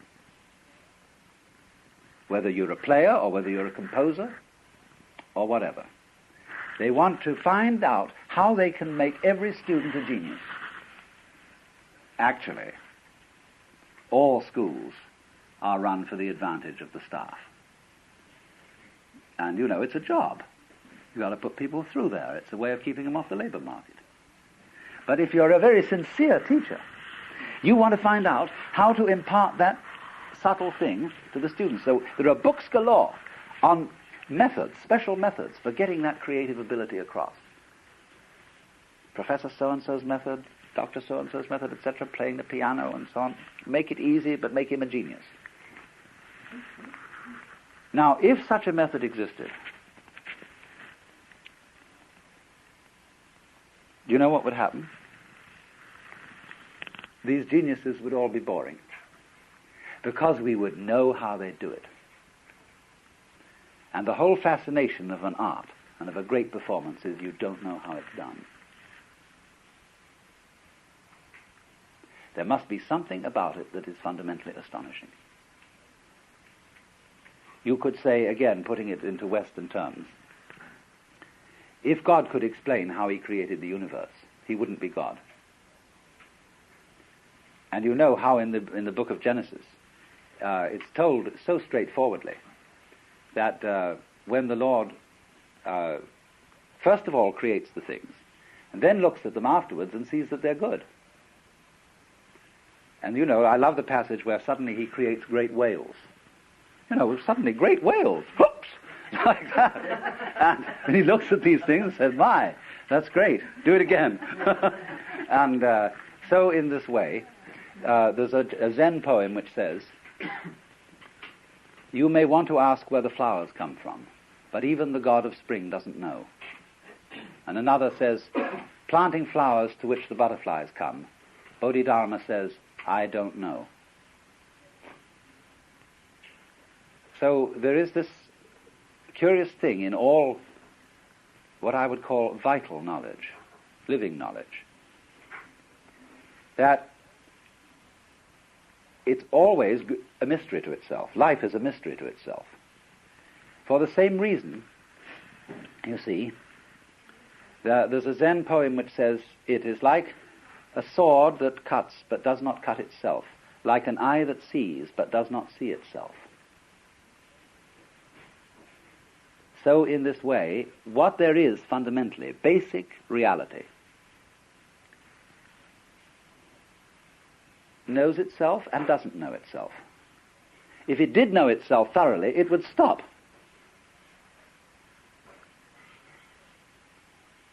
Like playing games. If you know the outcome of a game for sure, there's no point playing it. So, you know, when master chess players sit down and it becomes apparent, although there are still many pieces on the board, that one of them is going to mate in 3 moves, they abandon the game because they know the outcome. If you knew the future perfectly, if you knew everything you're going to do right up to the day of your death, you'd say, let's check out on this game. Let's commit suicide and start another life. Because there's no point living through what is known completely. Of course, you can't very well live through what is unknown completely. There must be some light. But total light annihilates itself. So then, you see, there is no prescription, and no infallible technique for teaching anybody music, although there are music schools. And there is likewise no infallible technique for teaching anybody Zen, although indeed there are Zen schools. And sometimes the teacher, who is many years experienced, begins to get disillusioned. What's the point of all these schools? What's the point of teaching music? You can't teach music. You could only pass it on from one person to another by osmosis. Sure, there's a technique. You can learn how to read. You can learn how to put your fingers on the banjo or something. But the real thing, what to do with that technique, what to say with it, you can't teach that. So one assumes then that a person who is sufficiently motivated, who is fond of music, will learn the technique because he wants to get so where he can handle the instruments. And you suppose likewise that a person who is really interested in self-knowledge, after all, Zen is only a certain way of self-knowledge, will master certain techniques because he's interested.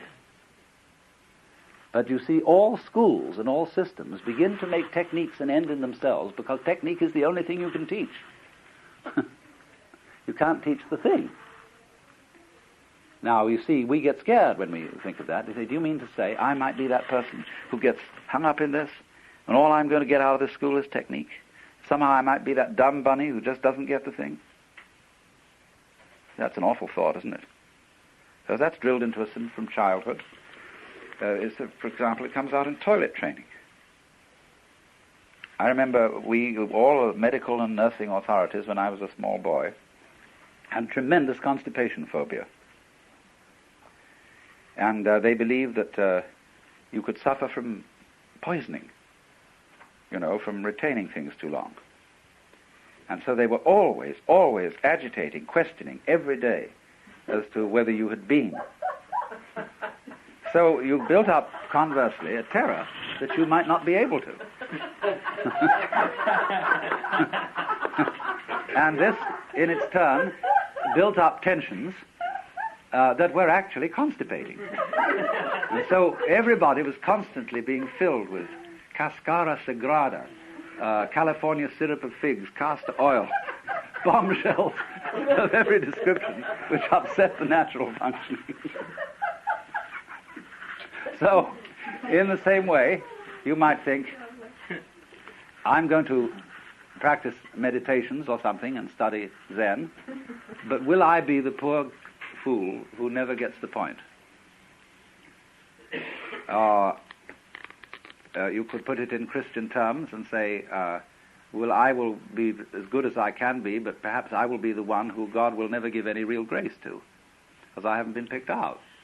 And will I get this grace? There's no way, you see, that you can wangle grace. You can't compel the Lord to give it. The same way you can't compel Satori to happen. So you think, maybe it won't happen to me. So that's possible, you see. So what do you do about that? Well, the teachers have all sorts of things to say about what to do about it. They say, well, now look, just forget about it. It doesn't matter if you don't get it. Not getting it is getting it, you see. They use this paradox all the time. Not to have it, really to accept that you don't have it. That's getting it. That's the real point, see? But that's a gimmick. See, I'm going to try as hard as I can not to try to get it. See? But you're really playing a game, see? You know that this is I've at last got the infallible method. There must be an infallible method, because if there isn't a method, we are lost, we are up the creek. Why? Because we're out of control. But you see, when you find out there isn't a method, there isn't a positive method, and there isn't a negative method, what are you going to do? You can't do something, and you can't do nothing.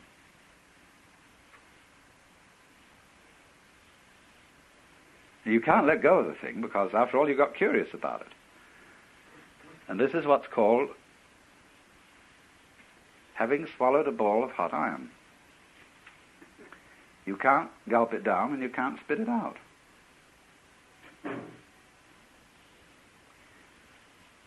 And Zen is a trap to get you into that state. You be very careful how you get mixed up with the thing.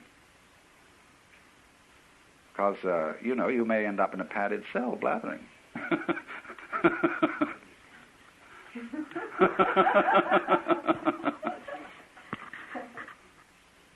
That is the quandary it is, and that's why ever so many opposite things can be said about Zen. That's why on the one hand it can be said rightly that it's a strong discipline. Why on the other hand it can be said rightly that it's not a discipline at all.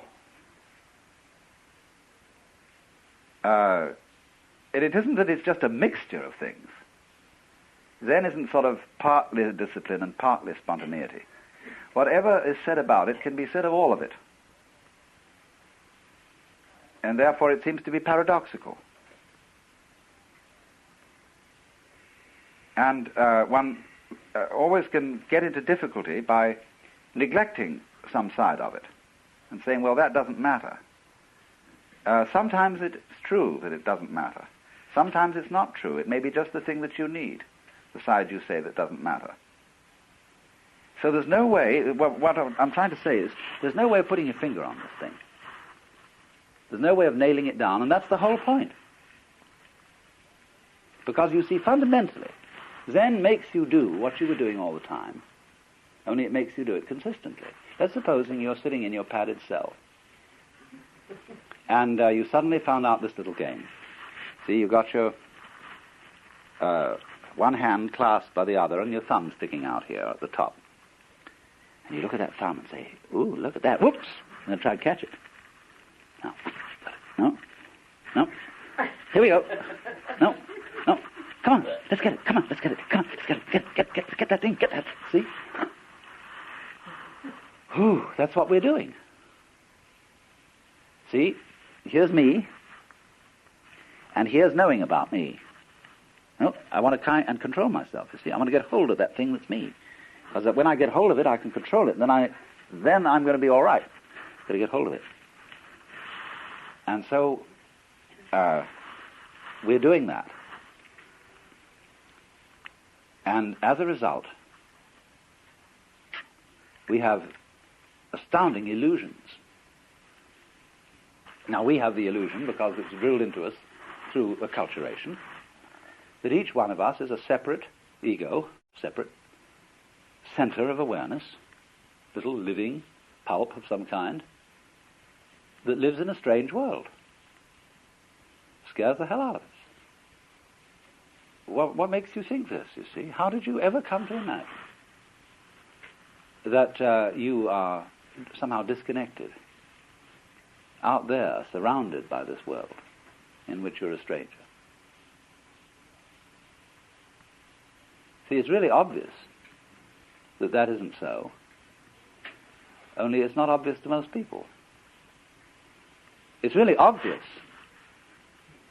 that you, the real you, deep in, is this thing that is reality.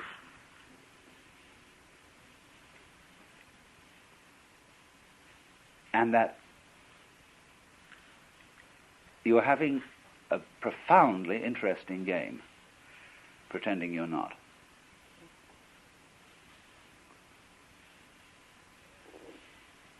And you're going through all kinds of amazing mazes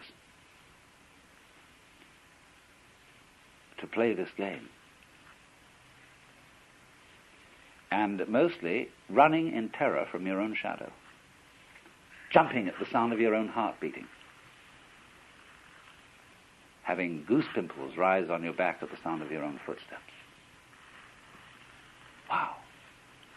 And you are always exploring into this world and finding it gets stranger and stranger as you look out into the infinitudes of space where you thought everything was pretty rational. You know, there were these other galaxies that were millions of light years away, and you thought, well, there's just a lot of galaxies out there. Suddenly something called a quasar turns up. And nobody understands what a quasar is. They defy all the things that we thought we knew. And so it gets stranger and stranger. And the more you probe inwardly, you know, you could lift the skin off your own stomach and take a look inside. What a weird world that is. And you say, ooh, cover that up. It makes me feel. I feel like I feel when I see spiders or ants or something. You get the shivers and the creeps from it. But you see, what you're getting the creeps at is yourself in an unfamiliar aspect, the unknown side. Because at last comes recognition. When the most far-out thing, the thing that seems the most totally other, and you say, why, that's me. And what a relief. But at the same time, what fun to begin all over again.